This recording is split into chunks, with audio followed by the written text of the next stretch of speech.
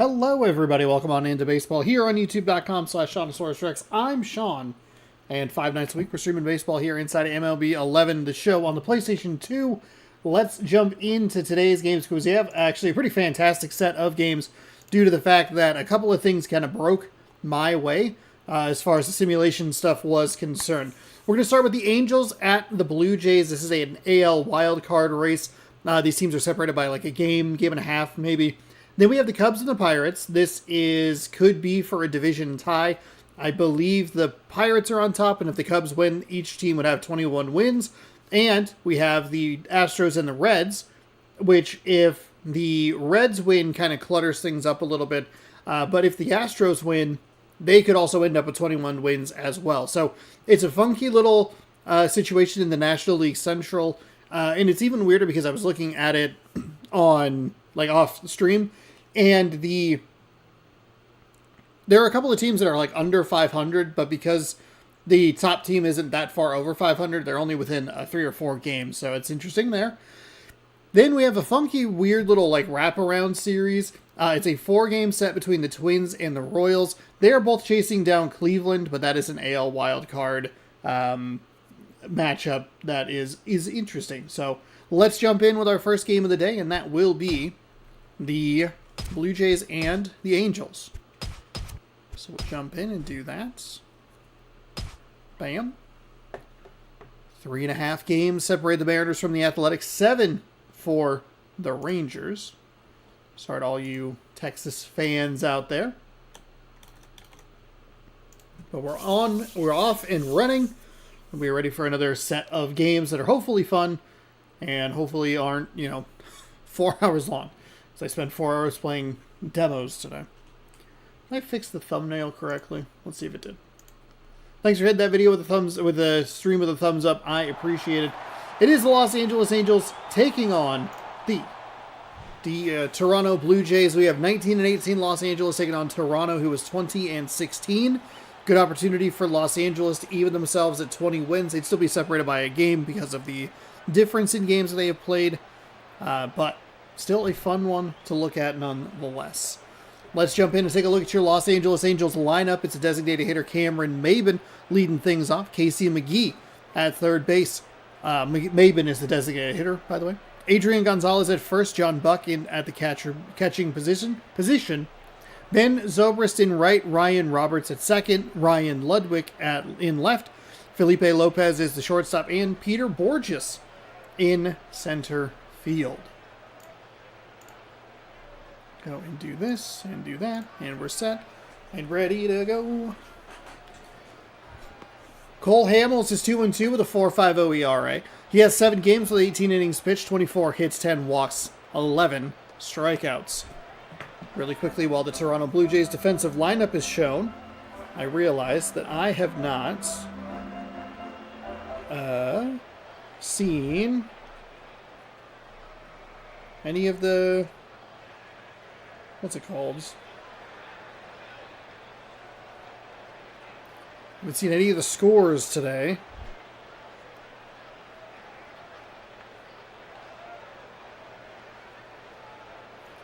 Here's the lefty Cole Hamels with the first pitch. It is in for a strike right at the letters. That looked a little high to me, but must have caught enough of the zone.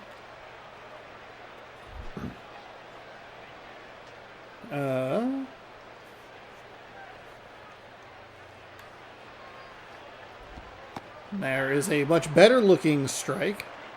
So what do we have? Buffalo wins by 3. Chargers all over the Cowboys. Saints all over the Jets. Panthers beat the Bucks. That one's interesting since it's a huge Week 18 game. Go Vikings. I just rolled over. Second baseman fires to first for the out. Oh, good. Cincinnati Bengals won. Ooh, the Jacksonville Jaguars. Only a 2-point win for the Texans. And the Steelers by 5 over the Lions. That Lions result is good for me. I had to root for the Steelers today and Aaron Rodgers because of last night's kerfuffle in Chicago for the Packers. Absolutely brutal loss. Felt very 2014 NFC Championship. 2-possession lead late in that game, giving up an onside kick. So they hold the number 7 seed. If things hold the way they are, Green Bay will play Chicago in the wild card round. And depending on when that is, you might get a watch along. We might watch that game together. Who knows? Adrian Gonzalez is going to step in. 316 average, 6 home runs, 20 RBI. That's one of the higher numbers we've seen. I believe that's actually the first 20 RBI we've seen. We've seen some in the double digits in the teens, but 20. Good for him, Matt. Oh, those were almost numbers 21 and 22. If he could have straightened that out, it's a foul ball. Hamels gets away with one in this lefty-lefty matchup.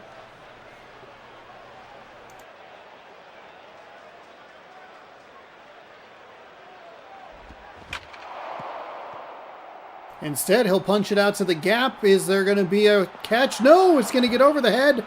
That is going to make this such an interesting decision on the base paths because it took them forever to figure out if it was or wasn't going to be a catch. They probably should have scored from first, but the ball just stayed up there. Center fielder had a shot at it, but couldn't quite get it. It'll be runners on second and third for John Buck, the former Blue Jay playing in his home stadium.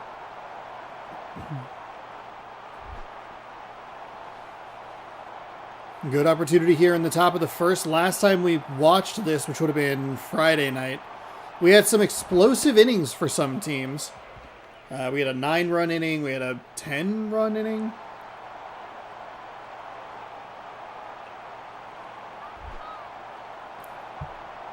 Doesn't bode well for the run time, but at least it's some offense, so that's a positive. Here's the wind and the pitch. Swung on and missed. Nice location there by Hamels. Really dropped it in that inside corner and took a little bit off of it to get him to go swinging.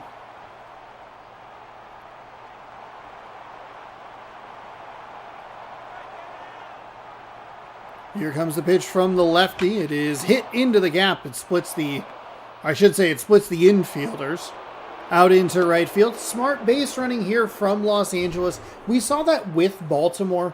That was part of the reason that they were so effective in that inning where they scored 9 runs is because they were so meticulous with how they were running the base paths. They gave huge respect to, I believe it was Ibanez out in left field. And there were a couple of times where Ibanez threw the ball in and you're like, okay, that's why. And good base running there for the Angels. So that helps with the... Okay. They're going to hit this out to right field.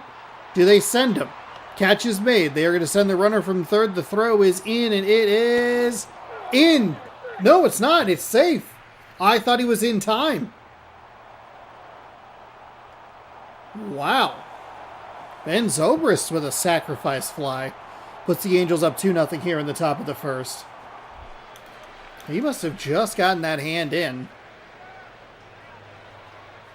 Let's take a quick look at it. Super quick. I don't know why I waited for all of that.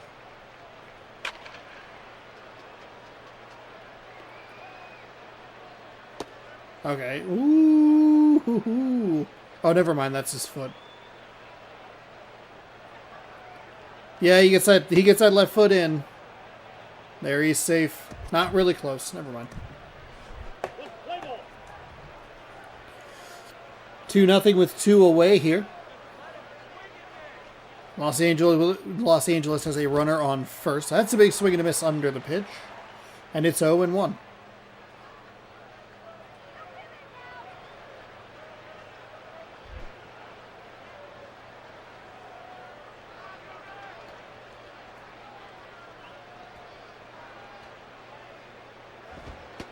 That is outside for a ball.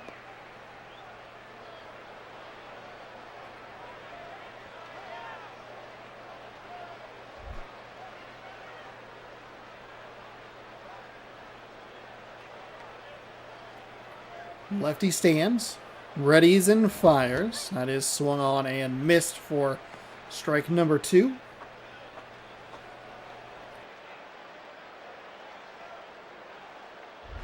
Been doing a little bit too much talking today, apparently. 1-2, 2 gone. Runner on first, a 2-0 lead for Los Angeles in this one. And that'll be hit off the end of the bat and foul.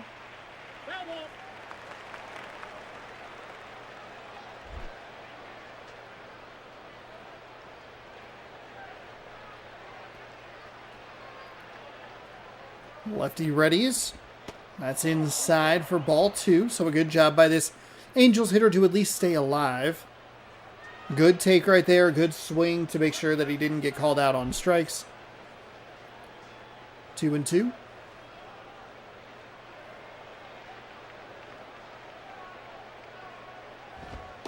That stays outside to fill up the count. So he was ahead of him, but he's fallen behind over the last 4 pitches.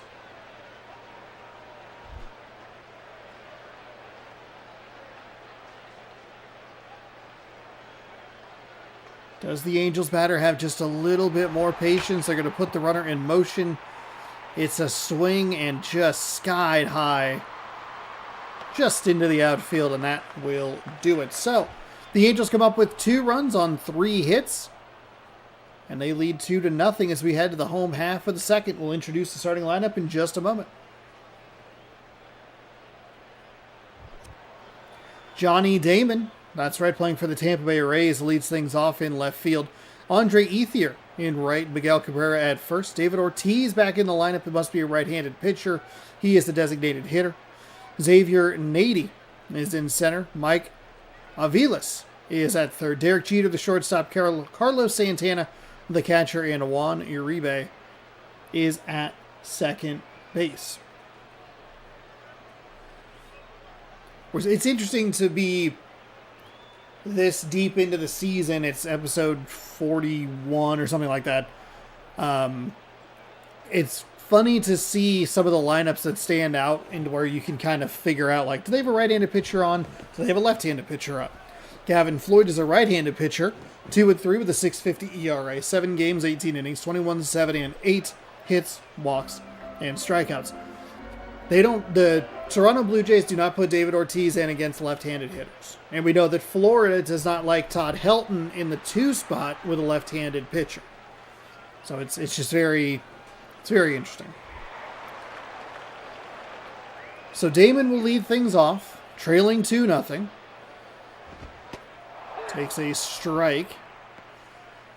Of all of the pitches, of all of the first pitch pitches that we see that the leadoff hitters don't swing at, that was one of the better ones. He went for a bunt there. That was well outside. Did not pull the bat back in time, and it's 0-2.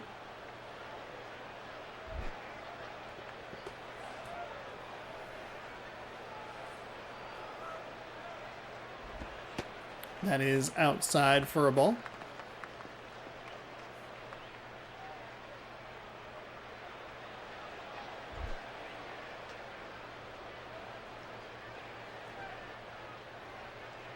Here comes the wind. Fires low. Another ball. So Damon should be in a better count than he is right now, but that weird bunt on the 0-1 gave him an extra strike that should have been a ball. It should be 3-1, but Damon's extra strike makes it 2-2. That means that swing and a miss is strike number 3.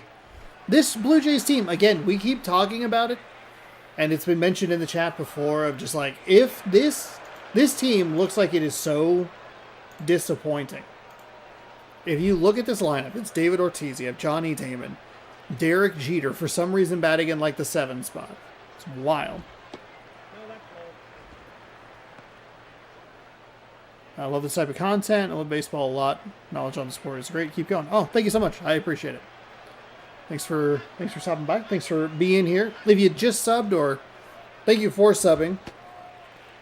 My thing is very plain, so I have to go in and look manually, but I appreciate you being here. 2-0. Yeah, Sean, put the knife on the floor. That's high and outside. For a ball. It's folded up, don't worry. It's okay. 3-0 to the hitter, the lefty. Here's the wind and the pitch. It is right at the letters. That's a good take. I think it's actually a strike. We saw one earlier in this game that looked like it was a little bit high, but that looked like a good strike. Now we have where the hitter starts to get really aggressive. It's that 3-1 count. And he takes. That's kind of surprising. Looks like that would be right about where you'd want it. Of course, we have seen a couple of guys really go for the fences and just straight into the air already in this game. Here's the full count. That'll be rolled over to the second baseman. Fires over to first, and that is out number 2. So, yeah, just nothing doing here for the Toronto Blue Jays. This is why we look at this lineup and we just go like, what's that? I forgot Miguel Cabrera's on this team. I knew there was another guy I was forgetting, but there's like 4 hitters on this team where you go, okay, I like this lineup a lot. And 2 of them are in the top 2. Top 3. What? 3 in the top 4. Excuse me. Ortiz, Cabrera, and Damon. And they're not doing anything.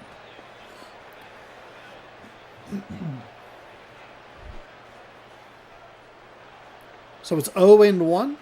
As we're under a week away from the All-Star break, I believe this will be tomorrow we'll start the last series before the All-Star break. And that'll ideally be Thursday, but it might end up being Friday. That is a ball. That must have to do something with the camera, because that looked good to us. Or to me, anyway. So it's 2-1 to Cabrera. MLB 14, the show cover athlete. And that is lined up the third base side. It's going to get all the way into the corner. It'll be an easy double. And that is going to bring up David Ortiz in the cleanup spot. One swing can tie this game. Though he is batting 186 with 2 home runs and only 10 RBI. So it's not a wildly... You don't feel great about it. But let's see what the righty has on offer for the big lefty. Oh, Ortiz rolls over it, and he's, even with how slow that ball was not going to be able to beat it to first base. That'll be out number 3. That looked like a big old swing. It'll be Ludwig, Lopez, and Borges. I wonder if I need the first name on that one. Borges? Either way, it's the 7-8-9 hitters here for the Los Angeles Angels. 2-0 lead here as we enter the top of the second. That is a ball. Interesting.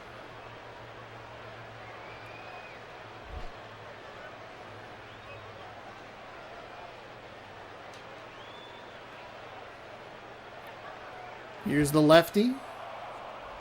That's a ball as well. Okay. Must have missed the first pitch low. Must have missed the second pitch outside. Here comes the 2-0 pitch. That is hit right to the shortstop. So the Angels batter bails him out of a bit of a funky count. The big 2-0 swing is a ground out. 1 gone.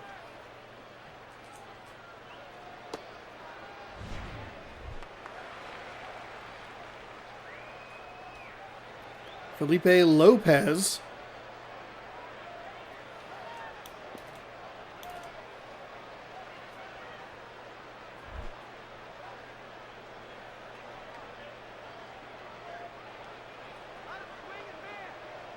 Here's the lefty. And first pitch swing is driven foul at the third baseline. Kind of sounded like he got it off the end of the bat. Makes it 0-1.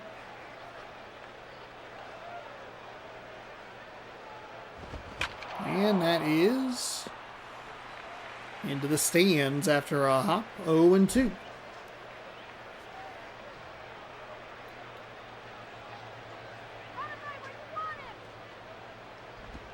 That's outside for a ball. 1-2 the count. 1 gone.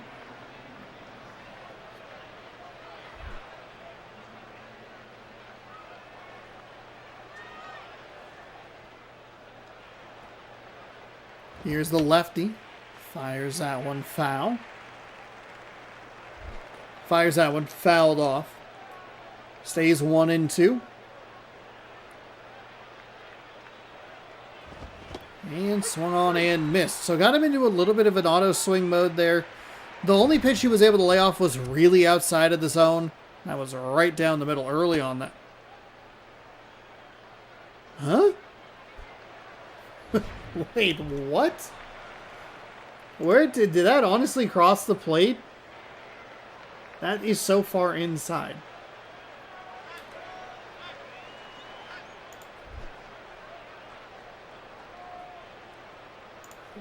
Okay.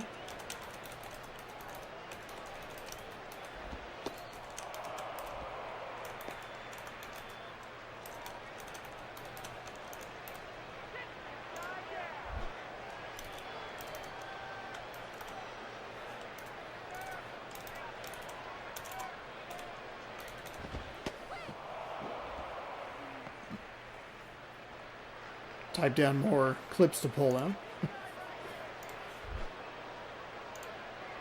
That was a really funky spot for that track to give it right down the heart of the plate, and then to see that pitch come in and just be like, we're looking at it right down the chute. It's not like we're slightly off like we are here. Right down the middle. I don't believe it.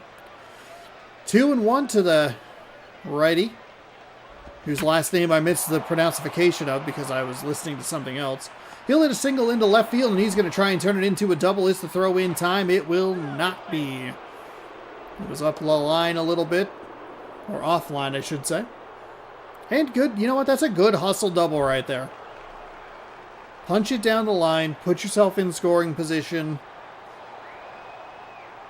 If you know it, go for it. Like, if you trust it. If not, you better just stay at first. So that'll flip the lineup over with 2 gone. Here's the windup and the pitch. It's outside for a ball.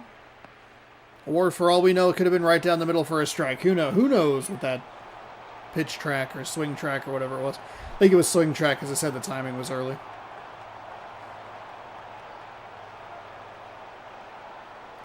Here comes the 1-0. Lefty winds and fires. It's outside for a ball.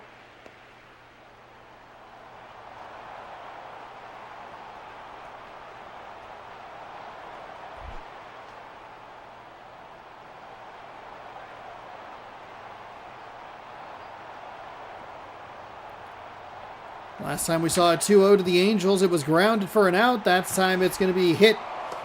And in time. Wow, I thought he might have been able to beat it. I've been off on 2 calls now.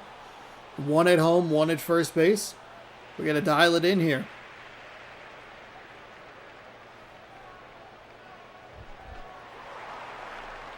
Well, Xavier Nady will lead off. Natty. Nade. It's also Xavier. Professor X.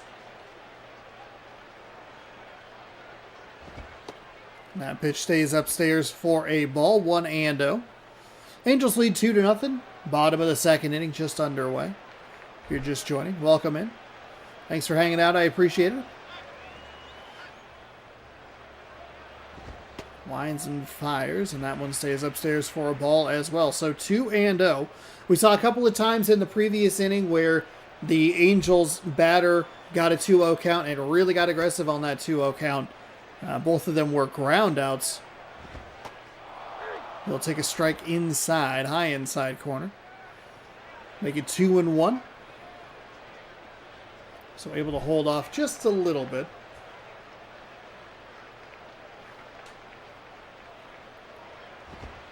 That pitch just gets the bottom of the zone for a strike. 2-2.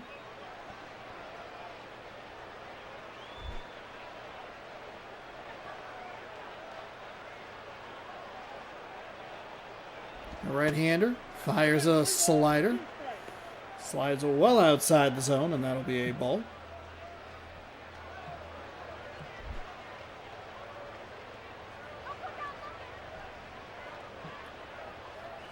Here comes the pitch, and it is going to be hit to the shortstop. He gloves it cleanly and fires to first in time for the out.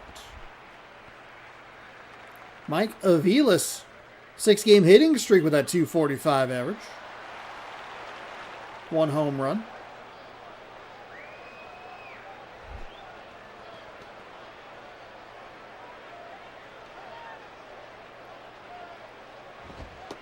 That's a strike on the outside. Nice location. Looked like he really got the edge of that zone. I think our angle really helps. Something that John Boy talked about with like pitch cameras and how sometimes it can make curveballs or sliders look extra good when they really aren't that great. Just that I forget exactly why he did that breakdown, but it was interesting because there were a lot of cameras like that. I want to say the Angels one was probably one that was in there because they for some reason they're so far off, and I've been blessed with at least since they moved to what is now T-Mobile Park, the Mariners are right down the middle, which is great. Swung on and missed. Good eye there to try and change up and get to that curveball, but it just, I don't think it dropped to where Batista wanted it to go.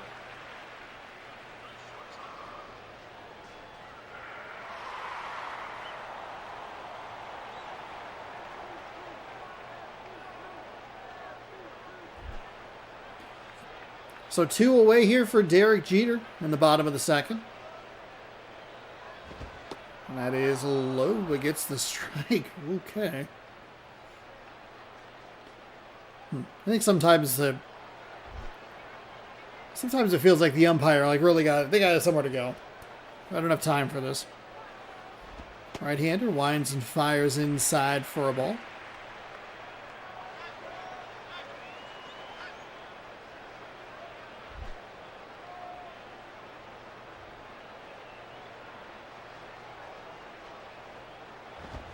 That is hit to the second baseman. He scoops it cleanly and fires to first. That'll retire the side. We will head to the top half of the third. 2-0 Los Angeles. McGee, Gonzalez, and Buck coming up.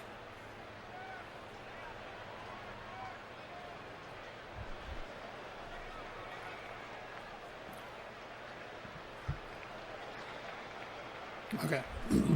I said his name was McGee for way too long. But it is indeed just McGee.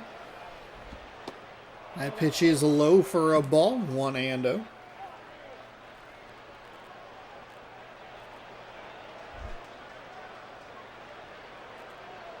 Oh, that's why.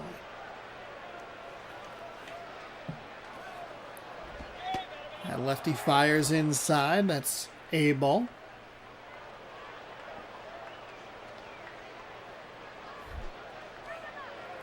2-0.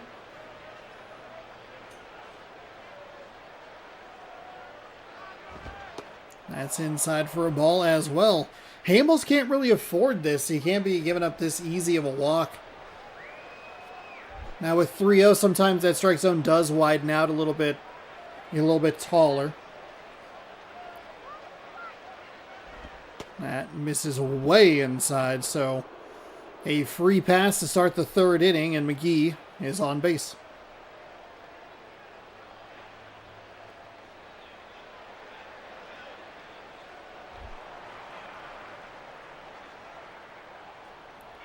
Adrian Gonzalez is 1 for 1. He hit that double deep into the gap in left center, just over the outstretched arm of the center fielder. See what he can do here his second time up. He'll take a ball just upstairs. So 5 pitches, 5 balls in this inning for Cole Hamels, who can't seem to find the zone here.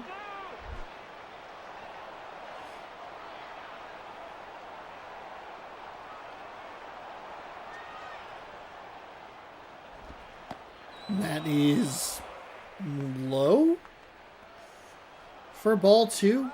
6 straight balls.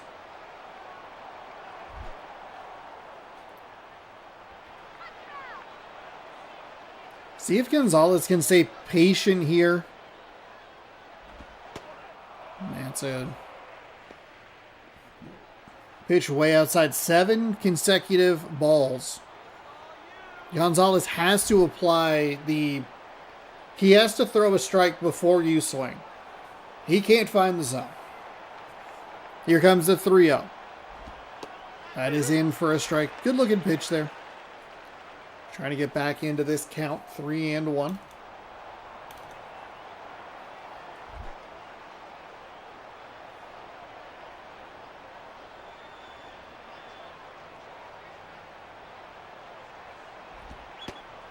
Ooh, that's a pitch. Just gets the outside edge. Fills up the count 3-2.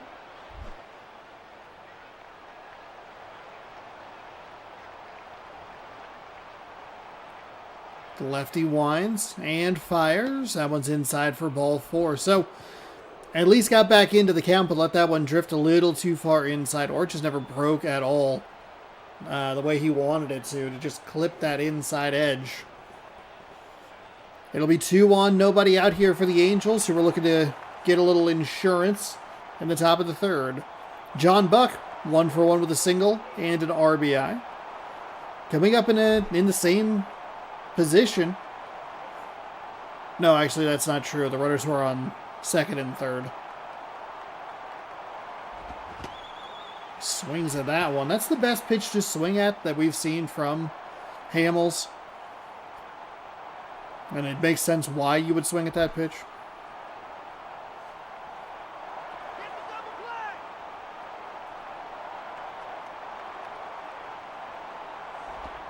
And that is foul up the first base line.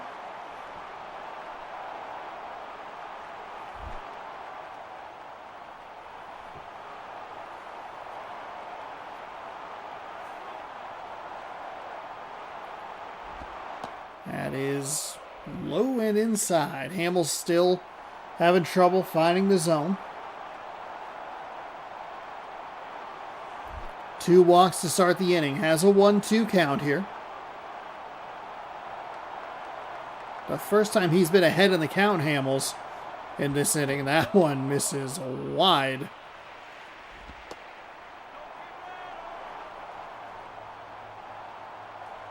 I don't know why we get that animation or those cuts. There was nowhere for them to go. It was nicely blocked by the catcher.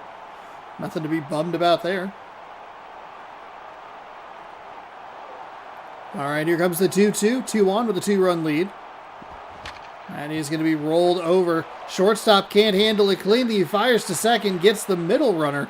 And the transfer looked like it was dropped there by the second baseman covering. We'll get a look at the replay here.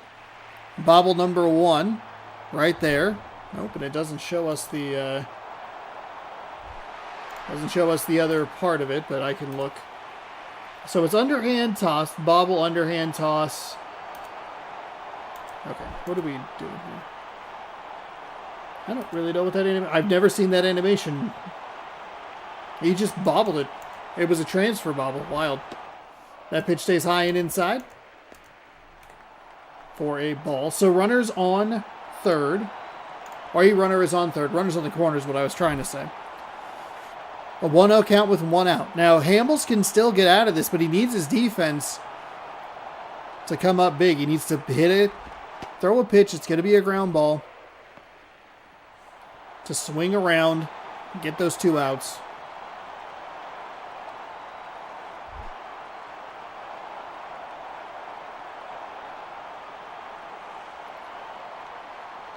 The lefty is ready. And foul up the third base line. I mean, that would have been a huge double play for them. And everybody on the defensive side, both teams have been good, and that was just the worst time for both a bobble and a transfer problem. That's low.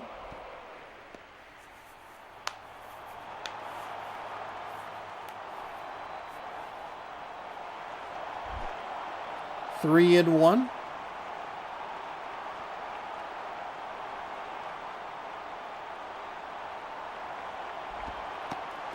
Ooh, man. That looked like it was going to be a better pitch than it ended up being, and then still to get that strike on the inside. On that inside edge. Rough. 3-2. 1 gone. Winds and fires, fouls it off, and will do it again.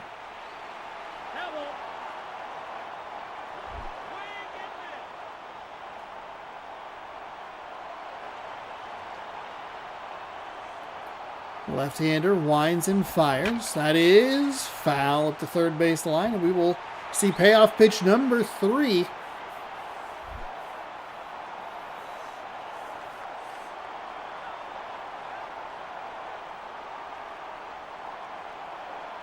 Here comes the pitch from the lefty. It's outside, and that is another walk. Hamill's third walk of the inning. That'll load the bases. Force outs anywhere, so that's a positive for them. 2.1 innings pitched, 4 hits, 2 runs, 2 earned, 1 strikeout. 55 pitches and all 3 walks, like I said, in this third inning. And they're going to go to the bullpen. They're going to bring in a righty. It'll be Edward Mejia? No. Mojica. There it is. Edward Mojica, 13 games with a 1-2 record. He has 3 saves, a 1.59 ERA, 17 innings, 2 walks, 14 strikeouts. So he's a good guy to bring in this in this spot. He's not responsible for any of the runners on board. And here is the first pitch. It's going to be out to right field. The right fielder is going to give chase. He'll make the reaching grab, excuse me. It'll advance the runners from second to third and from third to home. It'll be 3-0 Los Angeles. Ryan Ludwig coming up. Ideally, you hold them to a 0, but I think 1 run on a sacrifice fly is okay.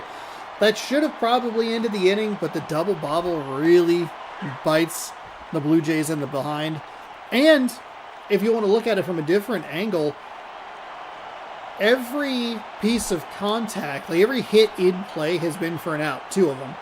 It's just that Hamill's walked 3 guys, one of them with such little effort.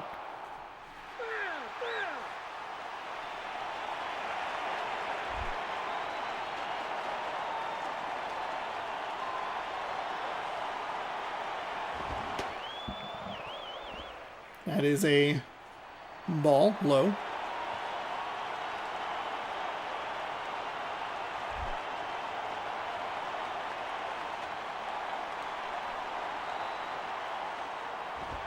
And that is a ball low as well. Now what you want here, though I can kind of see what he's going for, looking for that grounder. This one you can let go in the air as long as it's not a hit. Like, you're not going to give up any more runs as long as it's caught.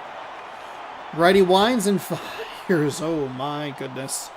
Catcher was set up way outside, and that pitch ended up pretty center cut. Hitter can't catch up to it, and it'll be a 3-0 lead heading to the bottom of the third. Santana, Uribe, and Damon coming up for Toronto, who has as many errors as they have hits.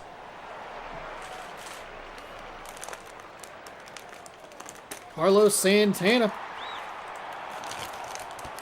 I need to sweeten myself up a little bit.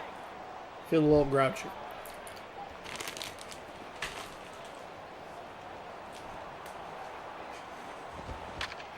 That is going to be a hit to the shortstop. He will field it cleanly. 1 pitch, 1 swing, 1 out.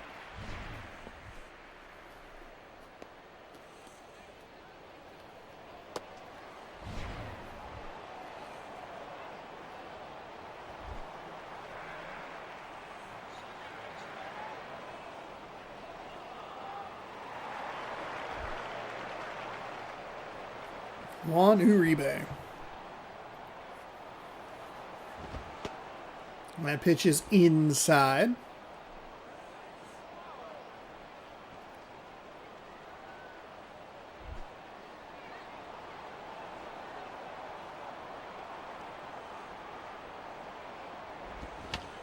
That is fouled off.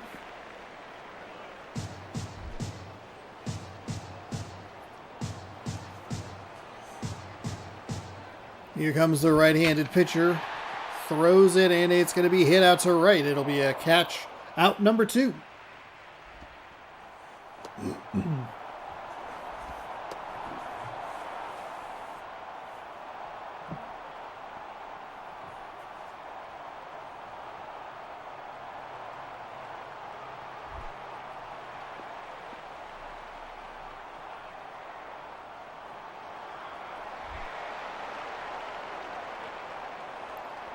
Johnny Damon swinging that bat above his shoulder. As the pitch comes in, it's fouled away. 0-1. Blue Jays down to their final out, trailing 3-0. They are the top spot in the American League wildcard race. That is going to be lined out to left. It's a diving attempt, but it got past him. It wasn't really going to have much of an opportunity at a catch. It'll be a double that he overruns second base just a little bit. I was curious if he was going to take the big turn to third, but the strong throw in limits him to second. So the Blue Jays trying to get something going here in the home half.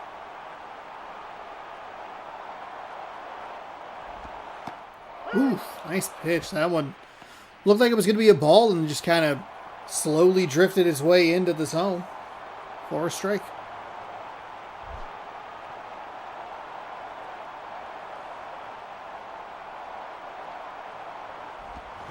That is foul up the first base line.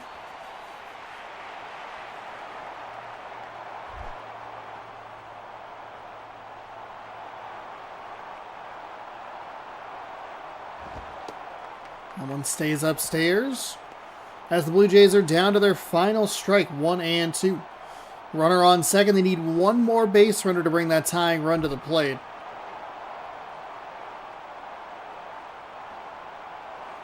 Here comes the pitch from the right-hander. It is going to be hit out to left. Should be a routine grab, and that will end this one 3-0 Angels. And that is going to make things interesting in the American League, because when we entered this game, we had the Angels and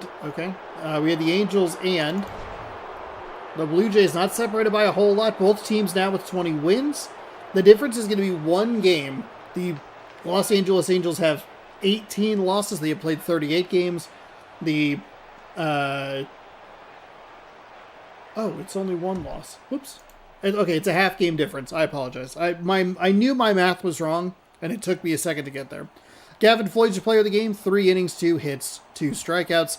He gets the win. 3-3 is his record now. Cole Hamels falls to 2-3 after the loss. No save or home runs. Los Angeles sweeps the Toronto Blue Jays to improve to 20-18.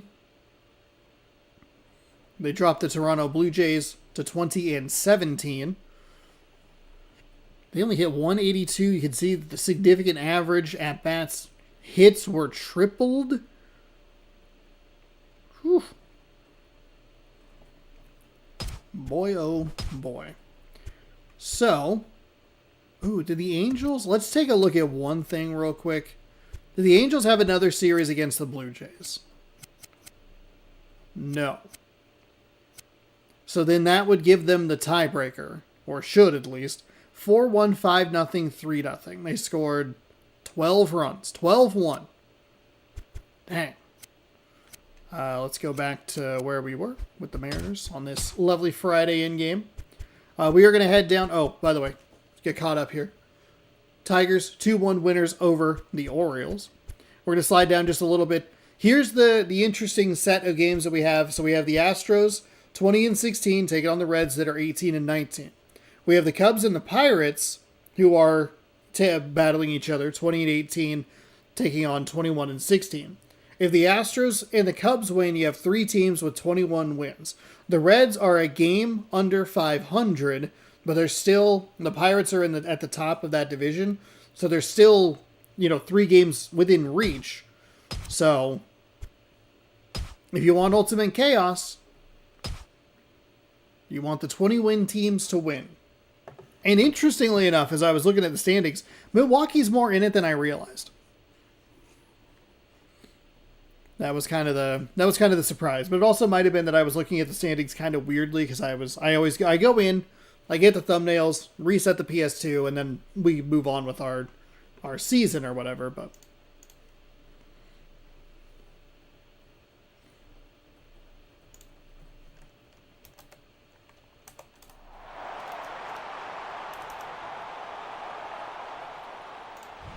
welcome to Cincinnati. I feel like we've had this team a lot because they are playing some interesting games. Houston is 20-16, like I just said, or had recently talked about.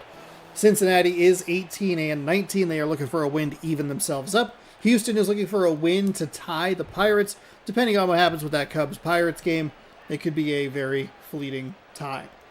Let's get you set up with the Houston Astros starting lineup. It's led off by Sean Figgins. Third baseman. Skip Shoemaker is the designated hitter, followed by Matt Watson in left field. Carlos Quentin in right field. John Hester behind the dish. Billy Butler is at first base. Colby Rasmussen in center field. Omar Infante at second. Marco Scutaro is the shortstop.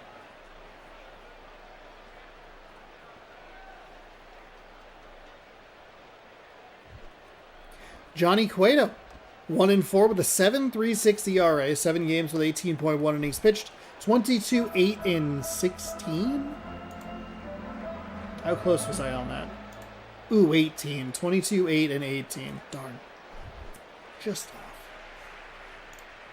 Those are his hits, walks, and strikeouts. So Figgins, go Mariners, will lead things off today.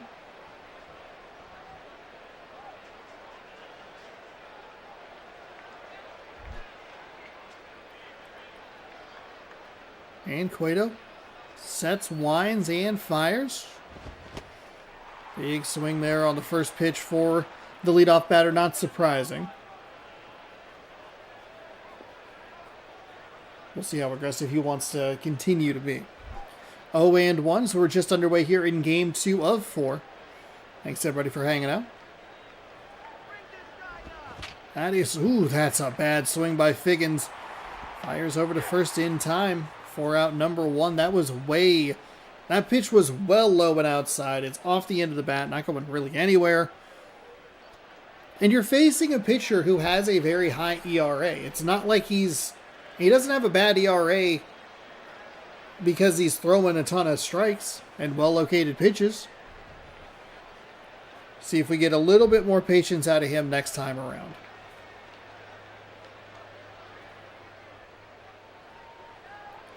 Cueto winds and fires. That one's low for a ball.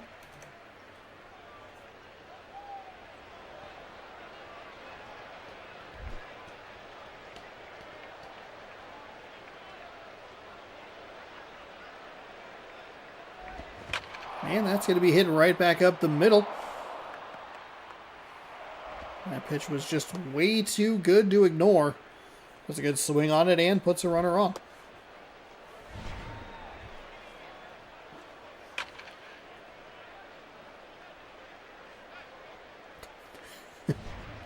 Really delayed animation of like, oh no, the ball.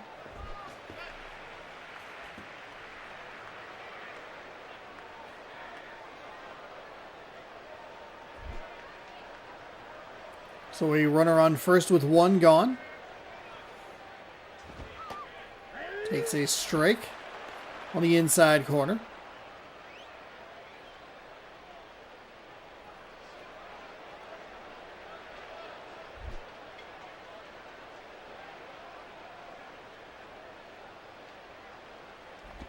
That is swung on and missed for a strike right at the bottom of the zone.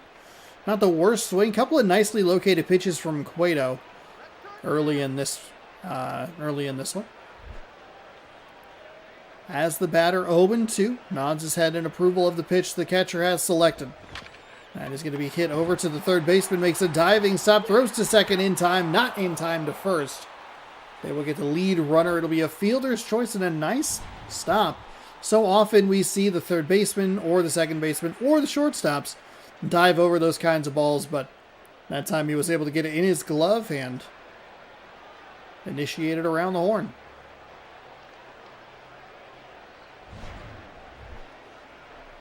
So still a runner on first, 2 gone though for Carlos Quentin.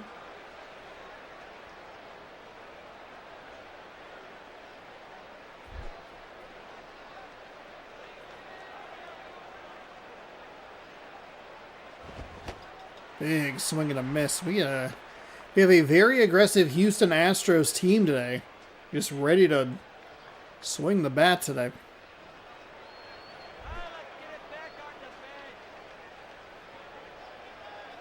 Here comes the 0-1. They're going to put the runner in motion. It'll be rolled over. Third baseman comes in, fires over to first, and it's in time. So trying to work that hit and run to get things going on the base paths. It is ineffective as it is a bad hit. We will head to the bottom of the first. No score. Grady Sizemore is going to lead things off in center field. Michael Young is at third base, excuse me. Nelson Rad Cruz in right. Ty Wigington at first. Logan Morrison in left. Daniel Murphy at second. Ryan Spielboros at the designated hitter position. JP Arancibia is the catcher. And Starlin Castro, your shortstop. A lot of righties in this lineup with a couple of true lefties back-to-back between Morrison and Murphy. Sizemore also a lefty.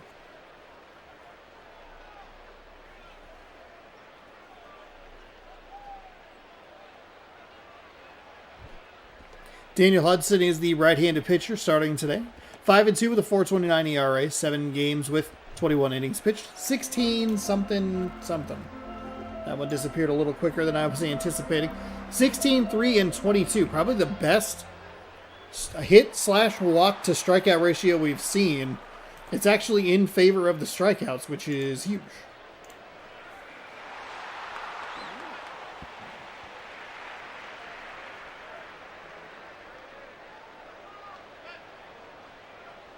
The right-hander winds. Fires out one low, and it'll be 1-0 to Sizemore as we are underway here in the bottom of the first.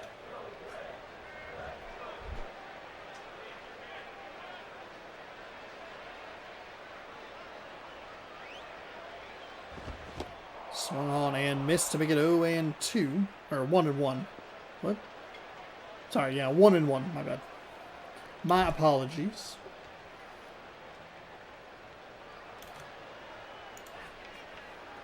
The right-hander winds and fires. Someone's outside for a ball. 2-1.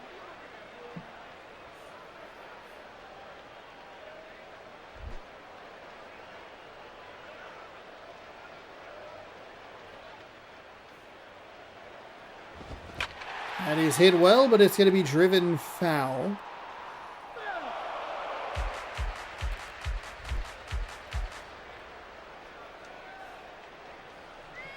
Here comes the 2-2 pitch. That is gloved by the shortstop. Fired over to first in time for the out.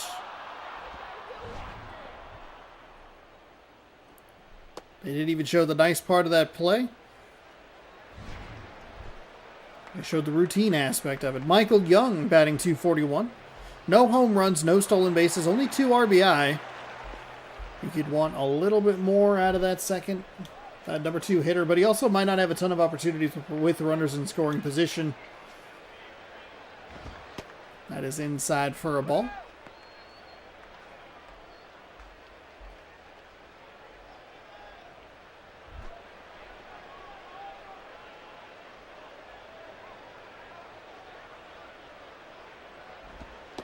That is low for a ball.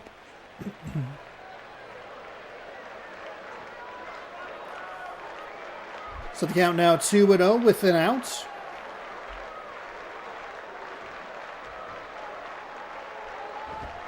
That'll stay inside to make it 3-0.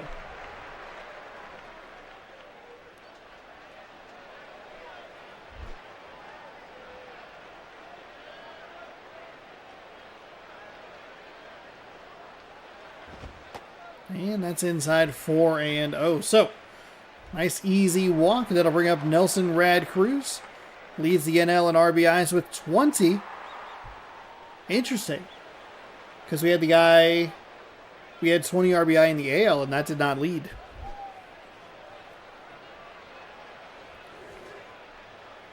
Runner on first. And a good take there, as he's thrown 5 straight balls now. Still working with 1 out.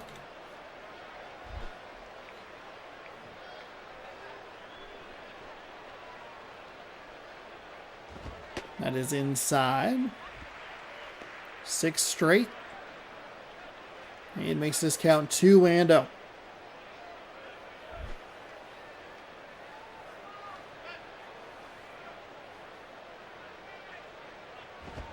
That is hit over to the shortstop. Fires to second. Back around to first in time. That is a double play, and that will take care of the home half. No score. Hester, Butler, and Rasmus coming up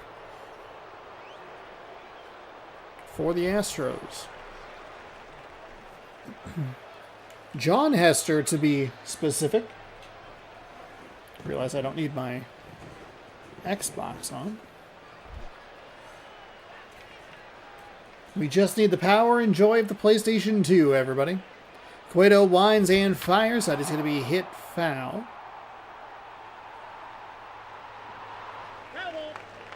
Terrible.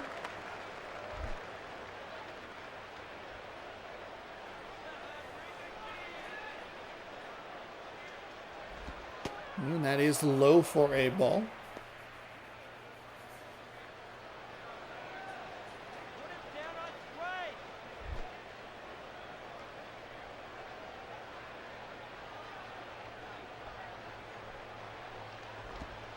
That is low for a ball.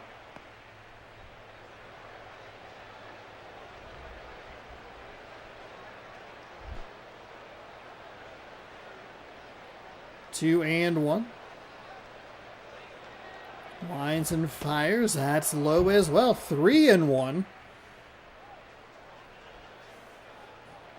Now we have a couple of pitchers here in this game, and we had Hamels in the top of that third inning really lose their control. That is going to be a foul ball just into the stands. Just drifted out of play. 3-2.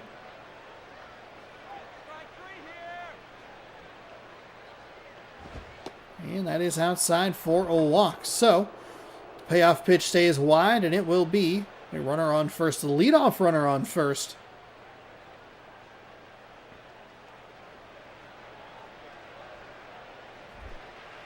And they'll bring up Billy Butler, 17 RBI with a .423 average. 5 home runs. Interesting that the leader in the National League in RBI is on a team that has an under 500 record. That gets the inside edge. Strike one.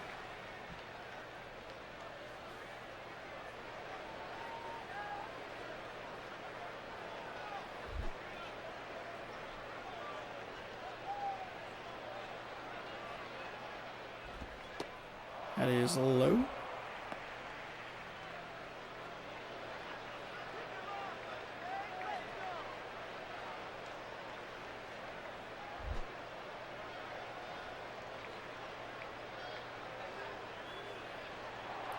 They're going to put the runner in motion. That's foul up the first base line.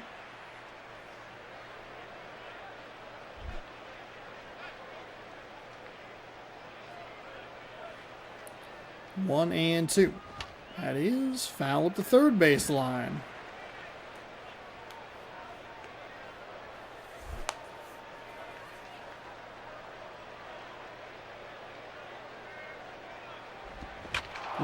Ooh, man, that is a bad out.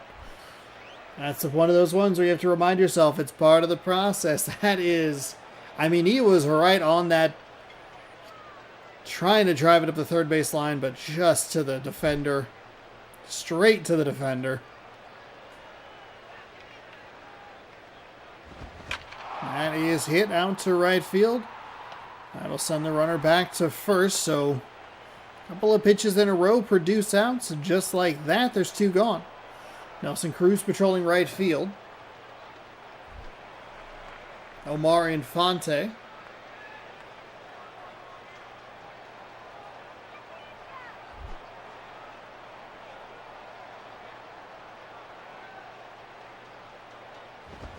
That is the third pitch in a row that's swung on with some contact to it.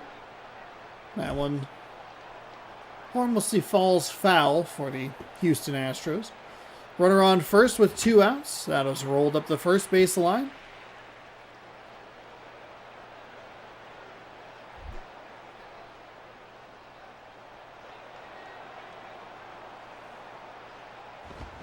That is foul again. 3 straight pitches, 3 straight foul balls. 0-2 with 2 outs. Pitcher misses just outside for ball 1. Lone pitch that he's even really felt like he's thought about laying off of.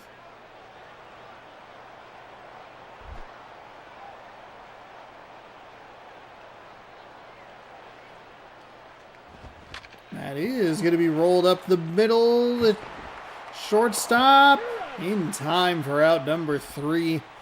It was a slow roller up the middle. You thought maybe the runner would have a chance to get to first, but just not enough speed. Nice play by the defense, and it will hold it to a 0-0 game.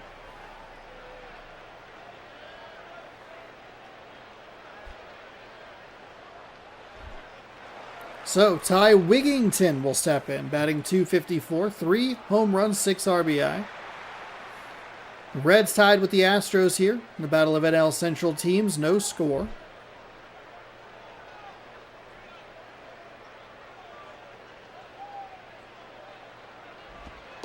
That is a ball. Low and outside, just low.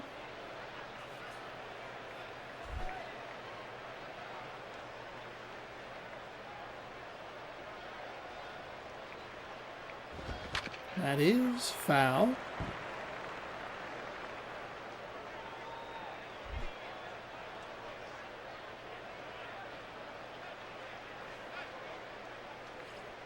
Here comes the righty, winds and fires, low for a ball.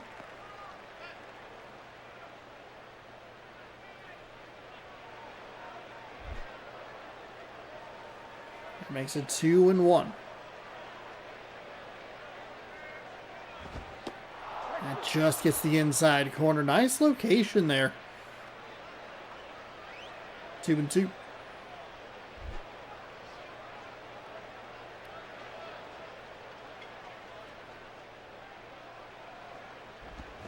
That is going to be scooped by the first baseman. Underhand toss.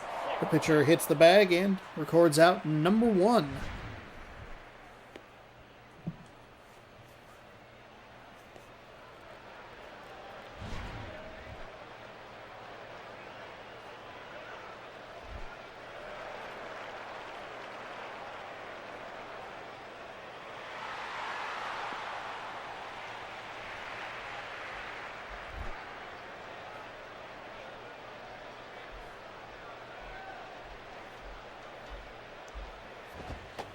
That pitch is in for a strike.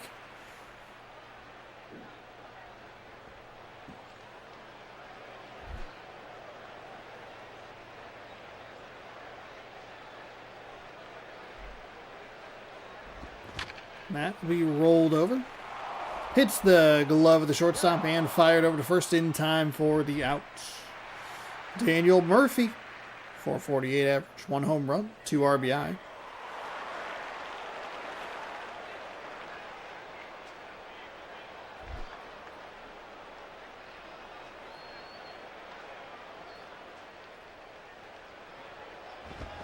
That's foul.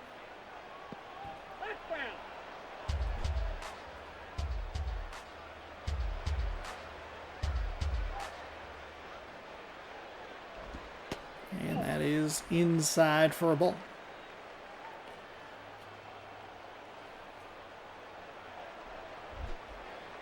One and one, 2 gone.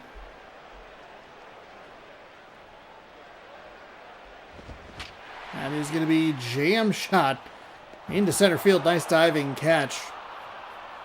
That'll retire the side. Oh, man. Wasn't really sure that he needed a dive, but hey, looks nice. Looks good on the highlight reel.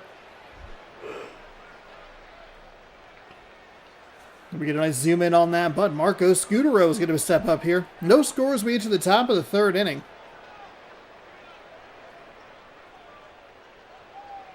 The righty gets a strike on the inside to start things off, 0-1.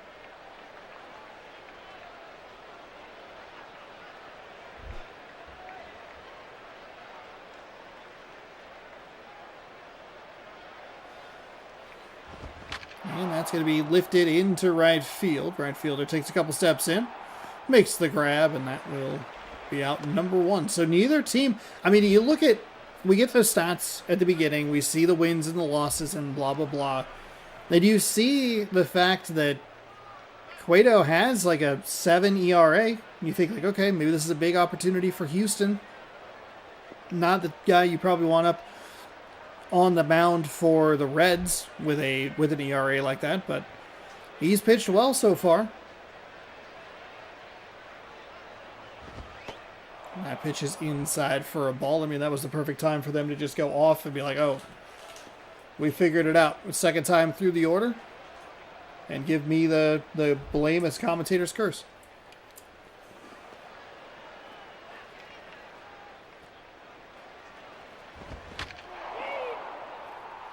Smashes that in it. Sales foul.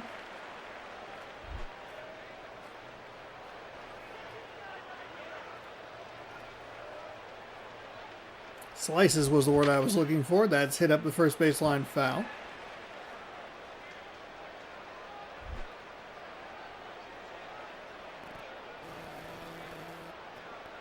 Here comes the 1-2. That is a low for a ball. Good eye by Figgins. 2-2 now.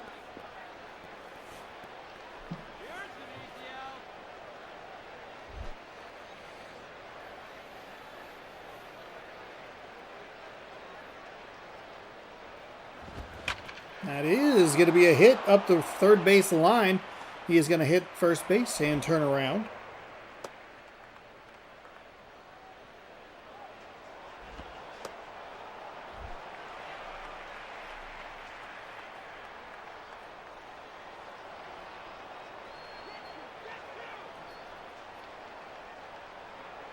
I forgot I was going to look at something specific.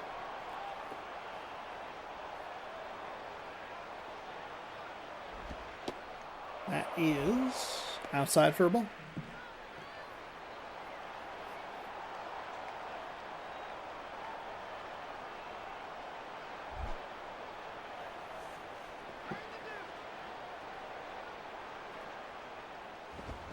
That is going to split the defenders in the infield. It'll just advance the runners base to base. But a nice diving effort to at least try to get the lead runner. Take a look at the swing as it gets past him. It looked like the dive was maybe a little late. But Matt Watson will step up. 0 for 1.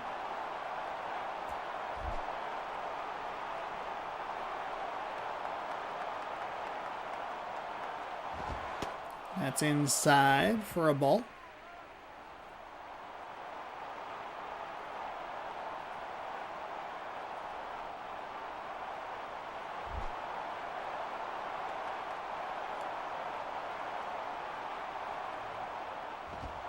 That is inside for a ball as well. So 2-0. Trying to look for... I mean, what? There's one out? Yeah, one gone, 2 on. Houston looking for a late lead. Cincinnati looking for a double play to get him out of a bit of a jam.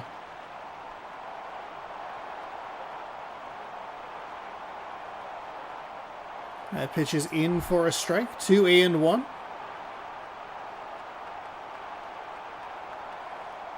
Pitcher winds and fires. That one stays high.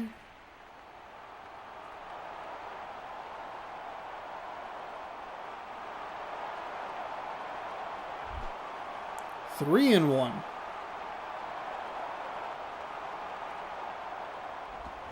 And that's fouled away. It'll fill up the counts.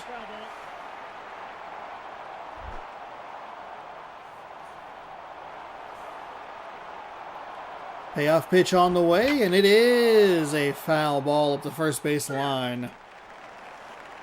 Payoff pitch number 2.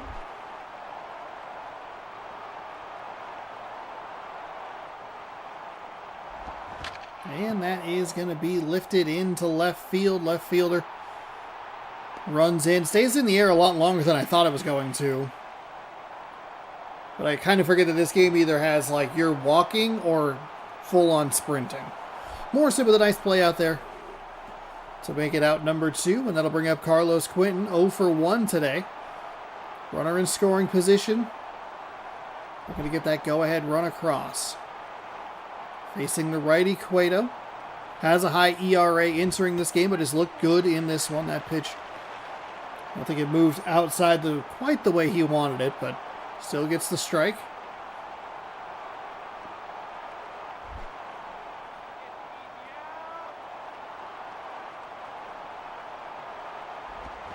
Swung on and missed. That was a big swing. That was a big miss. Kind of a little too much of like a we're going for it all.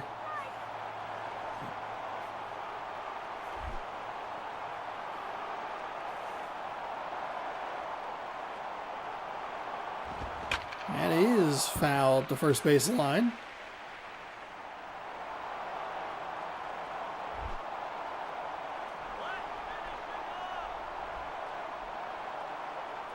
Here comes the 0-2. That one's high and inside. Ball one. 1-2. 2 outs here in the top of the third. No score. Runner on second. And first. I guess that's also important. Go ahead run is on second. That pitch is strike 3 called. Wow. He took it right on the edge, and that will be out number 3. So Cincinnati, who's been out hit in this game so far, coming up with an opportunity to win it. One swing can send them home happy. Spielboros. Spielbars. I was trying to do the commentator, but he hits that spiel real low. He'll roll over that one to the third baseman, takes a couple extra steps, and not in time. He is safe at first.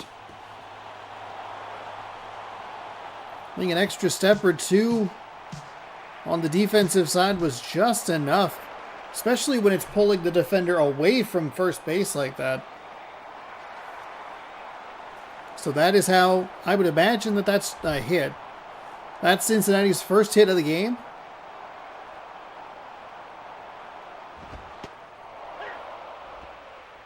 That'll be a strike at the knees, 0-1.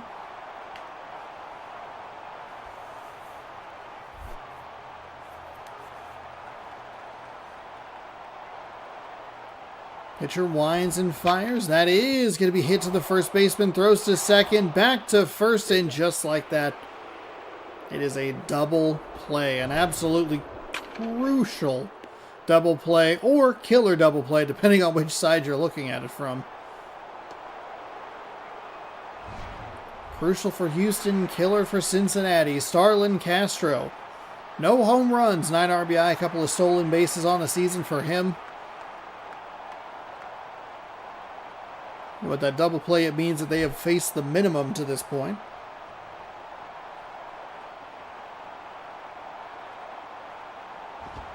That is outside for a ball. Must have something to do with our camera. Looked pretty good from our angle. 1-0.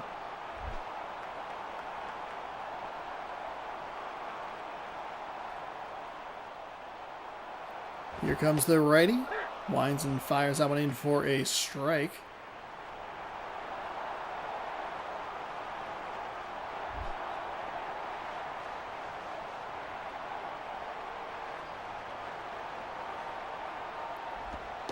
That misses away inside.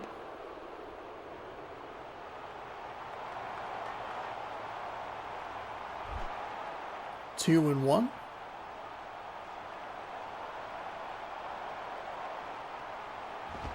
And that'll be hit right to the first baseman. We are heading to extras. No score here. Cincinnati picks up a lone hit, but it's erased by a double play. Hester, Butler, and Rasmus coming up for Houston.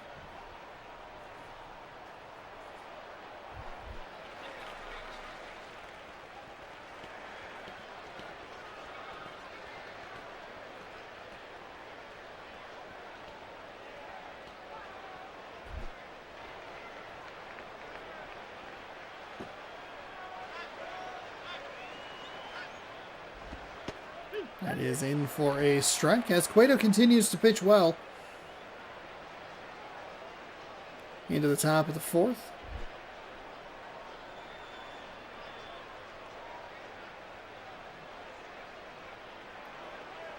There's the pitch. It stays a little outside, and that is ball.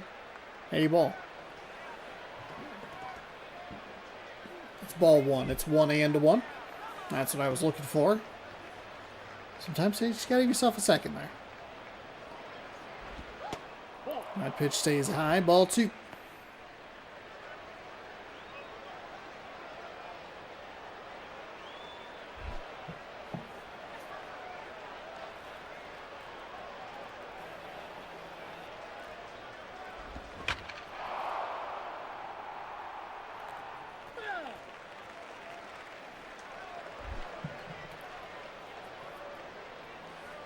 It's a 2-2 count after the foul ball.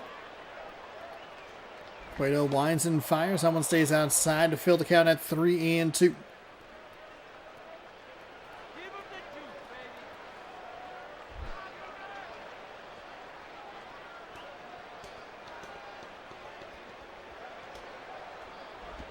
And that'll be rolled over. And rolled up the third baseline, foul.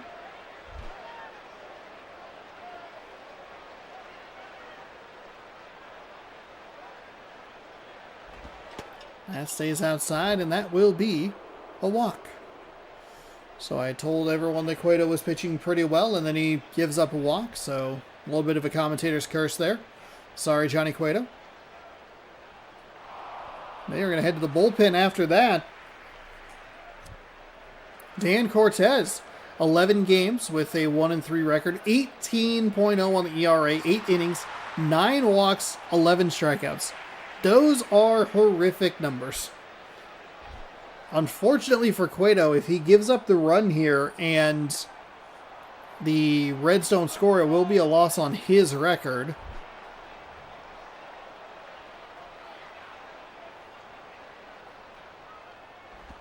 Screenshot needs updating. Thank you.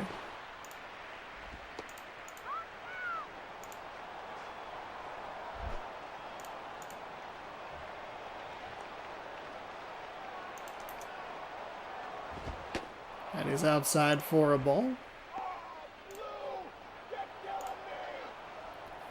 Blue is killing that guy. Okay, that's a bad spot to have the minimize button, huh? Let's just bring that down a little bit.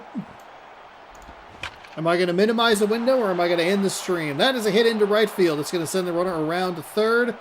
Throw is pretty solid. It's just a touch up the line.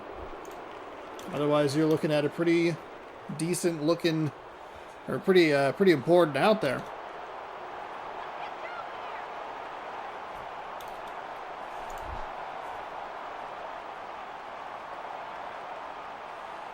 How's it going? Good to see you there, head of research.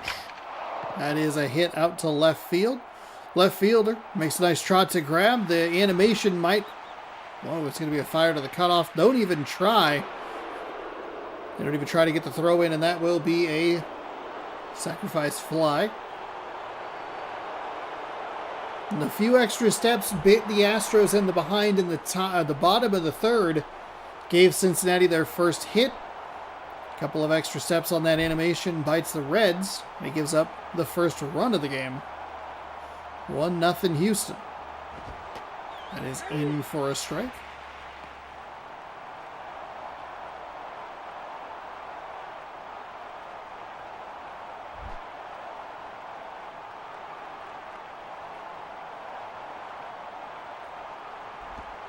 That is low for a ball.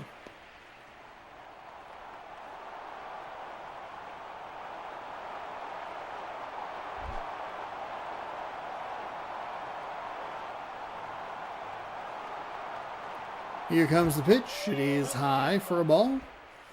I mean, we saw the stats of this guy coming in, an 18.0 ERA. Not a lot of innings pitched. He has a lot of walks. I think it was 9 walks, 11 strikeouts, or 11 walks, 9 strikeouts. You can kind of see why. Just a little wild. And obviously Houston's not swinging because why would you? 3-1 the count. Runner on first. Houston leads 1-0 in the top of the fourth. Here comes the pitch. They put the runner in motion. It is going to be effective. It was going to be a tight play at second, but the bobble by the second baseman completely negates it. Good job just throwing over to first. Get the sure out. You can still get out of this with minimal damage. Marco Scutero 0-1, or 0-4-1, excuse me.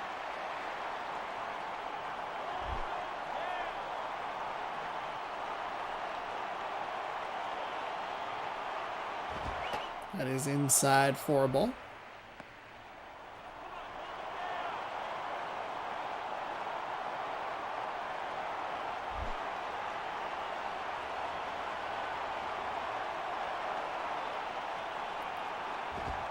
Pitch right over the heart of the plate for a strike.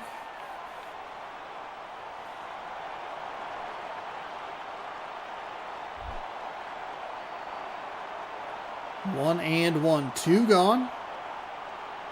As the reliever winds and fires, rolls it up the third base line. It is a foul ball. Makes it 1-2.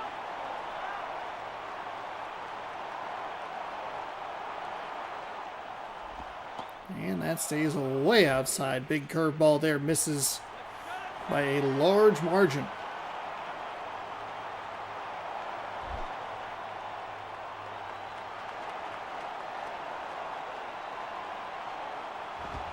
And that's hit up the first baseline, foul.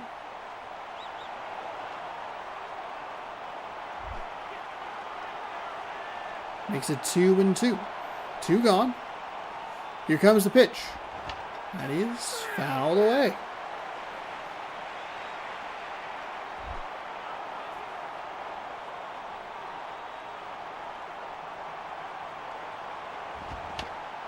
That is a foul ball.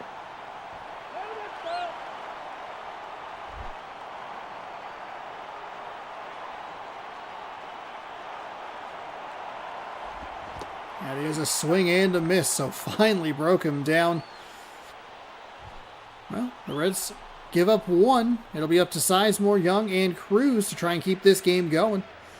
1, 2, 3 hitters in the top of the 4th. You can see Cincinnati, only has 1 hit. They've ended up facing the minimum because the 1 hit got erased immediately by the double play.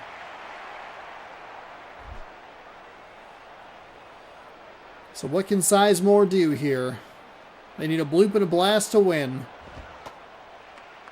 They need a good eye for that to make it a 1-0 count.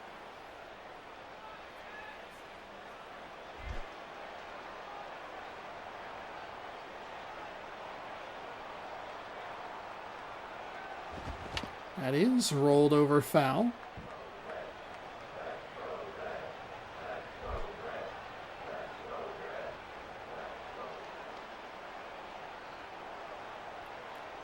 Pitcher drives that up the first base line, but just foul.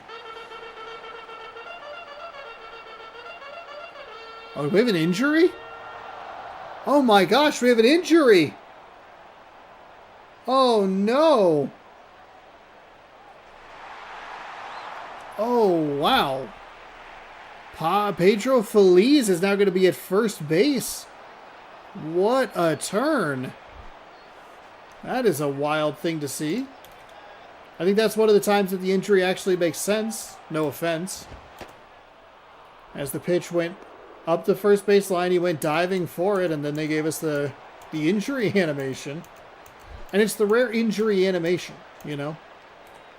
I feel like we don't get those a lot in MLB The Show. The current gen stuff.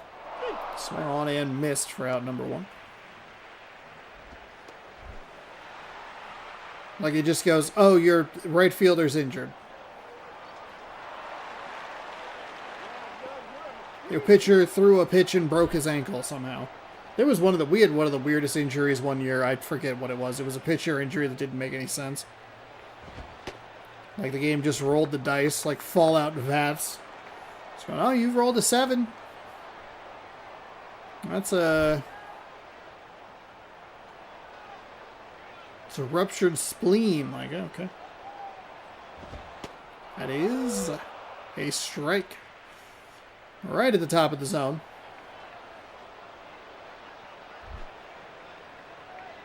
One and one.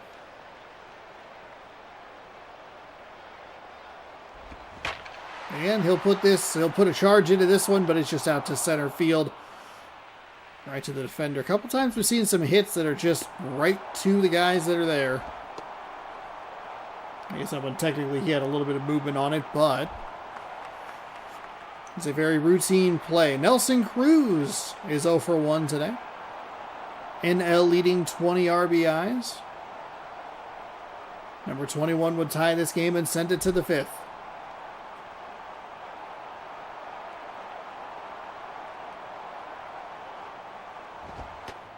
That'll be a strike.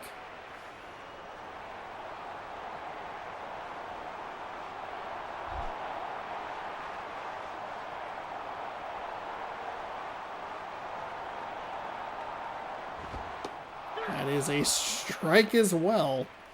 It's a nicely located pitch on the outside corner.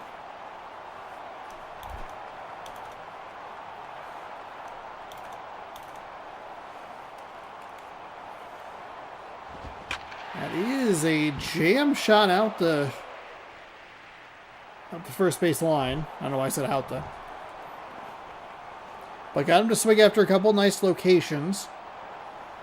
Here comes the 0-2. That's going to be rolled over to the third baseman, and that is going to do it. That is your ball game. 1-0 Houston over Cincinnati. That'll drop Cincinnati 2 games below 500. And that'll tie, for the moment, Houston with Pittsburgh with the most wins in the NL Central at 21. Speaking of Pittsburgh, we get them coming up next. Cubs Pirates coming your way.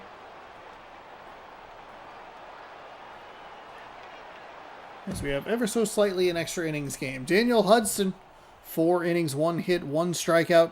Cueto gets the loss and falls to 1-5. He only gave up the 1 run. The offense really let him down. Daniel Hudson, though, does improve to 6-2. As the Astros win the series 2-1. Though the Reds had a better batting average and fewer at-bats. Oh, I guess that would make sense if it's 7 fewer at-bats. With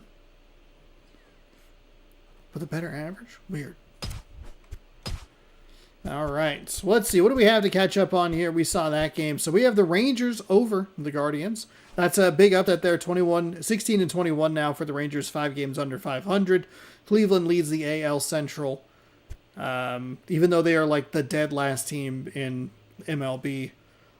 The Marlins are surprisingly in it, but they do take a loss today to the Nationals 1-0. The Astros over the Reds 1-0, and we have Cubs Pirates. Then we'll have Twins Royals. So we'll have a couple of games on the backside to catch up on after that. But for now, let's go Cubs Pirates. Get this started. And while that's happening, I'll remind you, this is youtube.com/TyrannosaurusRex, streaming baseball inside of MLB 11, the show on the PlayStation 2, 5 nights a week, excuse me.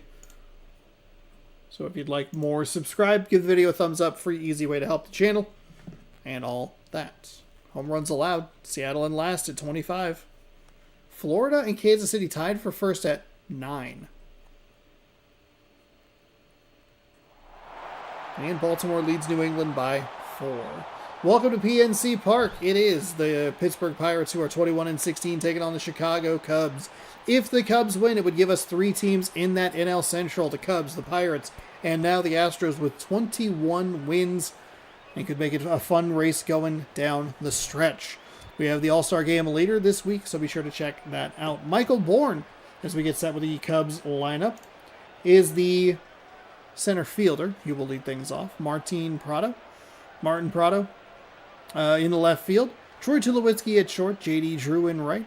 Josh Tolle is the catcher. Derek Martin at first base.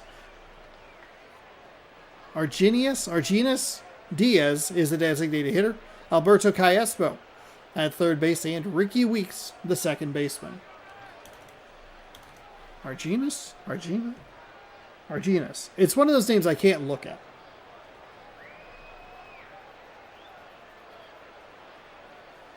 I can't try to read it while I have to like move my head away. I don't know how to explain that.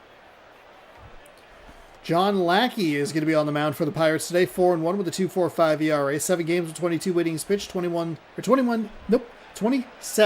4-11. Hits, walks, and strikeouts. I don't know why I kept saying 1. It's obviously not helpful because it's not accurate. Michael Bourne getting things let off for us here. Game number 3 of 4 that we'll be covering today. We'll be back tomorrow with 4 more games of action, and Tuesday. And barring any sort of late night shenanigans, we'll be back Wednesday to get us back on schedule, as I was going to do it last night, but then I watched the Packers-Bears game, and oh, what a collapse. Anyway, first pitch is in for a strike.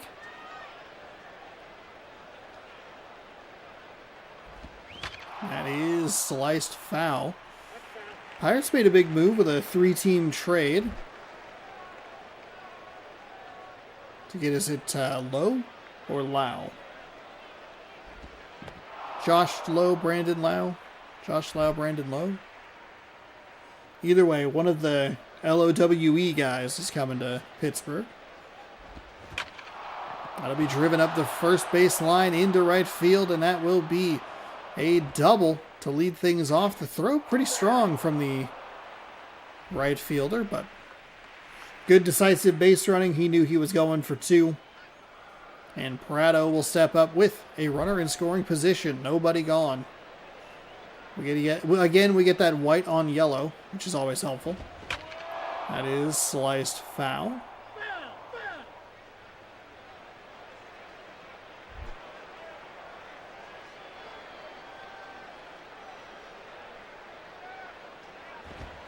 That stays upstairs for a ball.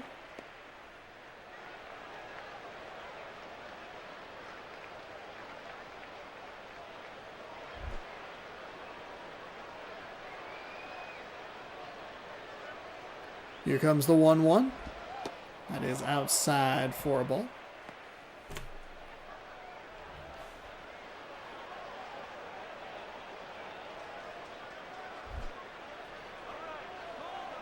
Two and one. Pitcher nods his head in approval.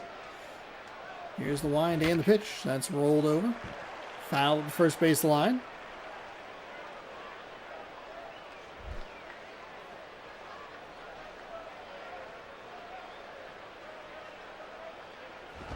That is inside.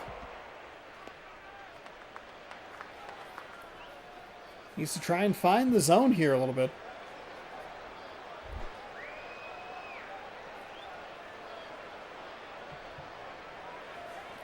Here comes the payoff pitch. It is fouled away. Or at least make it a more competitive pitch. Feels like the balls that he's been throwing have been pretty easy to spit on. Here comes the pitch and foul again. Is this payoff pitch number 3 now?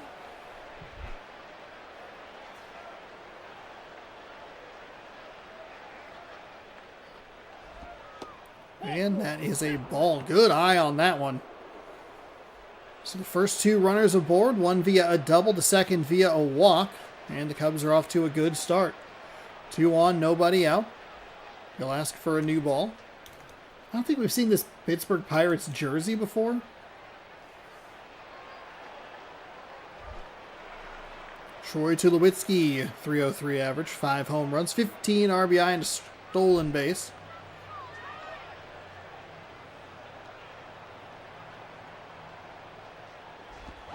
Ooh, thought about swinging. He held it back. Apparently no appeal down to first. Though we don't get that nearly as frequently in this game as we do in the future installments.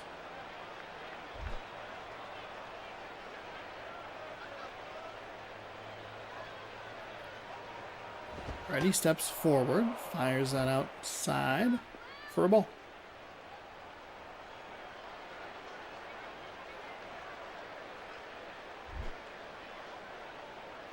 Two and oh. Not the count you want to be in with 2 on and nobody out. That is okay. That's a good eye from Tulowitzki. It was a pitch on the inside. It was likely going to jam him.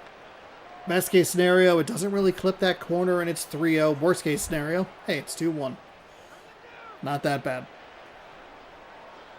The righty is ready. He'll get a strike at the bottom of the zone.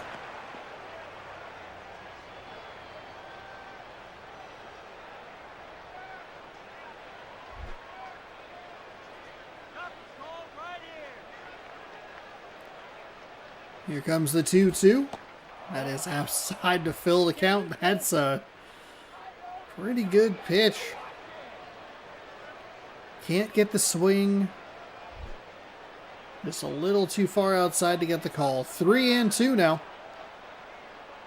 Pitcher winds and fires. That's rolled over. Shortstop misses the slide. He's going to send the runner around third. It'll be a 1-0 Cubs lead as the throw is late. Though not that late, because that slide, again, just crushes any momentum the runner has. It's brutal.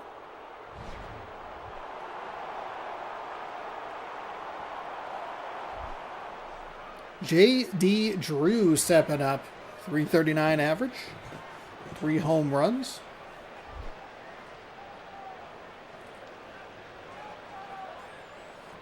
One nothing here in the top of the first. Still nobody out, and that is foul up the first base line.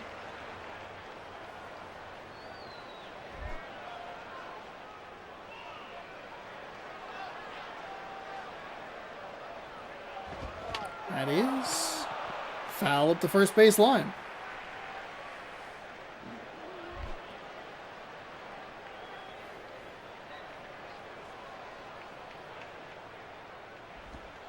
That is inside. Ball 1, 1-2 to the left-handed hitter here.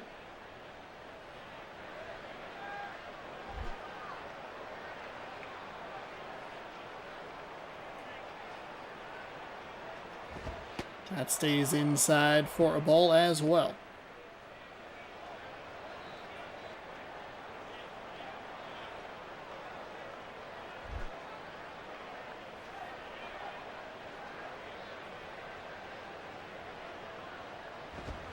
And slicing foul.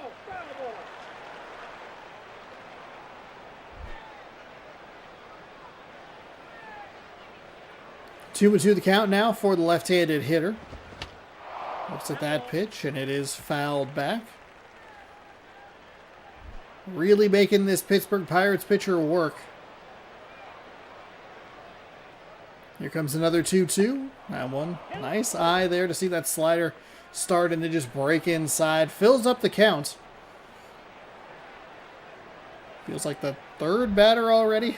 And there's only been 4 coming up, or that have come up to the plate. Here's the payoff pitch. It is hit into right field. Right fielder fields it pretty cleanly. He'll throw it in, and it'll be cut off. Not in time. 2-0 Cubs. With still nobody out here in the first inning.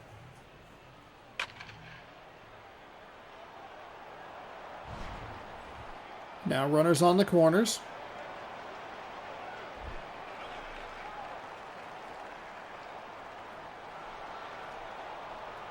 Josh Tolley steps in.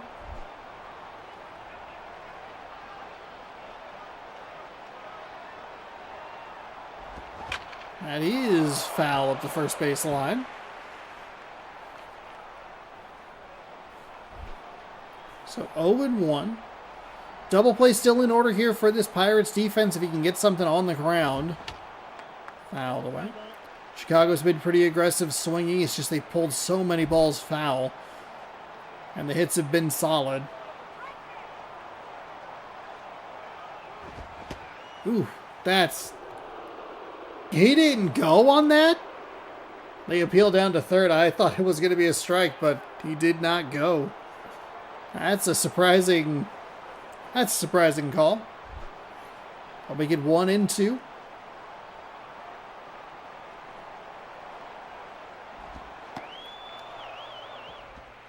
Must be the angle. Looked pretty good from our vantage point, but we're just a little offset. The ball call makes it 2-2. Strikeout here would be huge. Instead, it's a full count yet again.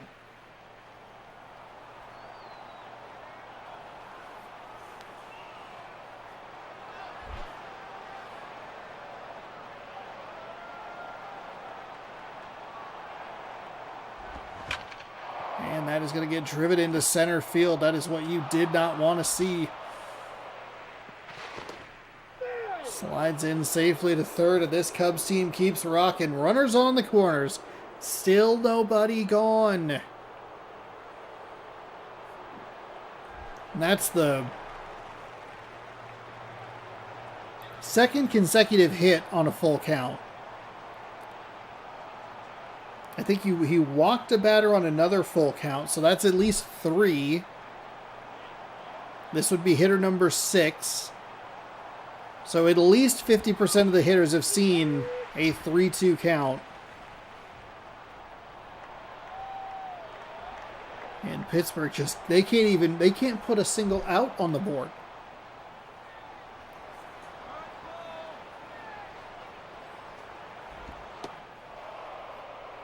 Lines and fires. Misses that one.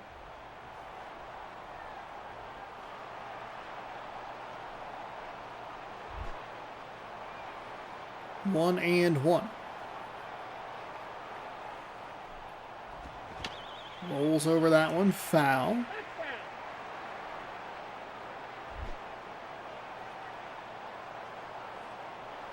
Count is 1-2. That stays upstairs. Oh, man. Really just needs one of these 2-strike pitches to stay in the zone.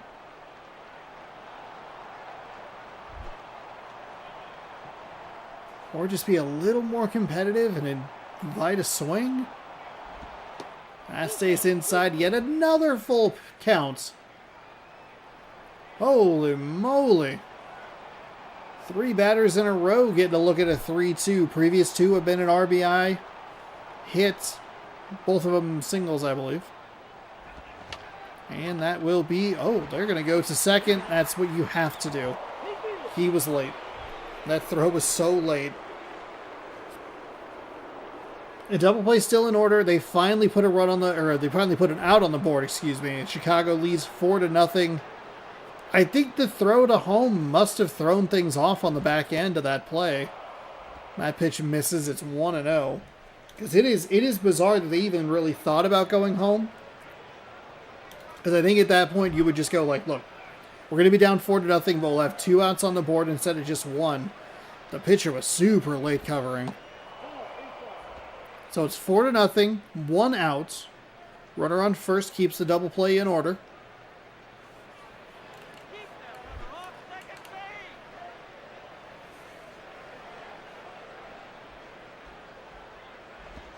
That is going to be lined into right field. Right fielder up with it. Fires to third. It's going to be cut off. And he'll be safe. So a very, very long inning here for all of us. When did this game start?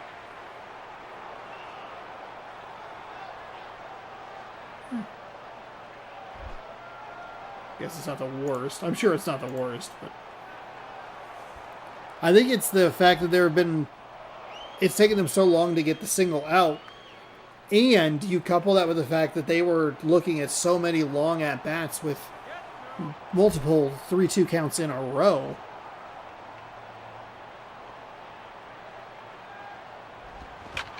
That'll be rolled into right field. The Cubs will score another run, though this one does not get deep enough to push the runner to third.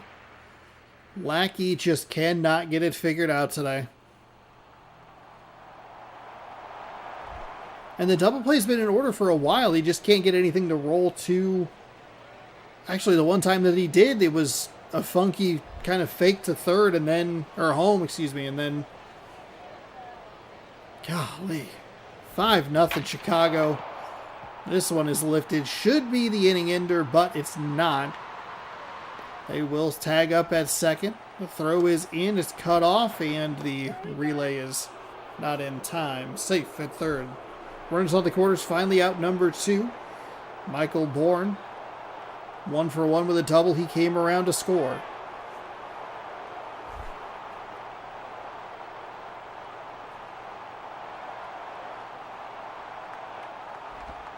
And that is outside for a ball.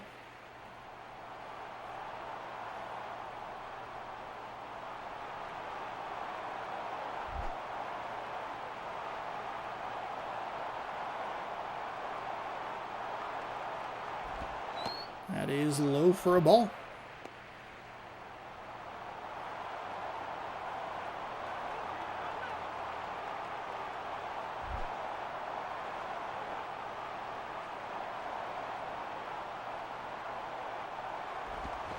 That is going to be hit into center field. That'll score a run. They will hold the runner at second. They're going to go to the bullpen. Joe Beimel? 12 games. Beimel. 2-1 record with 1 save, a 4.82 ERA, 9.1 innings pitched, 8-3 walks and strikeouts. That is a god-awful. What are we doing with the bullpen? Are they just saying that the game is over? 8 walks to 3 strikeouts? Are you kidding? It is a 6-0 lead. Here's a strike from number 97 as the Cubs are just punishing these Pirates. And it's the third game of the last couple of days that has had an explosive inning from one of these teams. We've seen a 9-run inning. We've seen like a 10-run inning. We've seen now a 6-run, which that one's not as uncommon. The other two are unheard of, and to get them in the same day was brutal, and then a long extra innings game was awful. And I think that we had the long pitcher, too. The reliever comes in, does his job, and is able to get this team out of the inning finally. It is the Cubs 6, the Pirates nothing, and we haven't even seen the home team yet.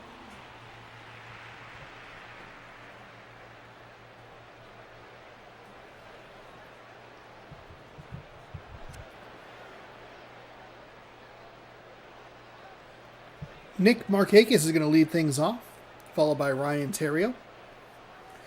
Markakis in right field, Theriot at shortstop. Robinson Cano is at second base. Jose Batista is at third base. I said Jose Batista's name in the Toronto Blue Jays game, and that was flat out incorrect.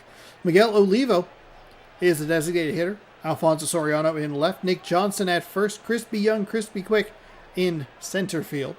Ivan Rodriguez is at the catching position.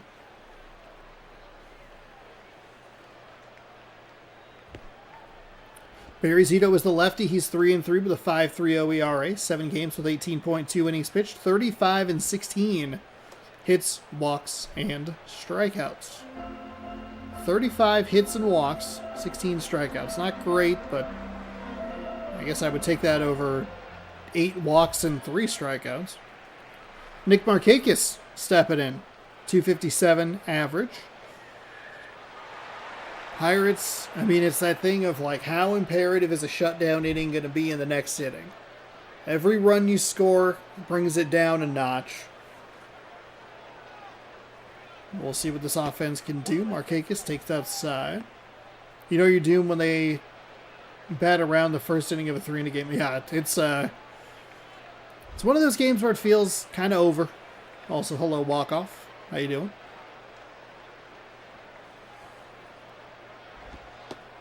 Lefty in for a strike.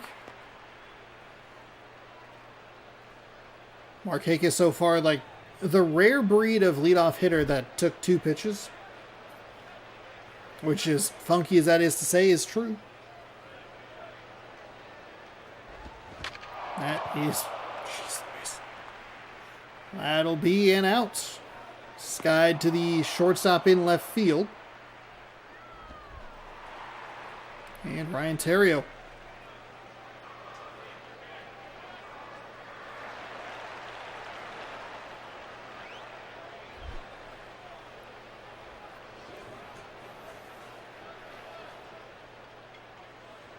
Lefty readies, winds, and fires. Theriot takes a pitch low and inside for strike number 1. Nice location there.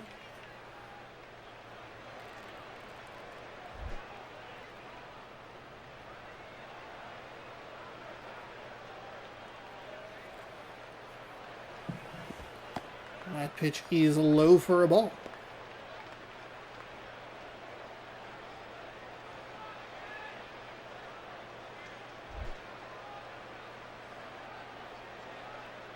One and one with 1 out. That stays outside for a ball. 2-1.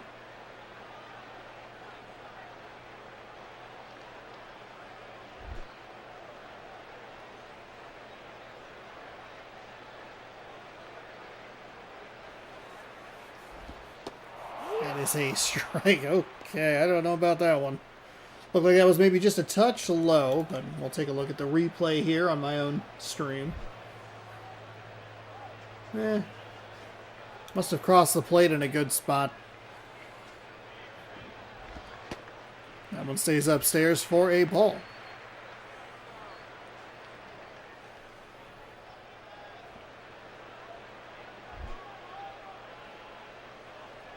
Three and 2. Here comes the payoff pitch. And Ontario drills that one up the third base line. Foul. We'll do it again.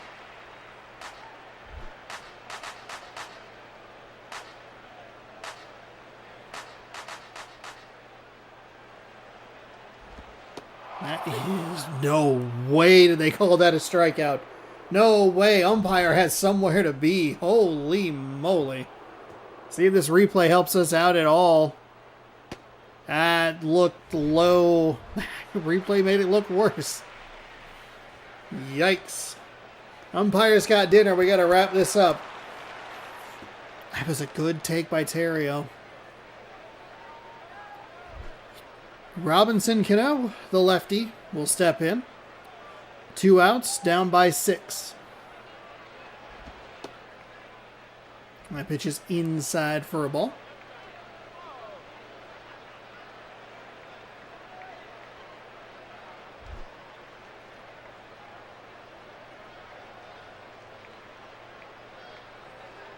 Here's the lefty, winds and fires. That one is in for a strike, 1-1.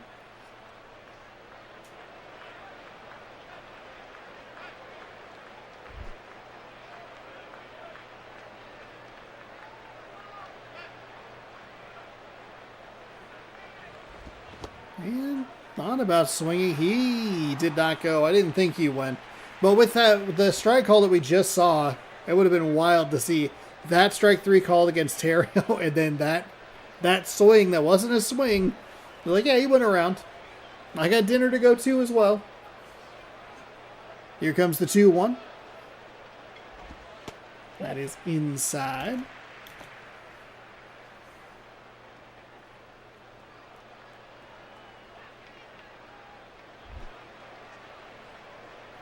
Three and 1.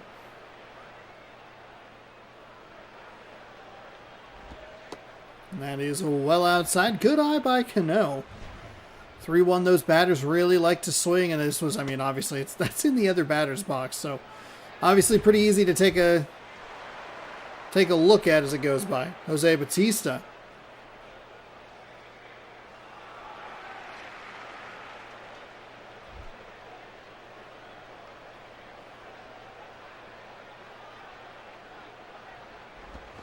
That is skied into center field. Oh my goodness. 1 pitch, 1 swing, out number 3. Cano works a great at-bat, and it's all for nothing. Tulowitzki, Drew, and Tole coming on up as the Cubs lead 6-0. Troy Tulowitzki is 1 for 1. He has a single and an RBI today. Coming up with nobody out and the base is empty, so it is imperative for the Pirates if they want to do anything in this game. It's got to be a shutdown inning. They couldn't get anything to make it like pretty important or like it'd be helpful or...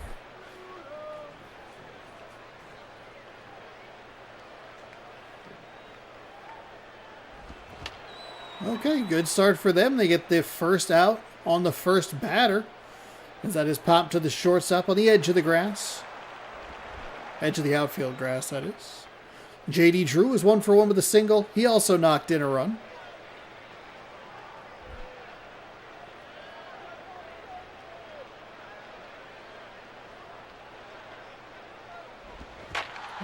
Just absolutely destroyed.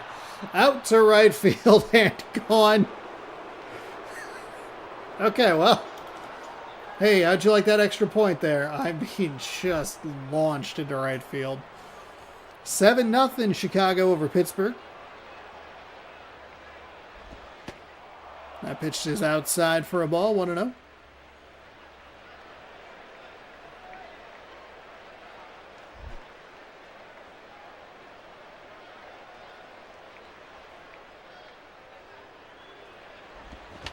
That is fouled up the first base line. And not sure where the right fielder was going. Looked like that ball was way up the line. He wasn't going to get to it anyway, but... that is foul.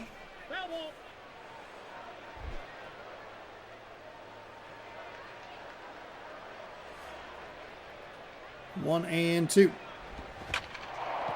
That'll be launched out to right field. Making a run at it and not able to make the catch. As he will... Oh man, he's taking the big turn around second. Is he in? He is safe for a triple. Wow. Just over the outstretched arm of the right fielder out there, whose name I'm totally blanking on. So Derek Martin steps in.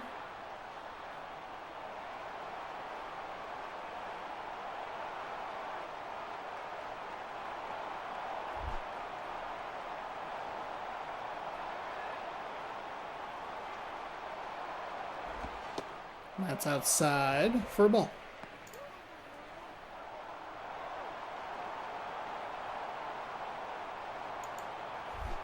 Who is the right fielder? Oh, it's J.D. Drew. No, that's incorrect because we're looking at the Cubs or the looking at the Pirates lineup. We gotta go so far into this game. Pirates. It is... Oh, it's Nick Markakis, that's right.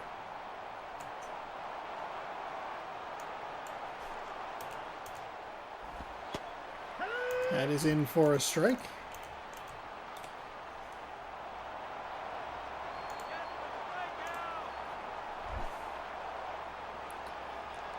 Comes out here treating them like the real-life Pirates skiing pitching days. Yeah.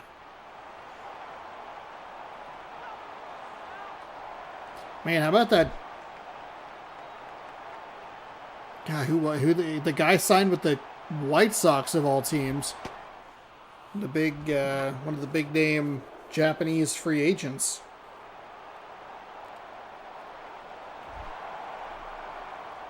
See if I can pull it up here.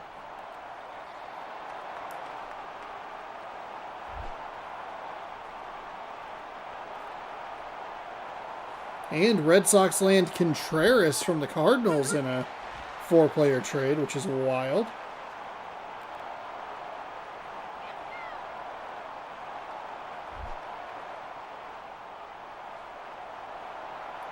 Trying to find it here. And, you know, it's a good game to... Ooh. Gonna get away from him, and he'll run to second, so...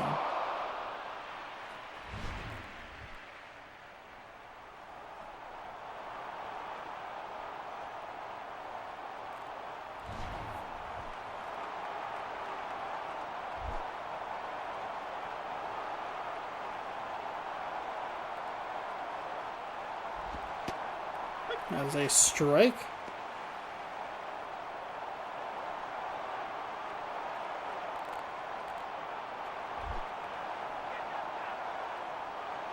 What am I trying to find? That is hit well, but foul. MLB.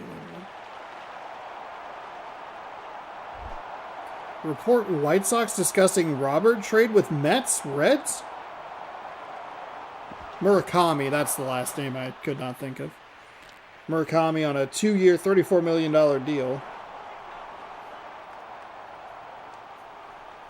Wild that he picked the White Sox, and then they're going to go try and trade Luis Robert? Come on. I mean, someone save him from the White Sox, but also...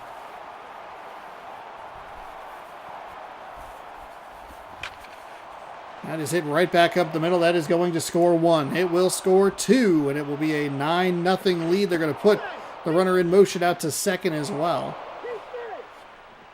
So runner right back into scoring position, and this Chicago Cubs team is destroying the Pirates. Like, making you kind of wonder how the Pirates have 21 wins.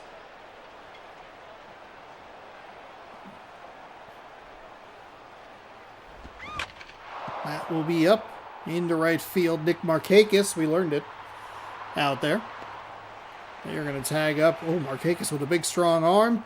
Throw in time. It's a little up the line, but an excellent dive by Batista. That gets the out and mercifully brings this inning to a close. The Cubs score 6 in the first, 3 in the second. And it'll be up to Olivo, Soriano, and Johnson. I get to just do anything. or just get this game over a little bit quicker.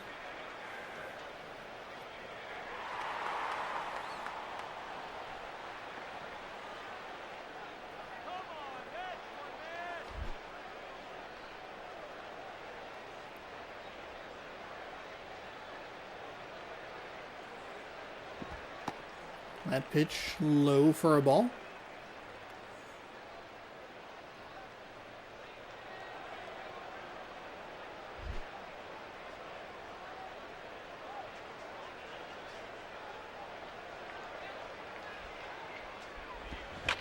That is hit out to right field. And that will be an out. So I guess doing their due diligence to help here with the speed run of the second and third innings. See if the Cubs will cooperate. Probably not. Somehow they'll find a way to score 1.5 runs in the third inning. Alfonso Soriano.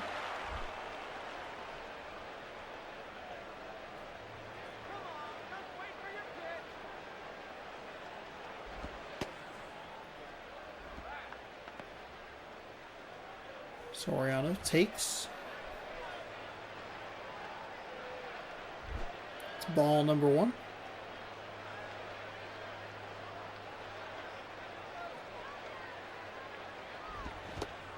Swung on and missed. For a strike, 1-1.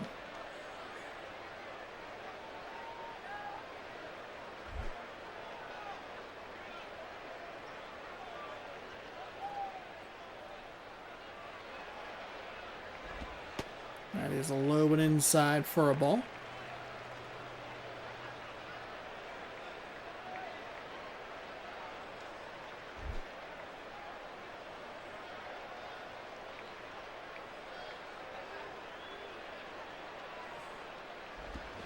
Ooh, Soriano puts a big swing into that. It is going, it is going, it is just over the head of the center fielder. He is going to stop with a stand-up double. Thought that might get into the Pirates bush out there. But alas, it is just short. Good swing, though. Just way, way, way too late.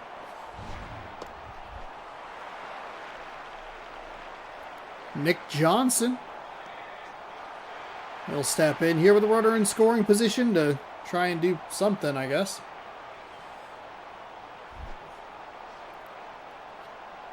One gone. The lefty winds and fires. Someone stays upstairs for a ball, 1-0.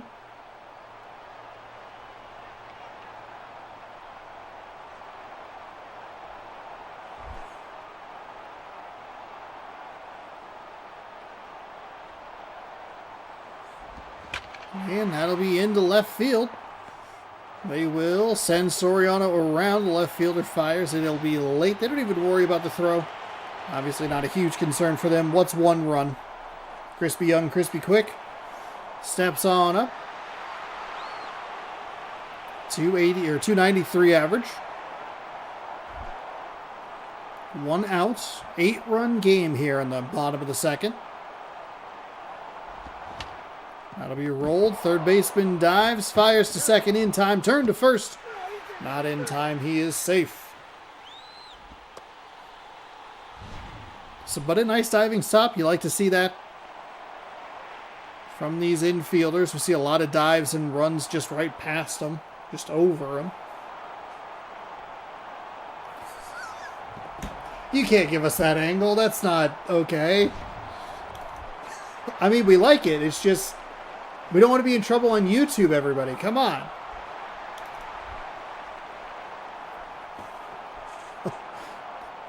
Two outs here. All you baseball romance fans out there, there's your action.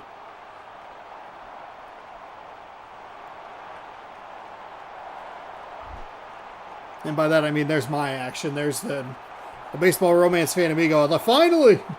Something good. Pitch way outside for a ball.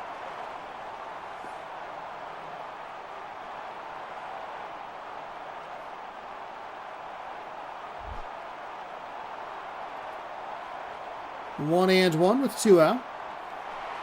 They're going to put the runner in motion. Fire down to second. Not in time. Safe.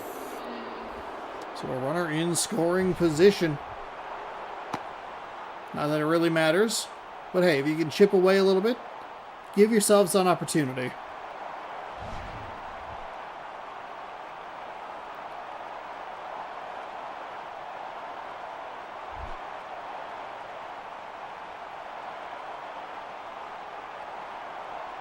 Left-handed pitcher fires that just outside.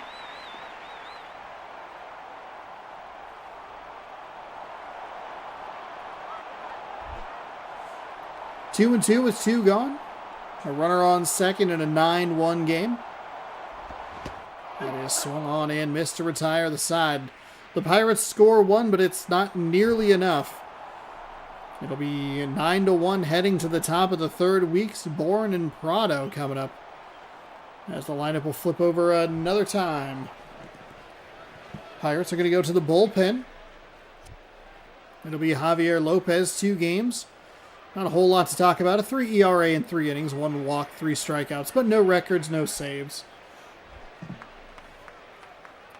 Ricky Weeks getting set to lead off.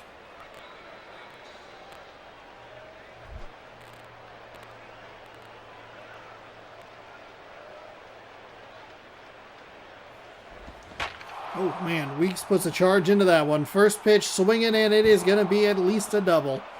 Left fielder comes up with it, and he will stop at second, standing up. The Cubs don't need any more runs, but apparently they didn't get the memo. And he greets the fresh arm of the bullpen with a big swing. Michael Bourne, 2 for 2.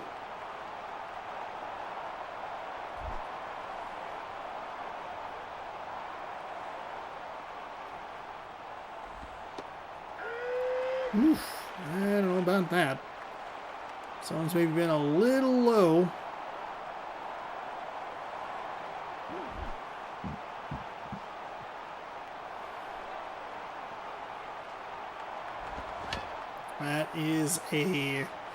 That's a swing based on the fact that they got a strike call in the last pitch. Not great. 0-2.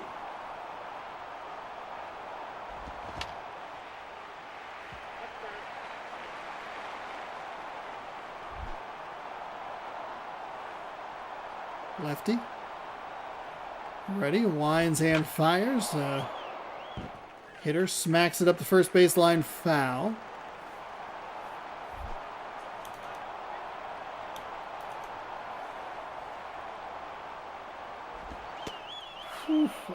How did that not count as a hit by pitch?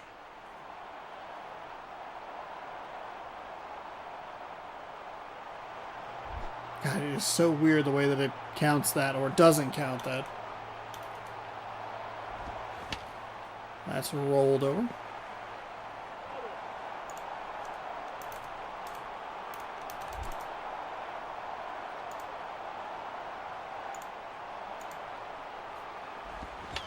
And fouled away.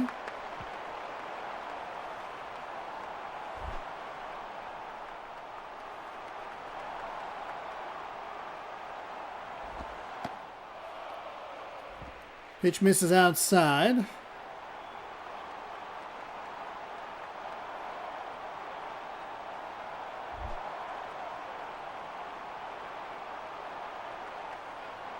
Here comes the 2-2. Swung on and missed. So,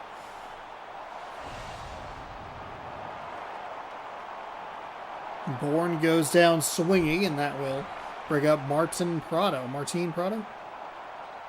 Yeah, Martin Prado.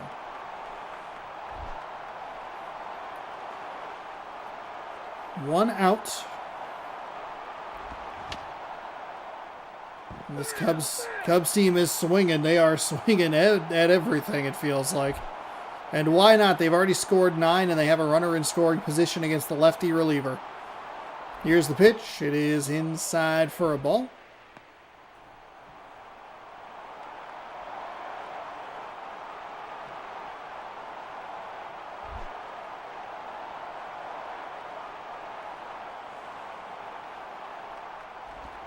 And that is going to be lifted into left field. Left fielder tracks it down, and this should be out number 2.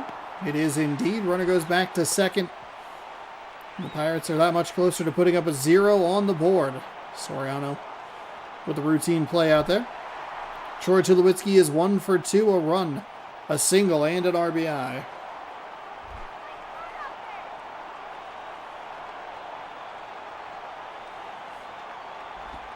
That is in for a strike.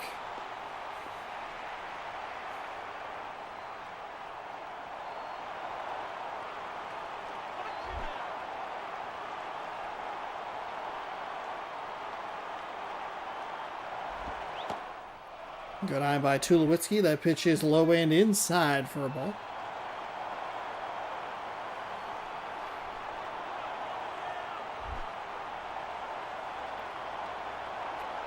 One and one. A runner on second. A couple gone.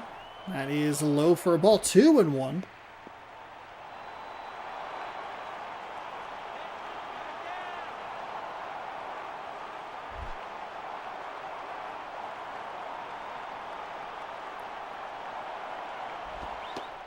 That one stays upstairs. 3-1. Tulowitzki with a couple of good takes here. See how aggressive he gets on the 3-1. Here it comes from the lefty. He puts a charge in that one out into center field. Can the center fielder get to it? No, he can't. It's going to get all the way to the wall. It'll be at least a double. They're going to send Tulowitzki around to third. What a middle finger to the Pittsburgh Pirates. It is 10-0. They are running hard on the base paths. Just left that one a little too... Tulowitzki looked like on that replay he got it off the end of the bat, sure, but still put a good swing on that, and it's easily a triple.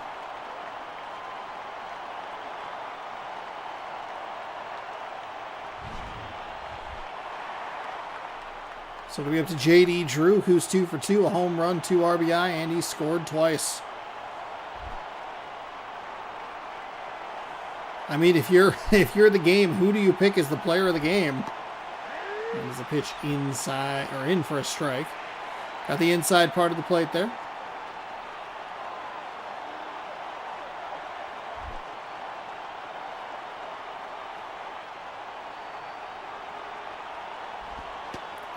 That's a nice pitch right there. Strike number 2.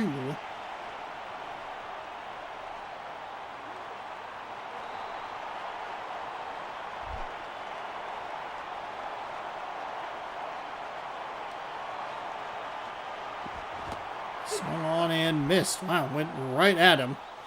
Makes him 2 for 3 on the day, but the Cubs still come away with one more run. 10-1. Nick Markakis, Ryan Theriot, and Robinson Cano coming up for the Pirates in the home half of the third. Can they make the miracle comeback? Stay tuned to find out after this commercial break.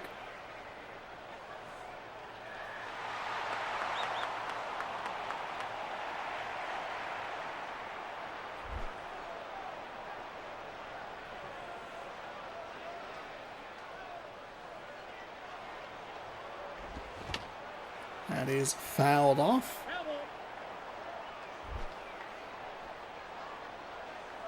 Oh, and 1.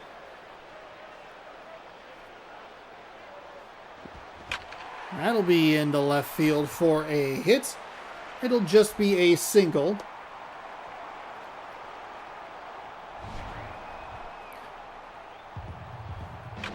Pirates pitchers.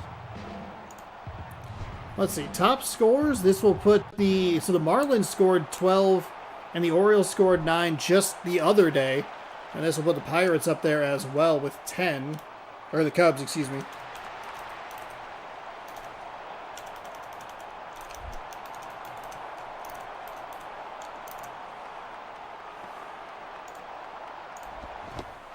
That is swung on and missed.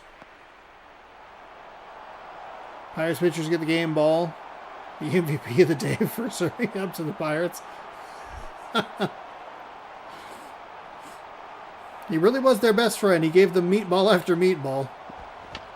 And he's rolled in front of the mound, excuse me, left-hander. Byers to first. It is in time for the out. Oh my goodness. Oh my goodness. Did we get an ejection? We're getting an ejection?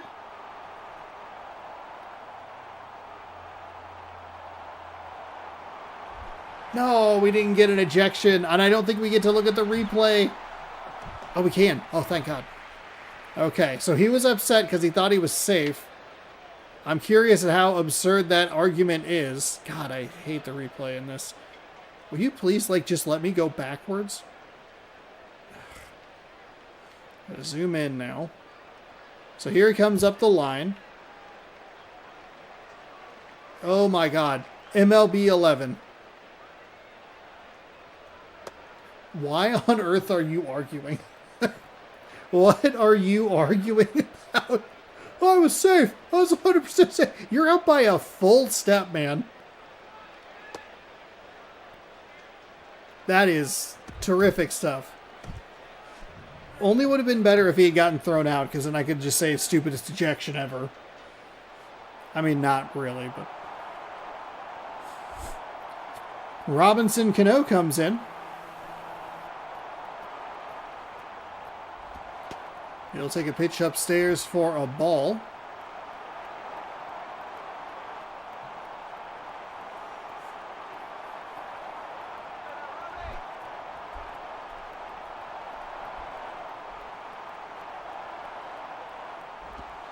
And that'll be a strike on the inside corner.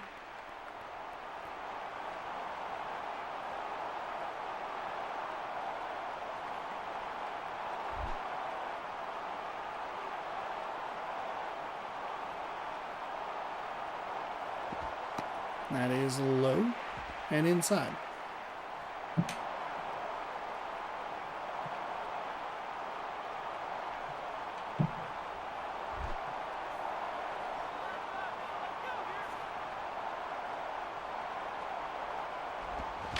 That is rolled over.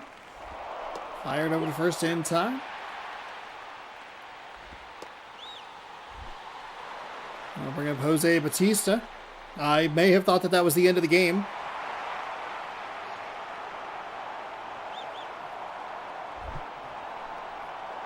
I mean, to be fair, the game's been over for a while. That is in for a ball.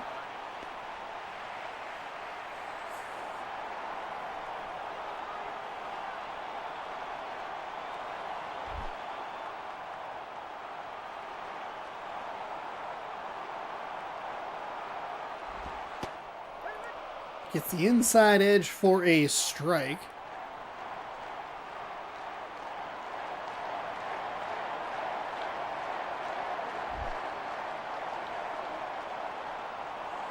Here comes the 1-1. Lefty winds and fires, and that is in foul territory. Lefty or left fielder's going to take a look at it. Has enough time to make the catch, and that will end the game 10-1. Cubs all over the Pirates. This creates a three-way tie in air quotes. There is separation because of losses and such like that. But three teams in the NL Central now have 21 wins. It is your Houston Astros, the Chicago Cubs, and the Pittsburgh Pirates here. So we have been kind of given our ultimate chaos, if that is what you are looking for. I know I certainly am. As J.D. Drew is going to be your player of the game. 2 for 3 with a home run. He knocked in 2. Barry Zito improves to 4-3. John Lackey falls to 4-2. Drew's 4th home run of the season. 6, 3, and 1. First, second, and third. It was a 4-game set between the Cubs and the Pirates. Cubs go 3-1. Bat much better. 3 home runs, 15 RBI. We did the stats in the last game are really going to inflate some of this stuff. Because even the difference in at-bats by 10 might have been the Pirates had more at-bats, but just couldn't figure it out. Okay, let's go ahead and save, just in case, before we get ready for our 4th and final game.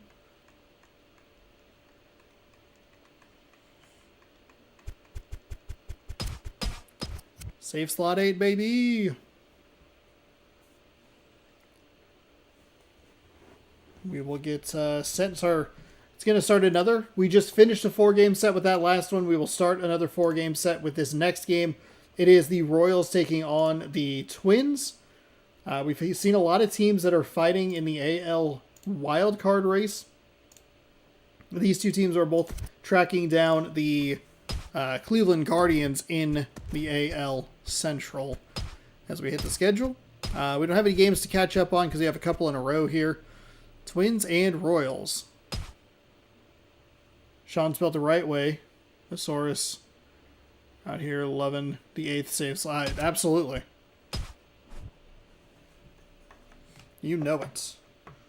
The 10th team versus the number 23 team, and they both have very similar records. 9-9 at home for each side. 11-8 versus 10-9 on the road. So the Twins are top 10 in every offensive category and looking pretty bad in most of the pitching categories except for the home runs. Kind of the same on the Kansas City side.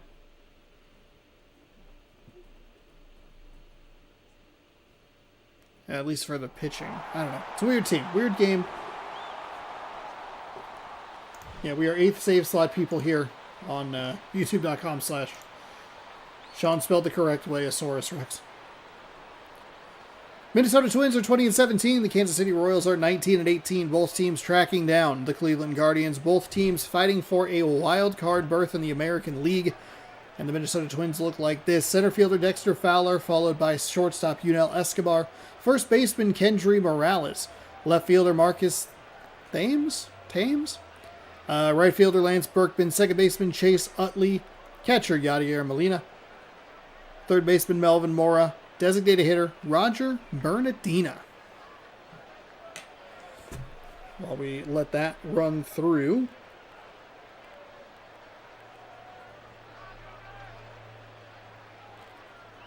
Patriots defeat the Ravens 28-24. So a good day for my mom. Good football week for her. Seahawks won, Vikings won, Patriots won. Jeremy Guthrie is 4-2 with a 5.68 ERA, 7 games with 19 innings pitched, 21, 10, and 11 hits, walks, and strikeouts for him. There's your defensive lineup for the Kansas City Royals. See if we get an update on the Patriots clinch a playoff berth. Good for them.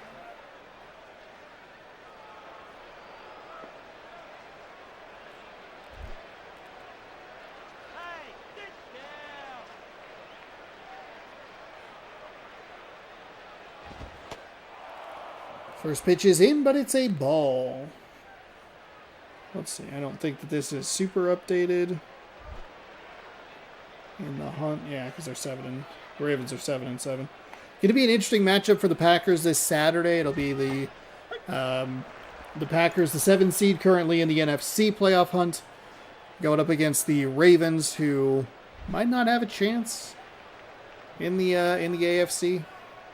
Their loss might have given the Steelers, of all teams, the AFC North title. We can check some standings here real quick.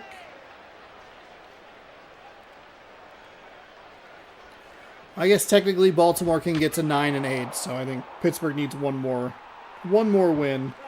Similar to, I think the Bears need one more win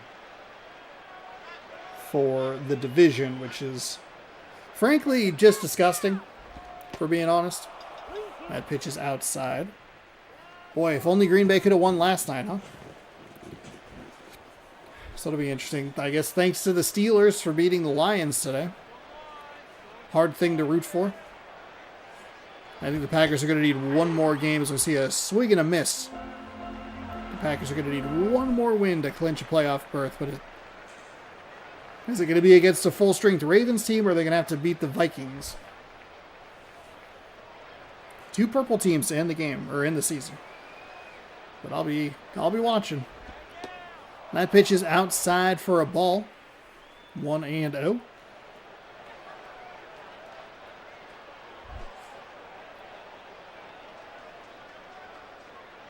Top of the first, 1 gone.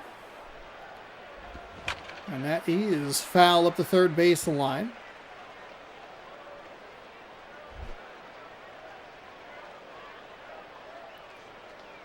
One and one. Here comes the pitch from the righty. That stays low for a ball. Good eye. As we are in our fourth and final game of the evening. Thanks again, everybody, for hanging out. If you like the content, subscribe. Give the video a thumbs up. Free, easy way to help the channel. I'd also just being here. That is going to be rolled over to first base. Underhand toss to the pitcher covering, and that is an out. Seattle, the Mariners, had a very weird game here in Kansas City late in the season. They ended up scoring the go-ahead run after Seattle challenged that a player for Kansas City's heels were on the grass. And they won the challenge, and instead of it being an out, it was a base runner. And that runner came around to score. It was a very weird game to listen to on the radio. Especially at work, because you have to, like, be quiet. You can't be, like, cheering and yelling.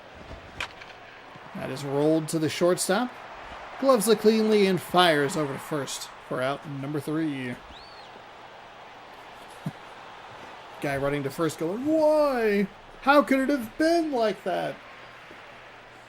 Jackson, Polanco, Teixeira coming up. Oh, man, I forgot to introduce him. Kansas City's lineup looks like this. Austin Jackson, the center fielder. Placido Polanco, the third baseman. Mark Teixeira at first. Jeff Frazier in right. Brian McCann at the catching position. Alexi Ramirez at shortstop. Josh Willingham in left. Neil Walker at second. Alex Gonzalez is the designated hitter.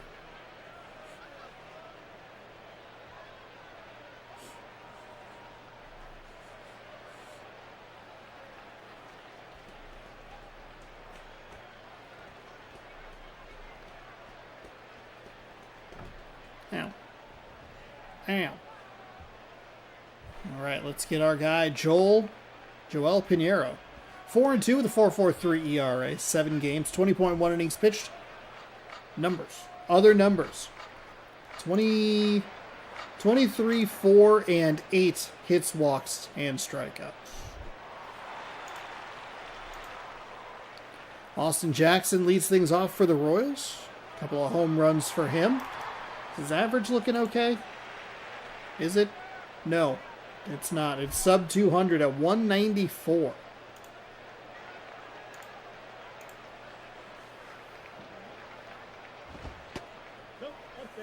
Right-hander fires the first pitch of the day. High for a ball. 1-0.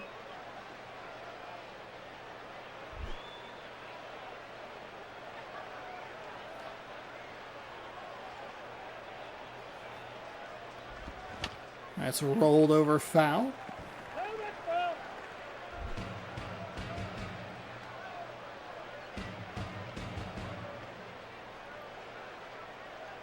Here comes the pitch, the 1-1.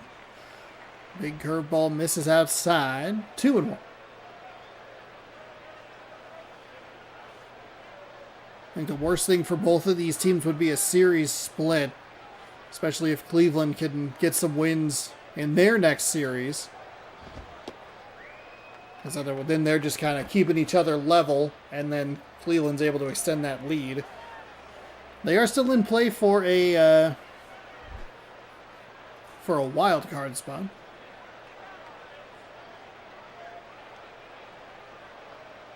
And they both got a little bit of help with the Toronto Blue Jays losing today to the Angels. So the Angels helped themselves.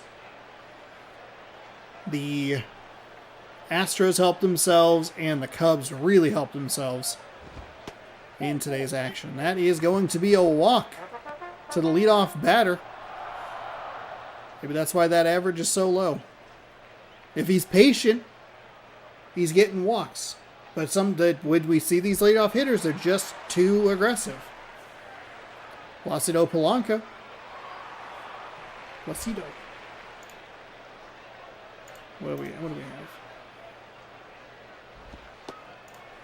I guess if you're a rooter for Ultimate Chaos, you would probably be rooting for the Royals in this game, because if the Royals were to win, you would have 4 teams in the American League with 20 wins. Exactly 20 wins. The Angels, the Blue Jays, the Twins, and the Royals. And those are just teams that we have seen today.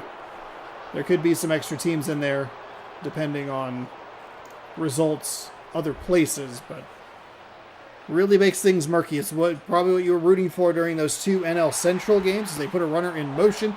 The throw is down to second. Not in time. This game is just not smooth at all.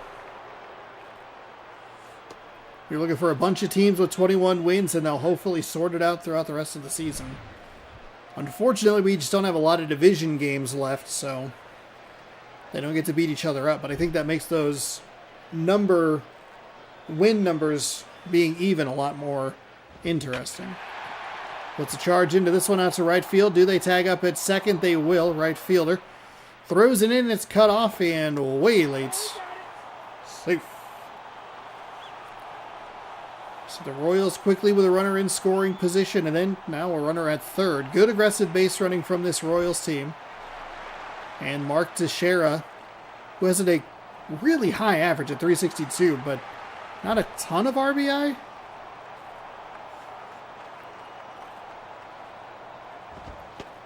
He'll step up to the plate.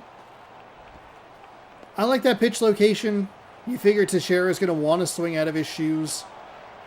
The worst case scenario, it's ball one.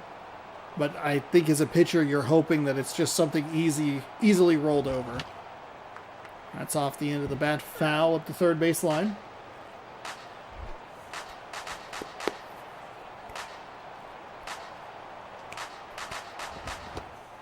Swung on and missed. Again, staying low in the zone.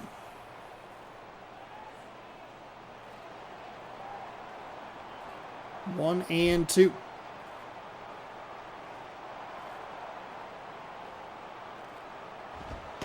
Oof, that one stayed way upstairs. Makes it 2-2.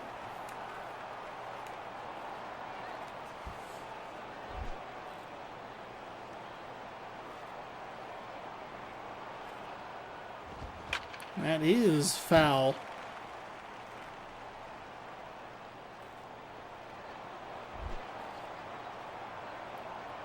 Here comes the 2-2. Runner on third, one out. Swung on and missed, so a big strikeout of Teixeira there. And that'll bring up Jeff Frazier, 263 average, no home runs, 4 RBI. The Invisible Man. An opportunity to take an early lead. Takes a look at that strike. Right on the inside edge, 0-1.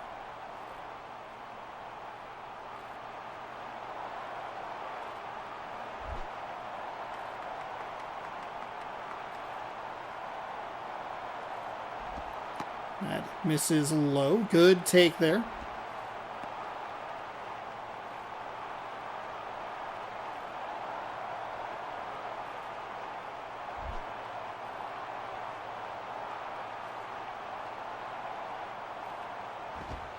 And that misses low as well. Not really throwing competitive pitches. I mean, that first pitch was in a nice location, but the last two have been pretty ugly. Makes it a 2-1 count.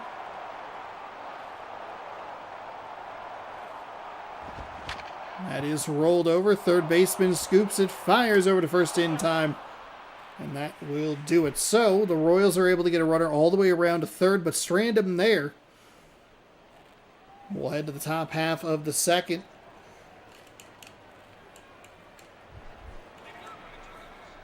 Marcus Thames? Timms.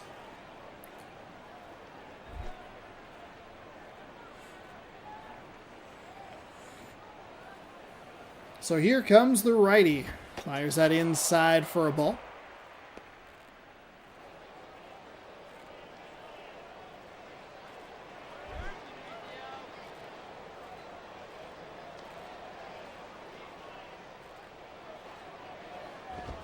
And that is going to be launched out to the party porch in right. Doesn't quite get there, but it's still going to be a leadoff double as it bangs off the wall. So a good start for the Minnesota Twins here.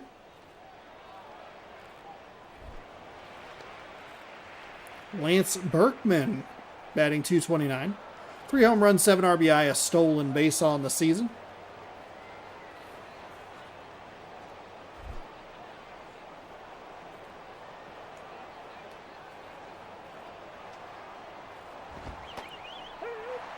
take a strike on the inside.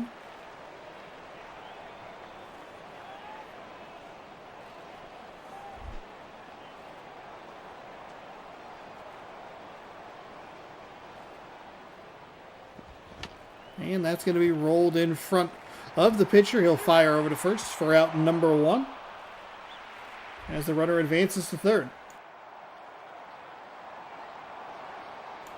Chase Utley, star of It's Always Sunny in Philadelphia and also a baseball player, I guess. He'll step in from the left side as he will take the first pitch low for a ball, 1-0.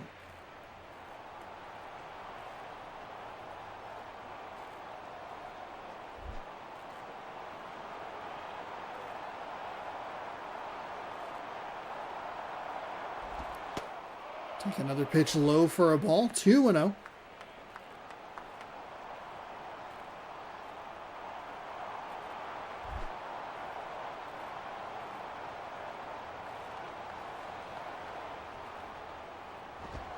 And that just missed on the outside, 3-0. The walk isn't the worst thing here. Would create a double play. Could get them out of the inning scoreless. That's a nice pitch. Probably catches a little bit more of the plate, but you also have a pitcher most likely, or a hitter most likely in auto take mode. 3-1. That is going to be driven out towards center field. Are they going to send him? Center fielder takes a little run at it. They are going to send him. The throw is in, and it is safe at the plate. Sacrifice fly. Must have been like that other one that we saw earlier today where it was very much like they just get the foot in and the ball is more up here than you think it's down toward the runner. So it'll be 1-0 Minnesota. In the top of the second. 2 gone. That's outside for ball 1.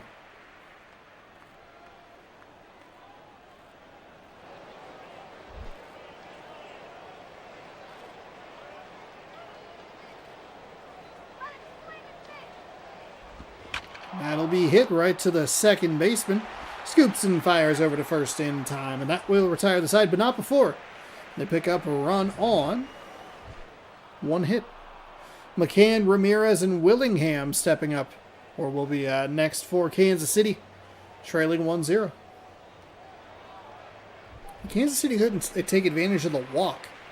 I forgot that's what it was. They walked the leadoff batter, and then he did a good job to steal second and advance to third, and then the Teixeira strikeout really felt like it changed the inning there.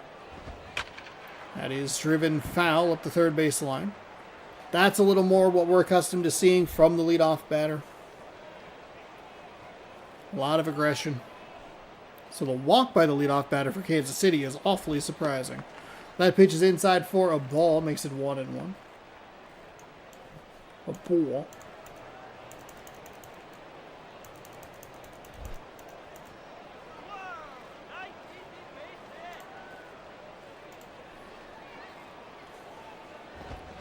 That'll be hit out towards left field. Left fielder runs in and makes the grab.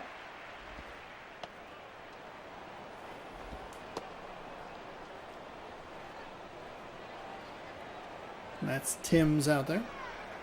Alexi Ramirez steps in. Yeah, nice little 354, huh? Those higher averages have to be a little more impressive when you're able to get 1 at-bat a game. Most likely. I feel like a 3 at-bat game has got to be pretty rare. Granted, we saw a bunch of guys for the Cubs get it because they put double digits on the board. 0-1.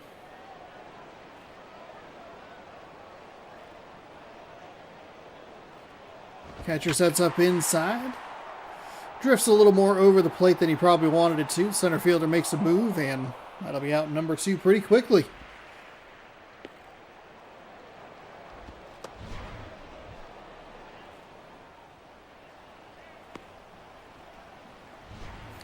Why we get a replay on such a mundane play?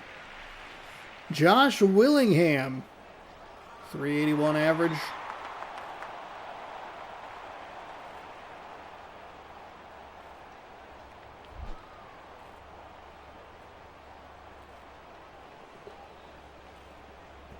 The righty lines and fires. That one stays upstairs for a ball.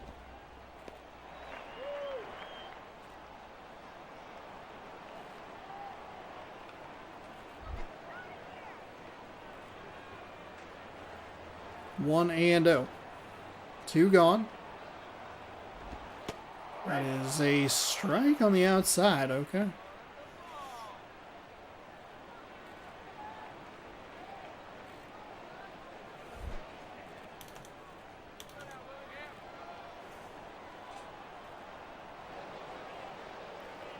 Pitcher winds. That one's inside.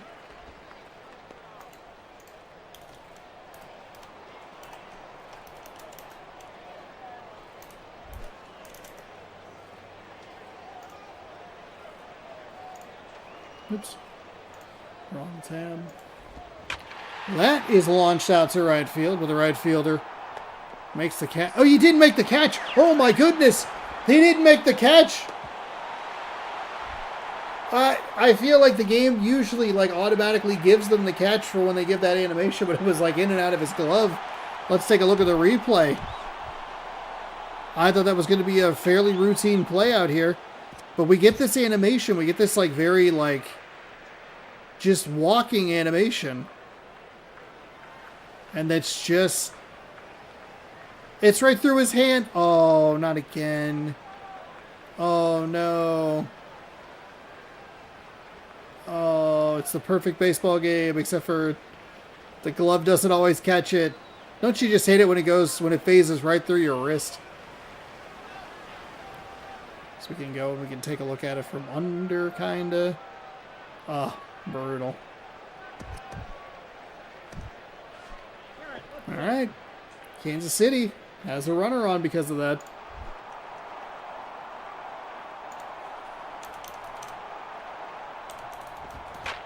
And that'll be hit too. What diving second baseman? He ran right over the top of it. That means they're going to score the tying run. Oh my goodness. The game hates the Minnesota Twins. Wow.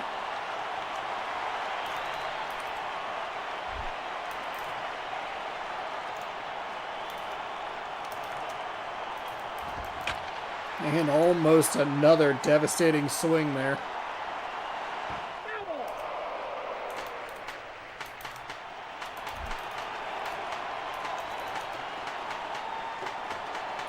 Bomb. That is going to be rolled over. That's a bad way to get out number 3, but they get blessed from the absolute baseball gods. It is now 1-1 following a couple of hits. No errors charged, even though you should blame the game. Melvin Mora. So the game pretty clearly you know what's the word? Absolutely farted all over the Minnesota Twins, but is that going to fart all over me? You know?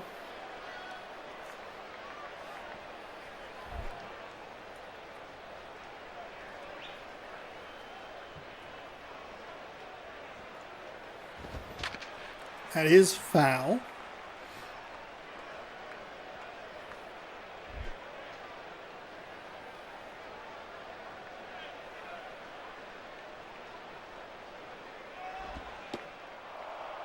And that pitch is outside for a ball. Because of this game, I mean, neither of the teams have hit the ball particularly well. And Kansas City's run is a fluke run. A runner that shouldn't have even been on base got all the way around because of an invisible glove, basically.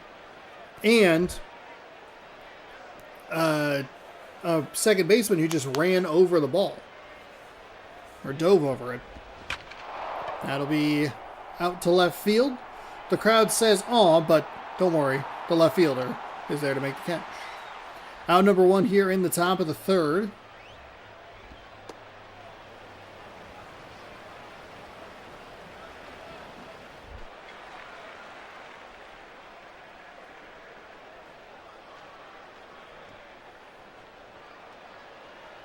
Roger Bernardina steps in.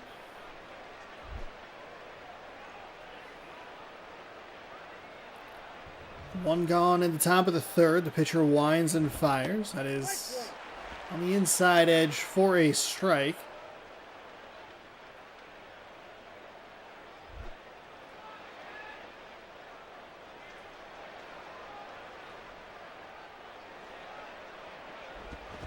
That is foul up the first base line.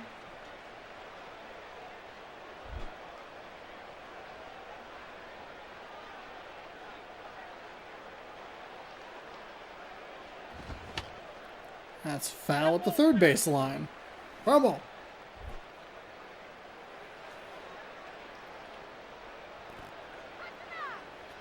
Here comes the 0-2 pitch. It is on the outside, called strike three. He'll shake his head, but it was right on the edge. And there is the pitch tracker. 84 mile an hour changeup. 4 inches of break and just a strike. Can't leave your fates in the umpire's hands. It'll bring up Dexter Fowler 0 for 1 with a strikeout.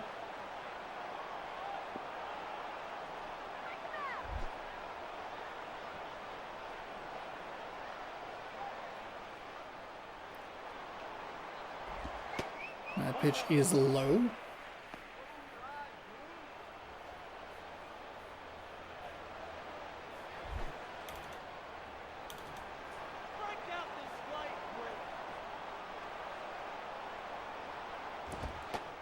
Fowler takes a pitch outside that I'm sure the previous batter is not happy to see be called a ball.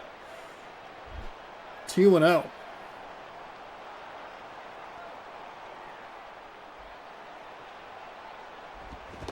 Swung on and missed.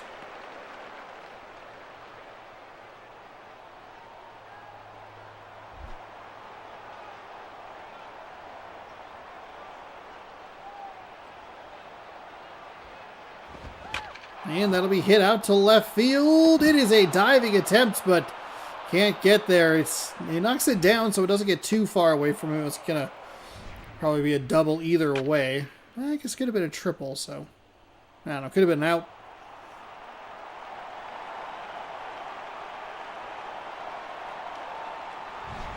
Either way, it's a double for the Twins with 2 outs.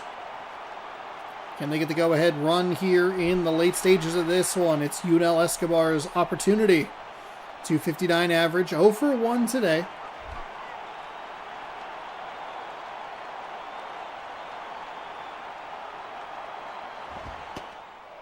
It's a good take. It was a ball, which means it could get ahead of the count, 1-0. Gotcha. But also at the same time, I was like, oh man, you gotta swing at that. No, he made the right call. It's almost like he's a professional hitter. That was a bad swing. Rolled over that one. Shortstop rises and fires. That is out number 3. And we will head to the bottom of the third, tied at 1 in this AL Central matchup.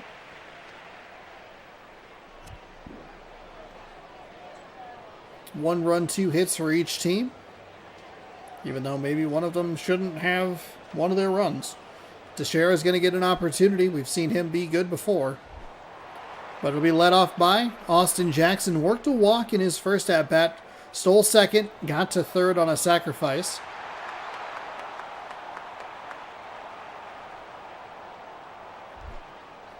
They just couldn't bring him home.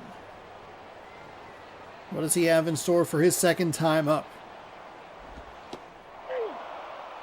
Another surprisingly patient take there. Leadoff batters love swinging to pitch number 1. They love that ambush.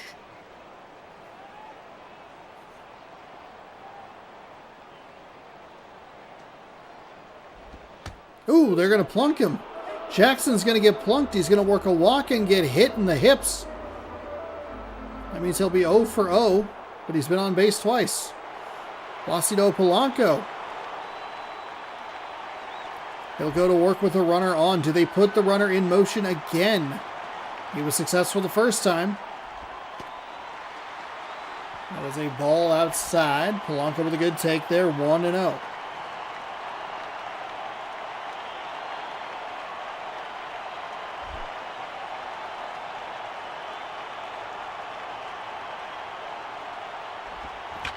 He will put a charge into that one. The second baseman covers, fires to the shortstop. And that will be a double play. Oh my goodness. They erase the hit by pitch. And they'll still bring up Mark Teixeira. 356. Seen some big swings out of him, namely in Seattle.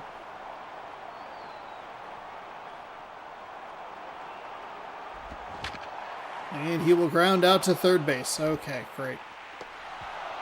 All right, so the game... of course, we get to go to extras. Teams that have 2 hits, nobody can get anything going, and boy, we'll head to the top half of the 4th. It's Minnesota 1, Kansas City 1. And really should be a Minnesota victory at this point, so... I guess as long as Minnesota wins, it should be all right in the world, but sometimes you want a little bit of chaos, and that's if the Royals win. At least for today. See how this the rest of the series goes. So here we go. That is foul up the third base line. Wasn't really all that close. I made it sound a little more dramatic than it actually was.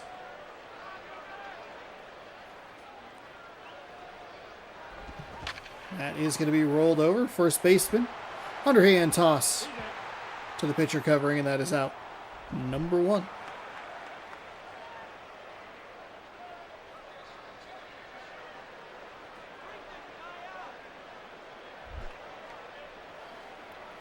Top 4. 1 gone. That is a strike on the inside part of the plate.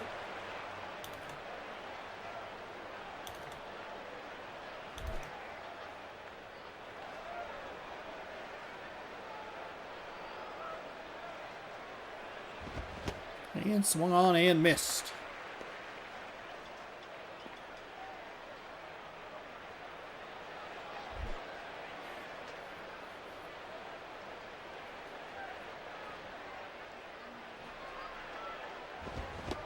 Oof, swung on and missed. So, Minnesota goes down swinging there. It's 2 away. Four seam at 90 is just very late on the swing timing.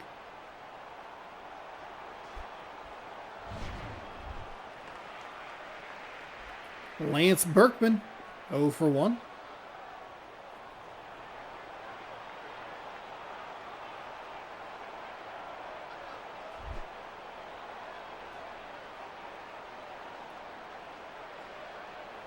Here comes the pitch.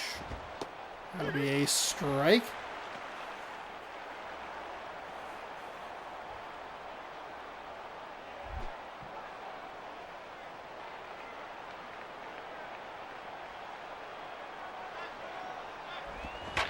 Oof, puts a charge into that one. Center fielder dives but can't get a hold of it.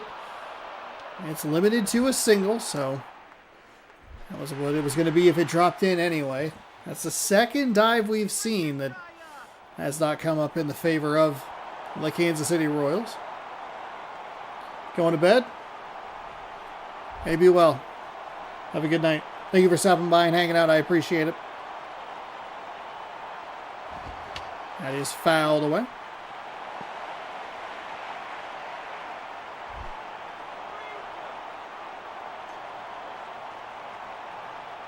Here comes the 0-1, 2 gone in the 4th. That is out to left field. That is going to score a run all the way to the wall. It's off the veterans board. Left fielder comes up with it, fires in, and it is not even going to be close. Safe at the plate. It'll be Yadier Molina. 0 for 1 today. 380 average. 3 home runs.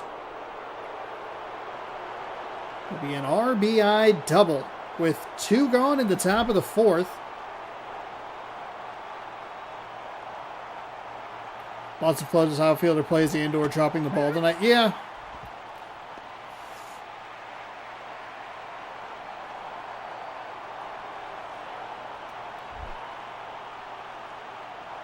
If Kansas City had won this game, it would be one of the more fraudulent wins. I mean, they still can win, but they would kind of need they would need an extra run. They would need to win this game on a 3-run home run, not a 2-run home run. Then the run that they shouldn't have scored. Yeah, but they should have lost anyway. Doesn't matter. That'll be picked by the shortstop. The throw is in time. In time for the 3rd and final out. Minnesota puts a run on the board. They go ahead 2-1. We'll head bottom 4. It'll be Frazier, McCann, and Ramirez to keep things alive for the Kansas City Royals. Jeff Frazier, 0 for 1 today.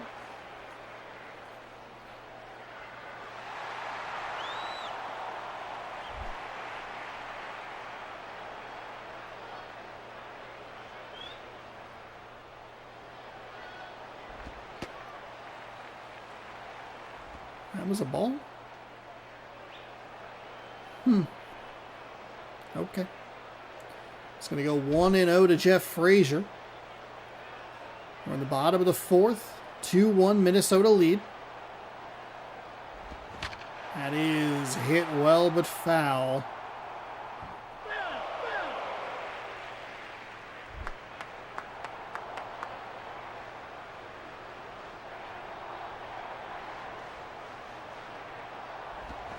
And foul up the 3rd base line.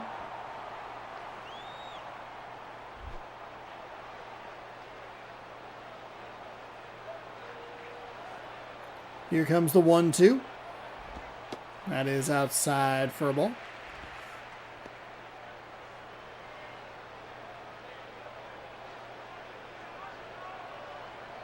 It's a pitch now. 2-2.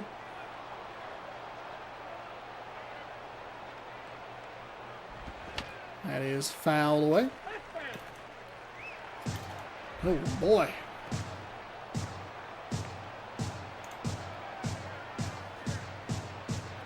Here comes another pitch, and it is in the dirt, nicely blocked by the catcher. Doesn't really matter in this case because there's nobody on the base paths, but still a nice block. Does fill up the count, 3-2. That'll be driven foul up the 3rd base line.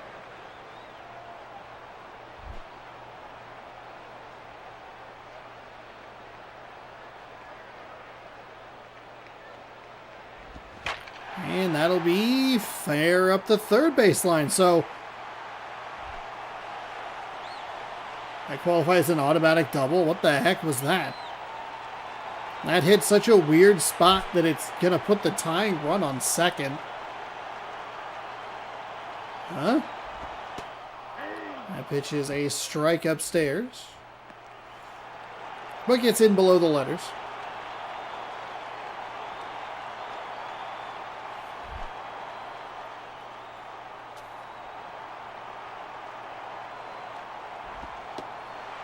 Low for a ball. One swing can send the Royals fans home happy tonight.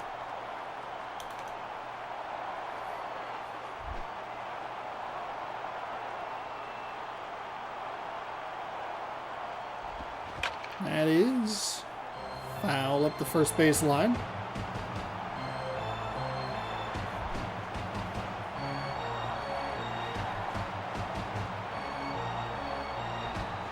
And foul at the 3rd base line. It hit that weird little corner and it just qualified it as an automatic double. It was going to probably be a double anyway, either way, so it doesn't really matter. That's going to get away, and that'll send the runner to 3rd. So the tying run now 90 feet away.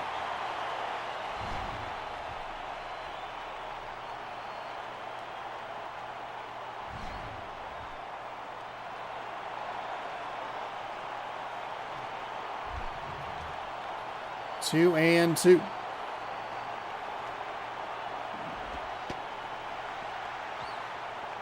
And pitches upstairs to make it 3-2.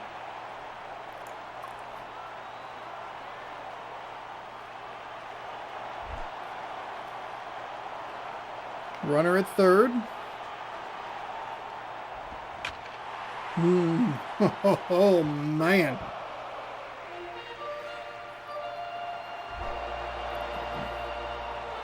Second time Kansas City's had a runner at third base.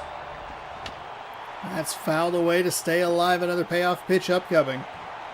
They were not able to get them across in the first inning.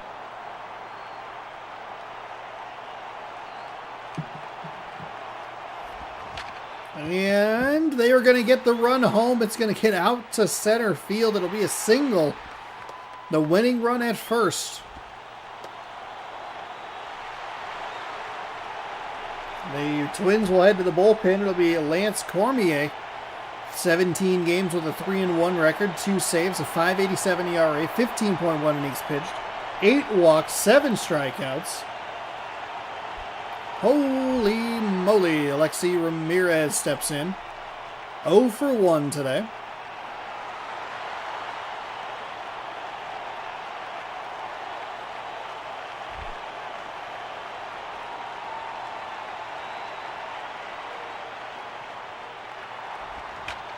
Oh, that's going to be... They're just going to get the secondary runner. They must have put the runner in motion on that previous play. Yeah, they definitely did. He slid into second. Kind of a sacrifice in a weird way.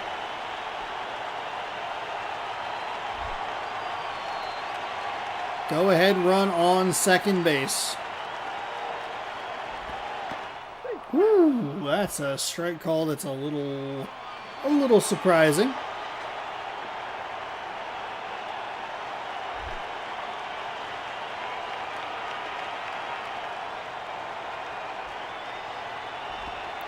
That's gonna be blocked nicely by the catcher.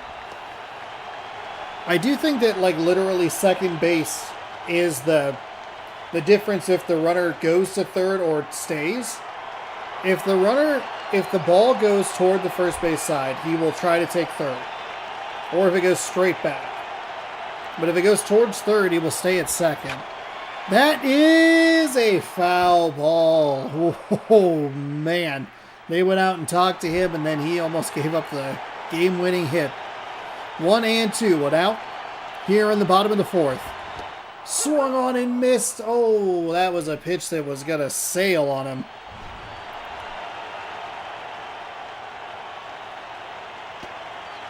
It was going to be a ball. It'll come down to Neil Walker. A winning run on second.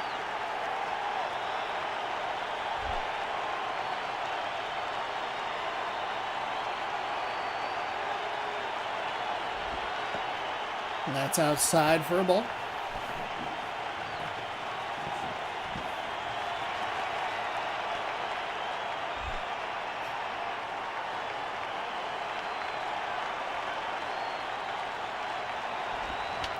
Oh my God.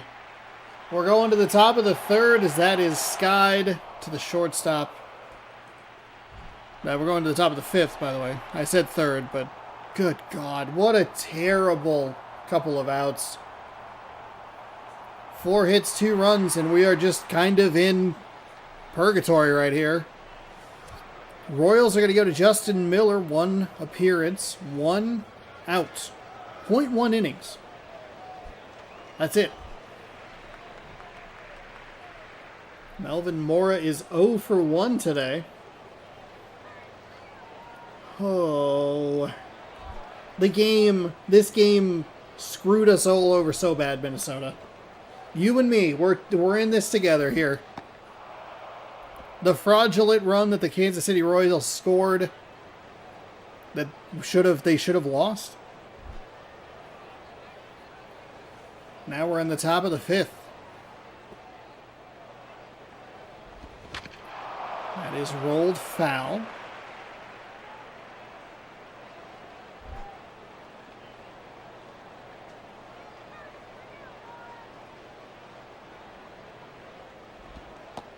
That pitch is inside. It's a good eye by the batter. I thought that might come back over and catch the plate, but it did not. Make sure that my alarm's going to go off correctly tomorrow. I don't want it to go off tomorrow. That's foul up the third base line.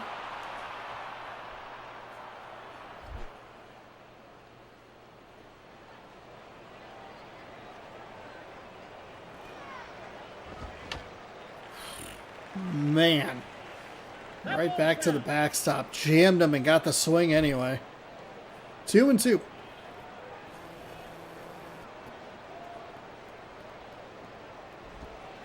That is well outside.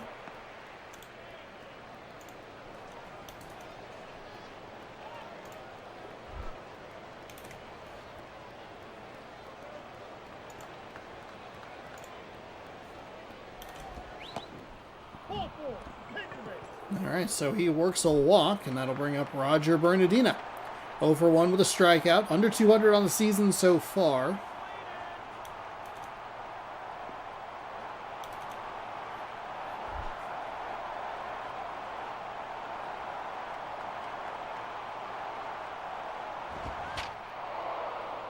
That is fouled away.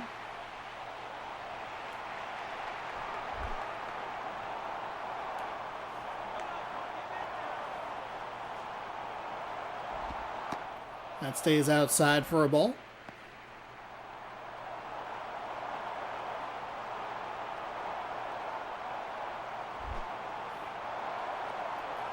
One and one.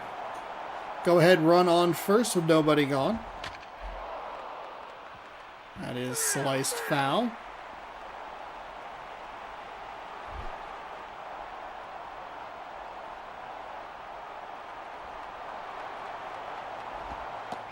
And that's outside as well. So not really getting the shutdown inning you're looking for here in extras from the relief pitcher.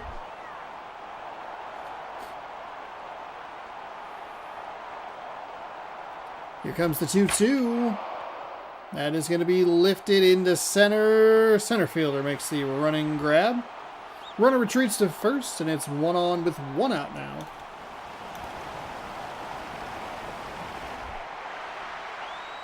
It's a good thing I don't have to go to the bathroom, otherwise that running water would be like, oh, I gotta go.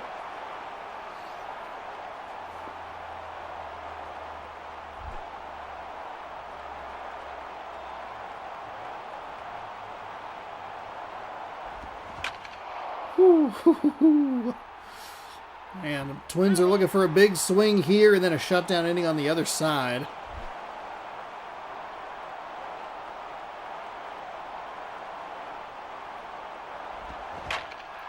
And they are not going to get it. Underhand toss. Not in time. Safe. So 1 on, 2 outs. We have one of those brutal 1 out at a time innings. I think if the...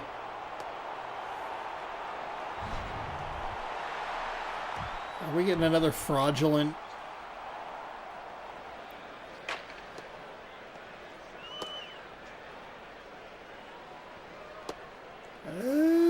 I think that heels down.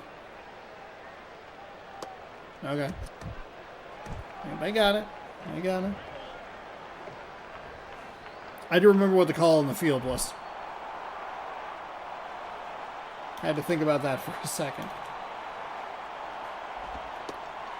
That is a strike on the outside. Pitcher does it, or catcher does it. Hitter. Oh boy. Oh boy. Oh boy. Turns out talking for 7 hours starts to fall apart. Turns out the hitter doesn't agree with it. I didn't really agree with it either. They are putting a runner in motion down to second. Safe.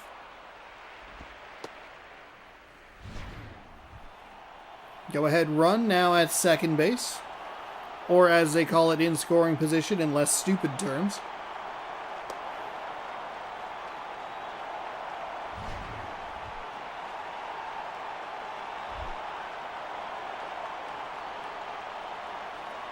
Shakes his head positively. Ooh, man. I mean, even at this point, I'm just rooting for somebody to get a lead that's insurmountable.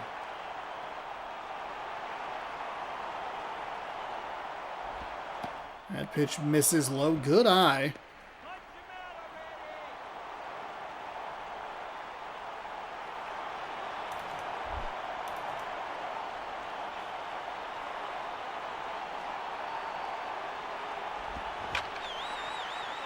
Well, it won't be this one. That is going to go to first in time for the out, and we will head to the bottom of the fifth in a tie game, 2-2.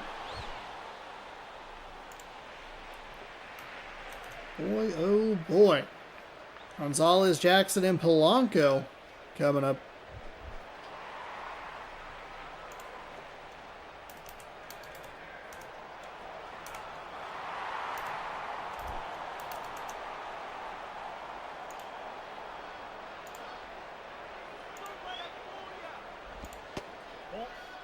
That pitch is inside for a ball.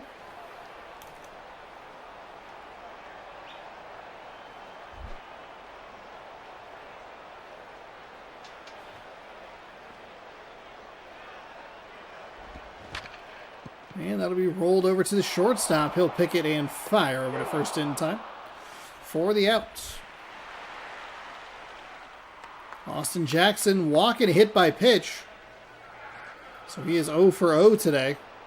What a time for him to go 1 for 1, huh? 1 for 1, a solo home run, a walk, a hit by pitch.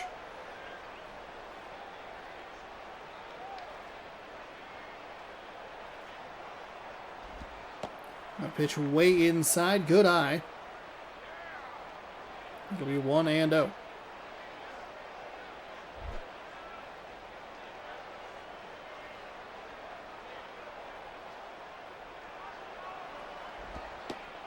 That's a nice strike.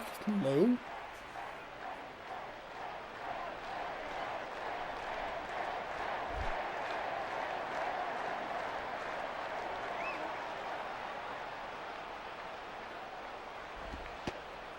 That is way outside.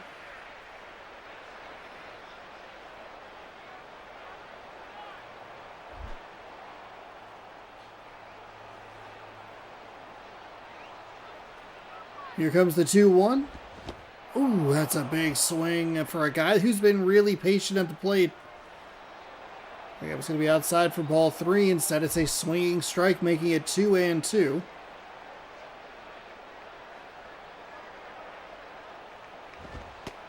That stays upstairs.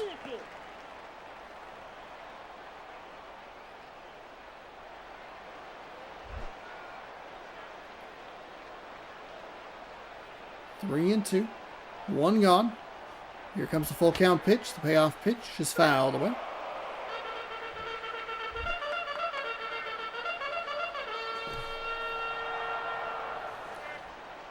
Another payoff pitch. Fouled away.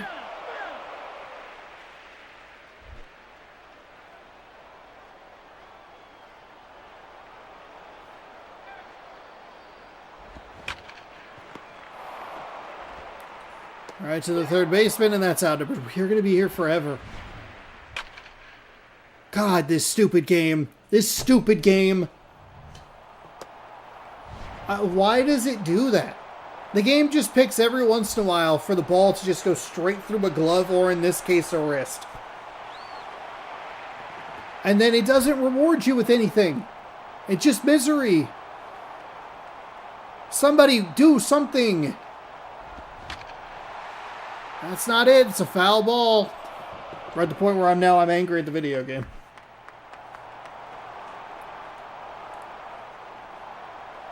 Oh and 1.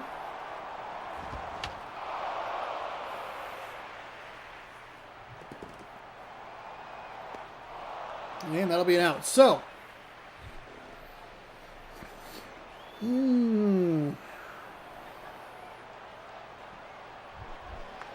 The record is 8 innings. We don't really need to break that tonight. I was going to do something else after this, but not doing that, I guess. These are just the most irritating kinds of games.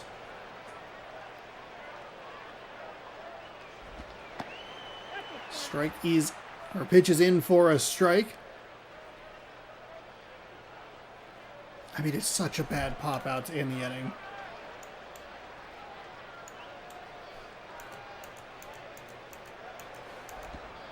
Somehow my stream is 40 seconds behind. Proud of you. No idea why that happens. 1-1 with nobody out. Minnesota 2, Kansas City 2. That pitch way inside. Kansas City has had some missed opportunities in this one. They've had some runners on third a couple of times. They had a runner on third in the first inning that was via a walk. A walk, a stolen base, and a missed passed ball. No, it was a sacrifice fly. And they couldn't bring him in, and they only had one out at the time. Then they get a fraudulent run later in the game. And now nobody can do anything as we're in the bullpens for both teams. This is the start of a 4-game set between these two. And at the start, I was like, man, AL Central chaos. The one team's chasing down the other team. We might watch 2 of them. No, thank you. Not if it's going to be like this. That is out to left center field and can't get out of the ballpark. We've not had a home run. We've had some really well-hit balls, but it's just a very large outfield here in Kansas City.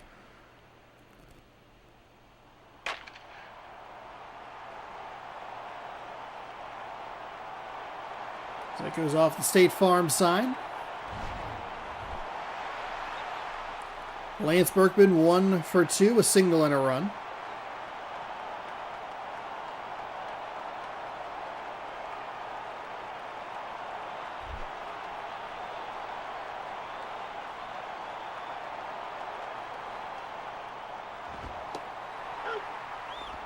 That pitch is in for a strike. Last time Minnesota got the go-ahead run in the extras, the Kansas City Royals were able to tie it, so might need a little more than just one run. That pitch misses low.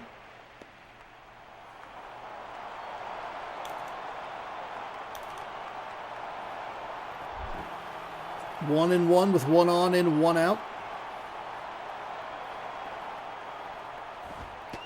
That pitch is inside.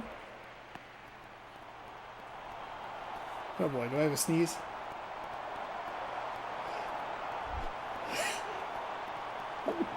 Okay, we could not be dramatic about it. Bless you. Lee, bless me. What is happening? Oh, I'm falling apart. Is baseball the best sport? It's a good sport.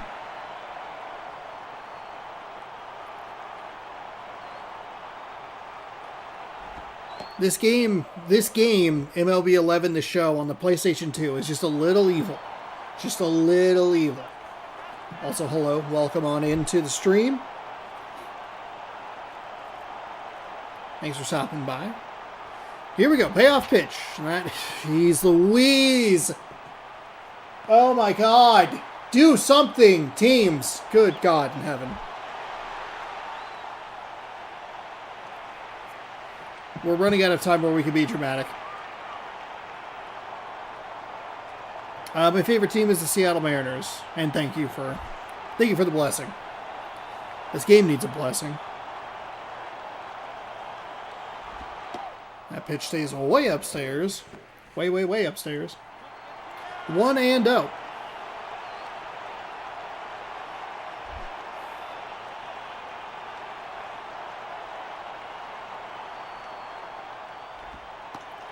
Chase Utley is good. We're going to root for him to put something in the gap and then root for the Minnesota Twins to shut down the Kansas City Royals. 1-1. I know we're supposed to be unbiased commentators here, but at a certain point, you just kind of lose it. That's an out. No, we bobbled it. It's still going to be an out. That'll retire the side, and we will head to the bottom of the 6th inning. Thank God. You ever play the new MLB The Show? I do. I play a full season with the Seattle Mariners. I've done that every year for the last 5 years. And I will do that this year, starting. It'll be day and date with the games as the regular season rolls along. So March 27th, I believe, is opening day for the Mariners. That is when that will start. March 26th is when that will that'll kick off. That is low for a strike. All right, Teixeira.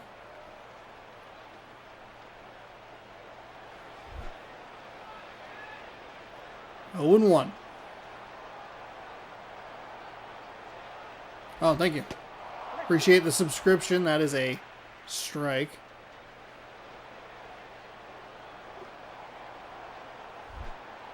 I appreciate it.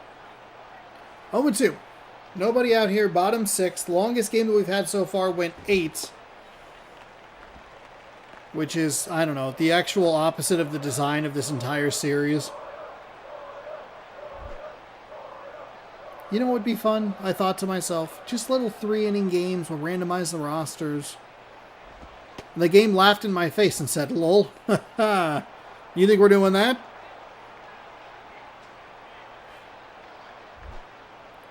All right, 2-2.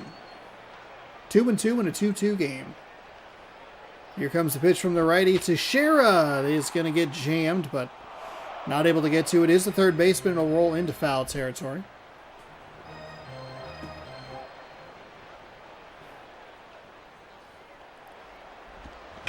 And he will... Oh my goodness, why did the shortstop not get that? This game is so broken. Teixeira thought about going to 2, but smartly turns around and limits himself to a single. That's... Alright. This will be the most fraudulent win we see all season. Yeah, it's supposed to be 3 innings. So we are doubling our baseball dosage in this game tonight. That is outside. I don't want a commentator's curse it, but he's about to hit into a double play.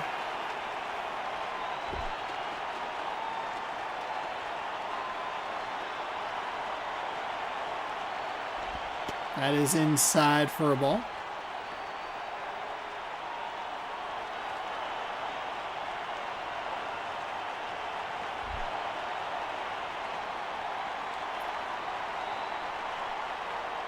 Here comes the pitch from the righty. That is a strike at the knees.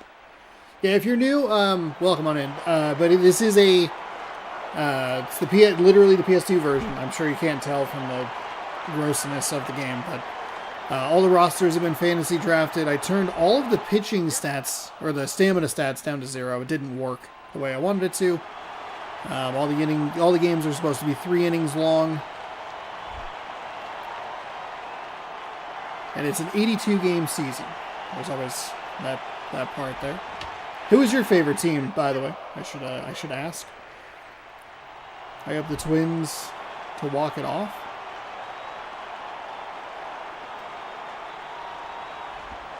That is low and inside.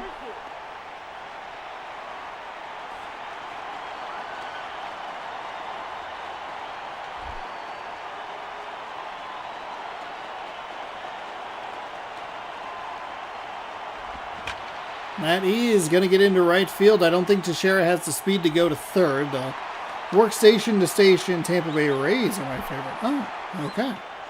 Okay. So we have a chatter who's usually in here is a Giants guy. Oh, you live in Tampa. Oh, very cool. Did you go to any of the games in the... I don't know if the... Is the Yankees spring training facility in Tampa, or is that somewhere else? I was going to ask if you went to any of those funky games in the... Oh, that's in the dirt.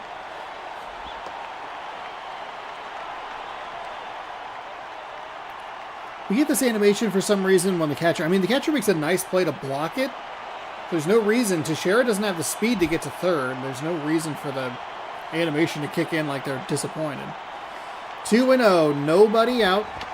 That's foul in the dirt. My goodness. Makes it 2-1.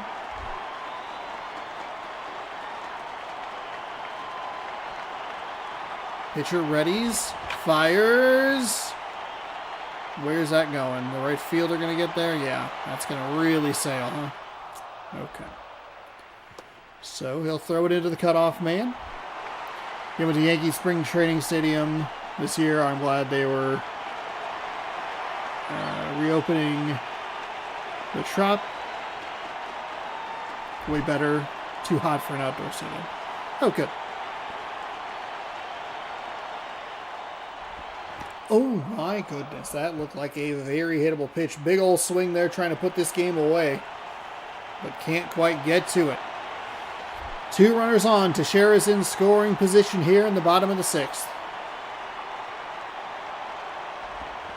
That is going to be rolled over. Oh my God in heaven. He's safe at first. Safe at first.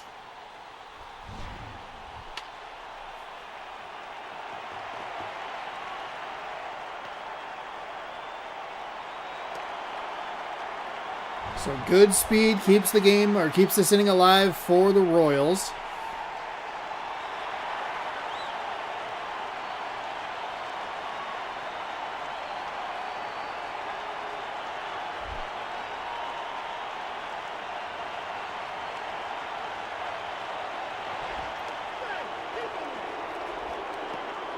Pickoff attempts just do not work.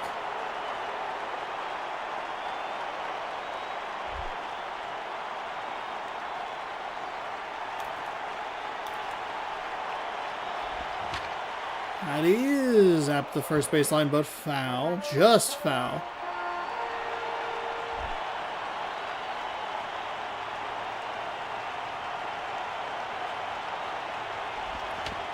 And that's foul.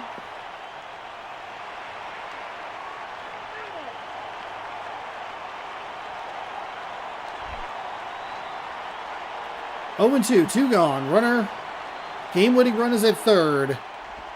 That's inside for a ball. As the crowd boos the Twins pitcher, they come back to life to cheer on the hitter.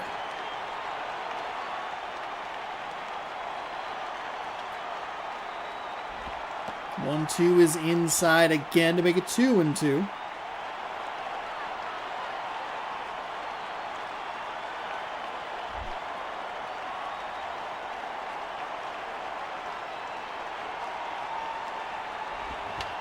And that's foul up the third base line. So the batter stays alive. And we keep it rolling here in the bottom of the 6th.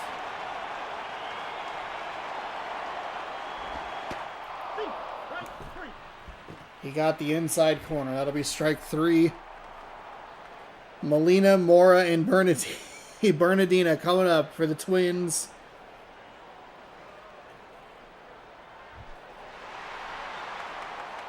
Royals will go to the bullpen yet again. Danny's Baez making his season debut, because this game doesn't work the way that I want it to.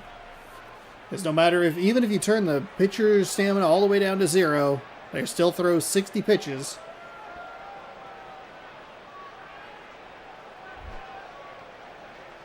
So we are in the top of the 7th. We are now officially the 2nd longest game that we have had this season. The other one was the 8-inning monstrosity Cubs and Brewers.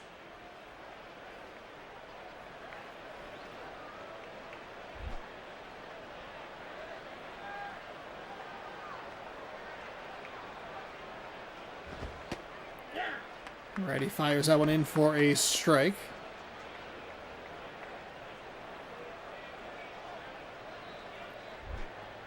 Make it 1 and 1.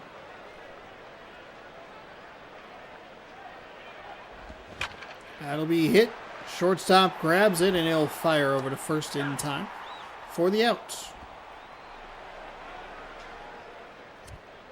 Now, commentators Matt Vasgersian, Dave Campbell, and Rex Hudler. I thought they were going to the bullpen again. They weren't. I forgot that they don't tell you who the commentators are until the 7th inning. I feel like it's 4 or 5 in the current MLB, the shows, but I could be wrong about that. There's a good chance that I'm not really paying attention because I'm screaming at an umpire. That's a strike, and you know it's a strike. Oh my God. It's like, well, Sean, you're the one who put the variable strike zone on, weren't you? So another 1-0 count to the Minnesota Twins hitter. That one stays outside. So it's 2-0.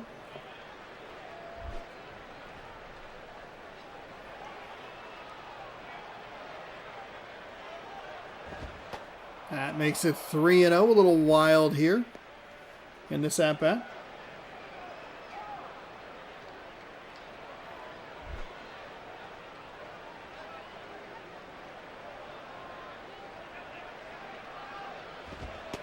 And that's a strike. 3-1 now.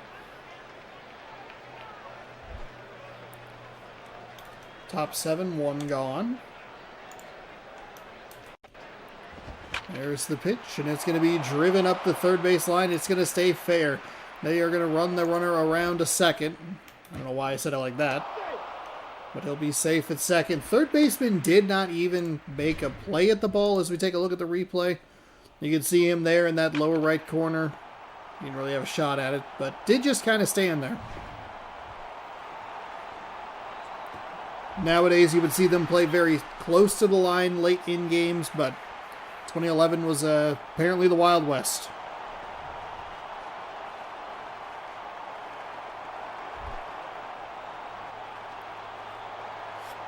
Twins go ahead, run in scoring position. That's fouled back. Good ride through the zone there for the Kansas City pitcher.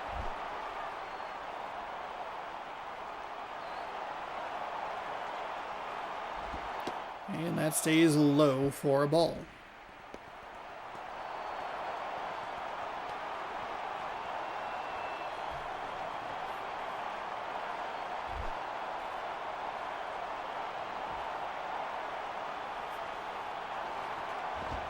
That stays low for a ball as well.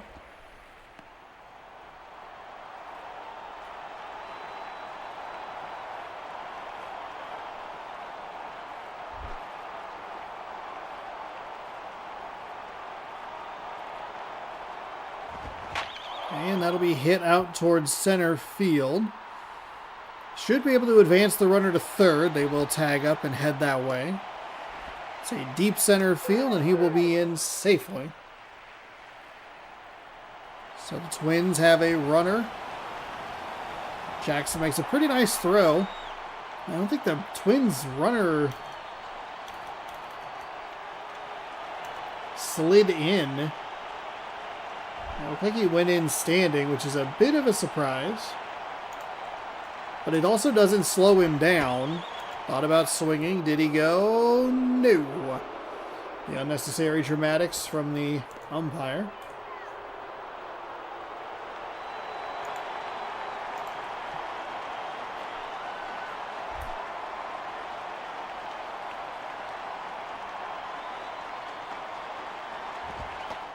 That's inside for a ball.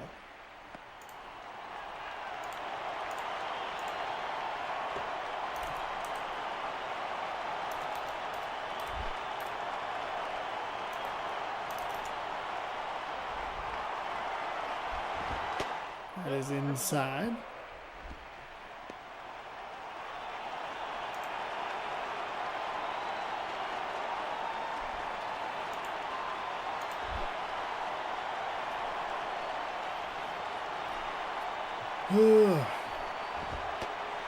That is in for a strike.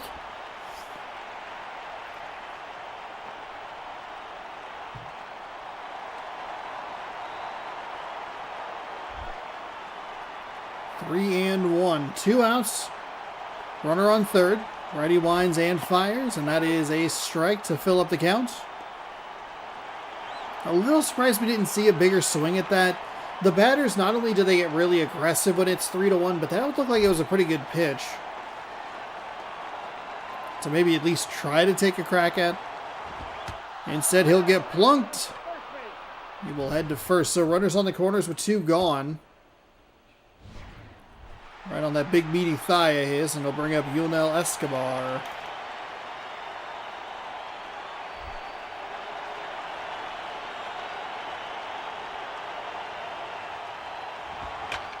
And that is an out. Okay, so we will head to the bottom of the 7th. We are going to get the 7th inning stretch for only the 2nd time.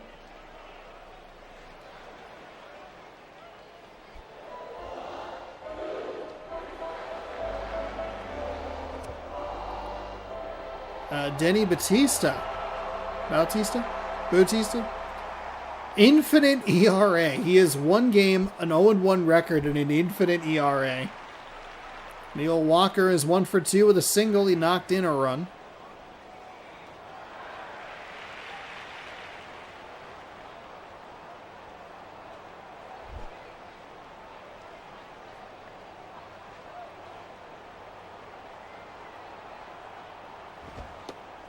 That stays outside.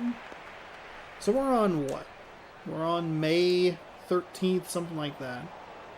We have 47 or 8 videos, I think, at this point. But a couple of them are numbered weirdly. That is in for a strike.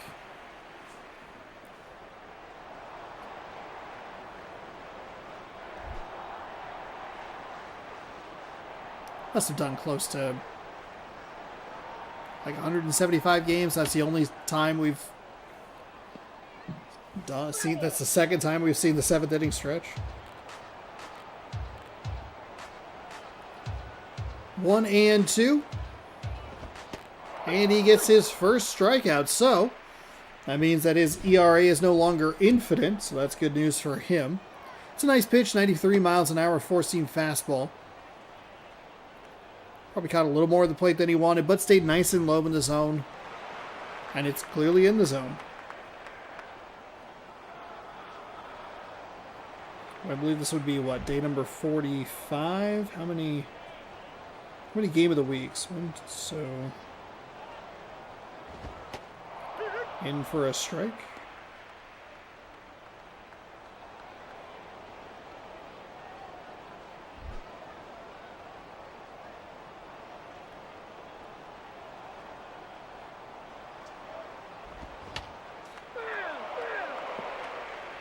So 43, 42 times 4, I think is the number that we're looking for.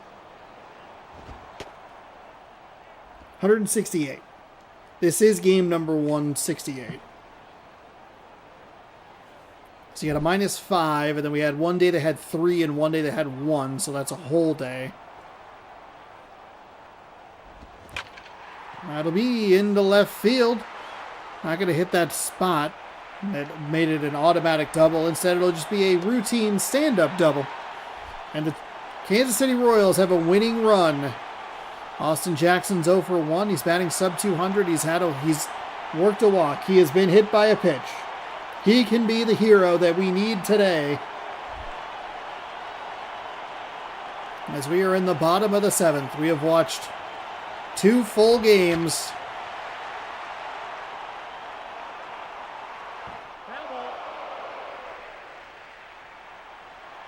Well, full games.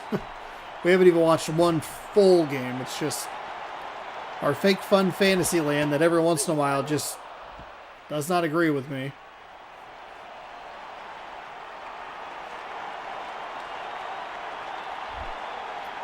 So it is 0-2.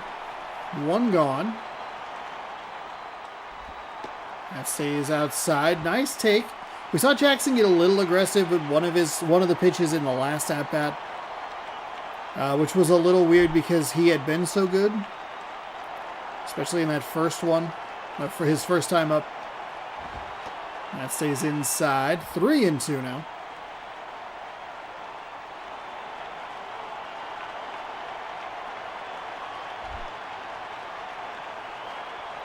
Two and 2. 1 away. And a strikeout to Jackson. That looked like it was in a pretty good location. It'll bring up Placido Polanco.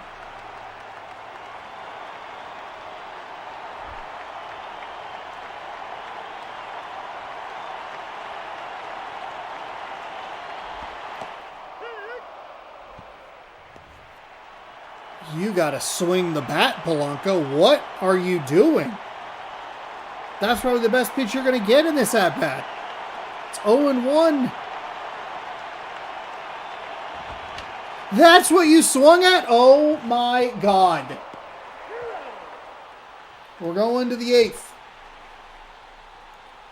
You've got to be kidding me.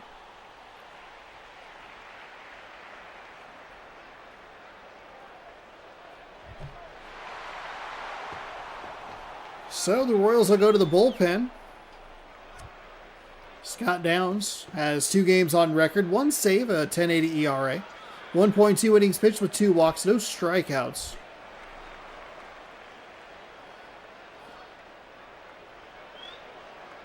I think when it's all said and done, I'll pull the footage and I'll put in the games that broke me. It's this one and the other 8-inning game.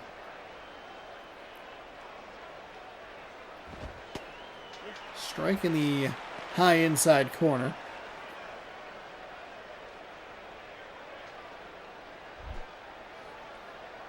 It's wild because the whole design of the series is to go like 2.5, maybe 3 hours, not almost 4.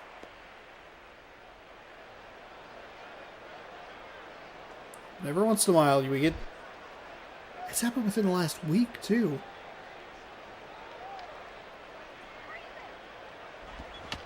That's fouled away.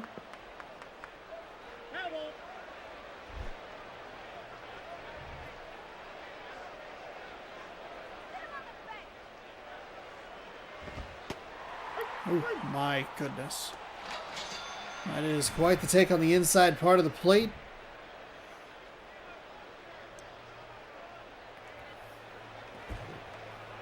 It's the worst replay in the world. What are you doing? Alright, Marcus Timms. Come on. 2 for 3. Maybe put one over the fence. This game shouldn't even be in the 8th. I cannot stress that enough. The Minnesota Twins got absolutely screwed because of the game just decided that a baseball goes through a wrist. It should have been a 1-0 Minnesota win in regular innings. Kansas City has an extra inning score, a run scored, and a fraudulent run that shouldn't have counted. Or even happened.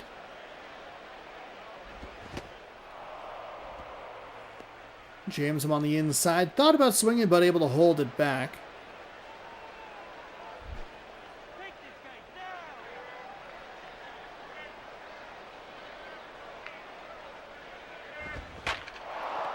Put a big swing into this one, but it's not going to be enough. Center fielder is under it, and that will be out. And out.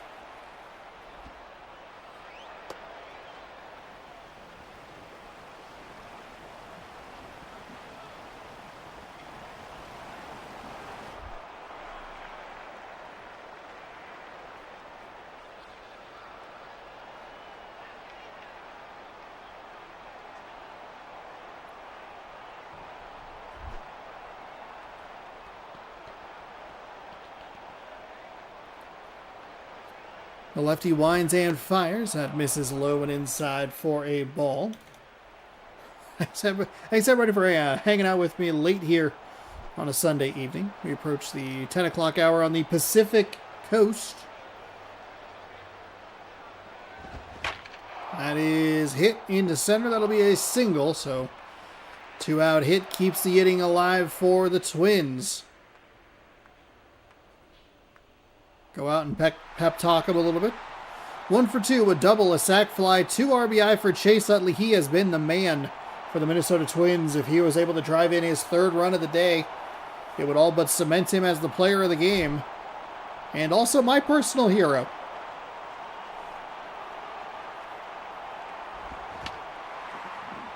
That is fouled up the third base line. 0-1.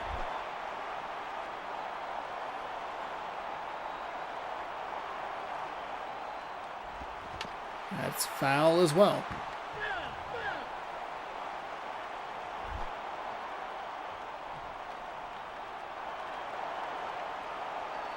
So quickly 0-2 to Utley, and he will push that one foul yet again.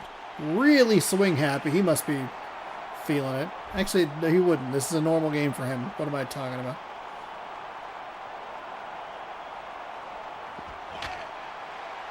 Utley has seen 4 pitches. Every single one of them he has swung at.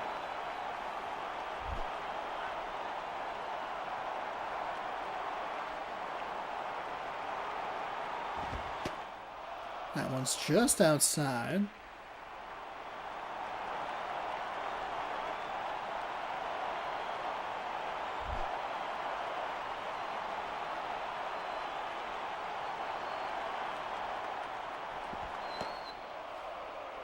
That one misses low, so 2-2.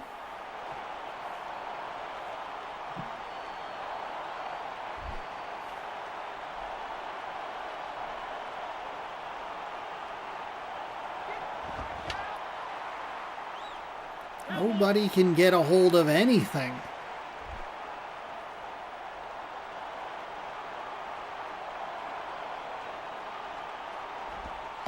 That one misses low, so it'll fill the count up.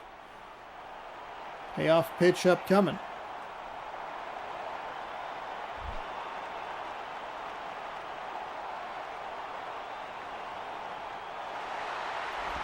They put the runner in motion. It doesn't matter because it's a swing and a miss. It'll strike out Utley.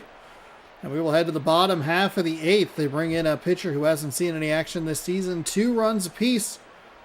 7 hits to Sheriff, Frazier, and McCann.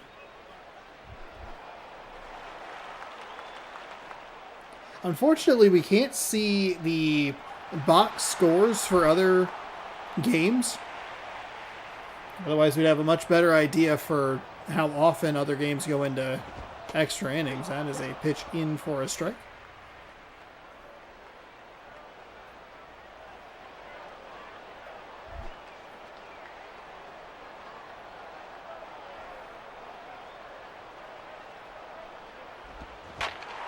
Oh my God, Teixeira. Teixeira almost was my hero. We needed Utley to step up and be a hero. Teixeira almost did the job. Instead, it's just a foul ball. But he will slice this into left field, and he will be able to get to second this time around.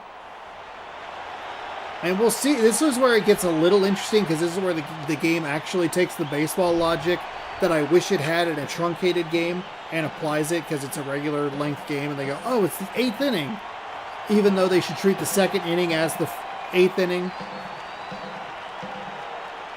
So we'll see if they want to put a pinch runner on second here. Teixeira might be too valuable for the Royals. And it looks like that will be the case. 2 for 3 with a double and a run for Jeff Frazier. He has a run. He has the game-winning run in scoring position here. In the bottom of the 8th. That pitch is well outside for a ball.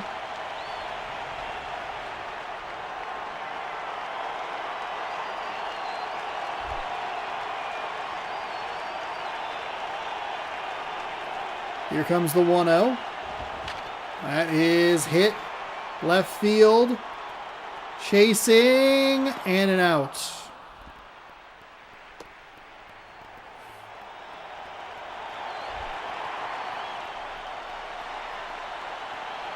Ryan McCann, 1 for 3 today.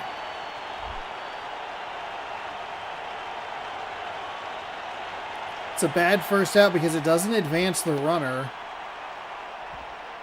Even if that was an out, like say it's an out in foul territory, at least if it's on the right field side, Teixeira has a shot. I don't know how aggressive they're going to be with him because I don't think he's the fastest guy in the world.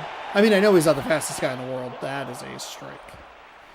That's a missed opportunity. These Royals pitchers have been hitters, have been so weird with where they have chosen and not to chosen to swing.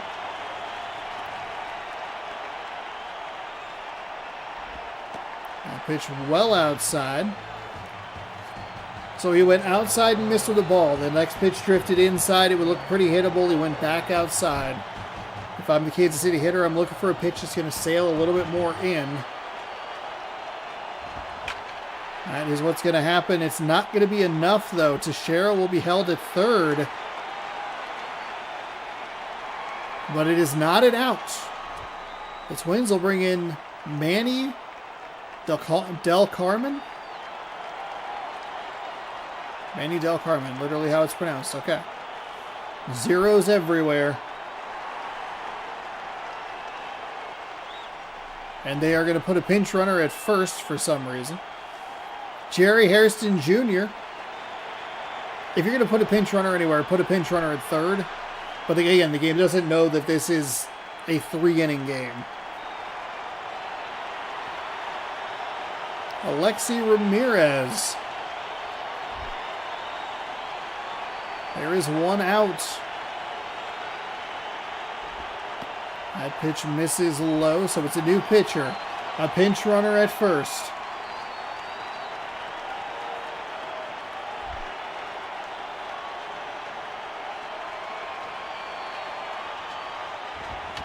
That's fouled away.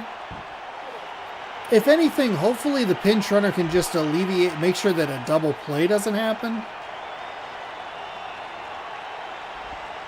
That pitch is inside for a ball.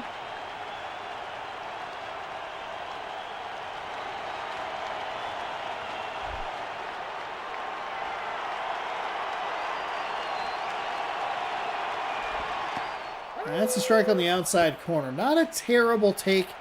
I've been a little annoyed at times with the pitches that they are or are not swinging at. I think that's a good one to let go. You're probably not going to do a whole lot with it. I don't think it's even going to score the run if you make contact. That's fouled away. Because again, to share it cannot possibly be that fast.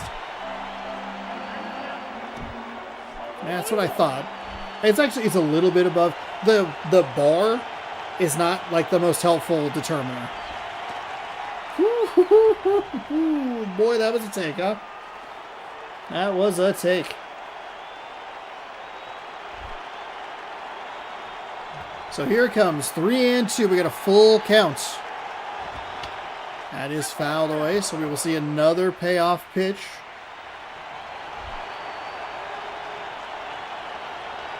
One gone.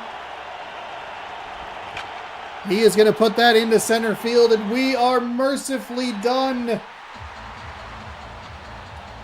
He comes through in the bottom of the 8th inning in the most fraudulent win we have seen all season. The Kansas City Royals should not have won this game. This game should not have gone into extras. This game hates me. It hates the Minnesota Twins. But mercifully, a team finally prevails as we tie our longest game that we have seen.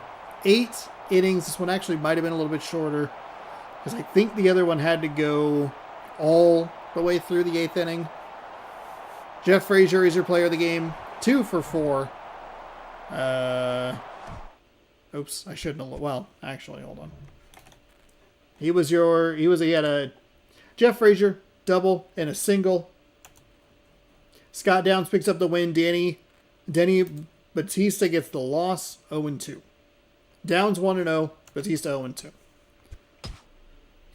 And that will do it. All the way into the 8th inning. Marcus Timms, 2 for 4 with 2 doubles, only scored once. A horribly fraudulent run in the bottom of the 2nd inning. They matched him in the 4th, and they finally got it. So it was the 2 and then the 4 and then doubled. Gross. I hate it. I hate that a lot. Okay. We are not quite done yet. Thank you again, everybody, for hanging out, sticking through it with me. We are going to view today's games. We're just going to make sure. Yeah, that's 1, 2, 3, and the other one was 4. Okay. Let's go ahead and simulate through the day. Okay, you didn't have to make the Mariners lose too. Gross. Let's catch up on the remaining scores of the afternoon. Cardinals over the Brewers, 4-3. The Rockies beat the Mets 2-1. The Braves over the Dodgers 1-0. Padres crushed the Giants 7-1. The Mariners over the White Sox 2-1. And that will do it. So we run it just a little bit short of 4 hours, which is just not what we want at all. But that sometimes is how it goes. We have our second longest game of the season. Another 8th inning monstrosity between two teams that must be weirdly equal in how they play. I don't know. Save Slot 8 is waiting for us to save in it. And that will do it. Thank you so much for watching. Hopefully you enjoyed. Thank you for subbing. Thank you for chatting. Thank you for giving the video a thumbs up. Everything is very appreciated. And hey, if you just lurked in the background, that's perfect. Streams are the lurkers are the backbones of streams, and it's difficult to overstate that. And as a fellow lurker, I appreciate you. We will be back tomorrow with 4 more games of action. Hopefully none of them as long as the last one that we saw. And maybe if it is, we just cut one of the other games. But I appreciate you hanging out. Save is complete. Tomorrow, 6 p.m. Pacific time, 4 more games, all that good stuff. like the video, subscribe, ring the bell. Thank you for watching. Good night, everybody.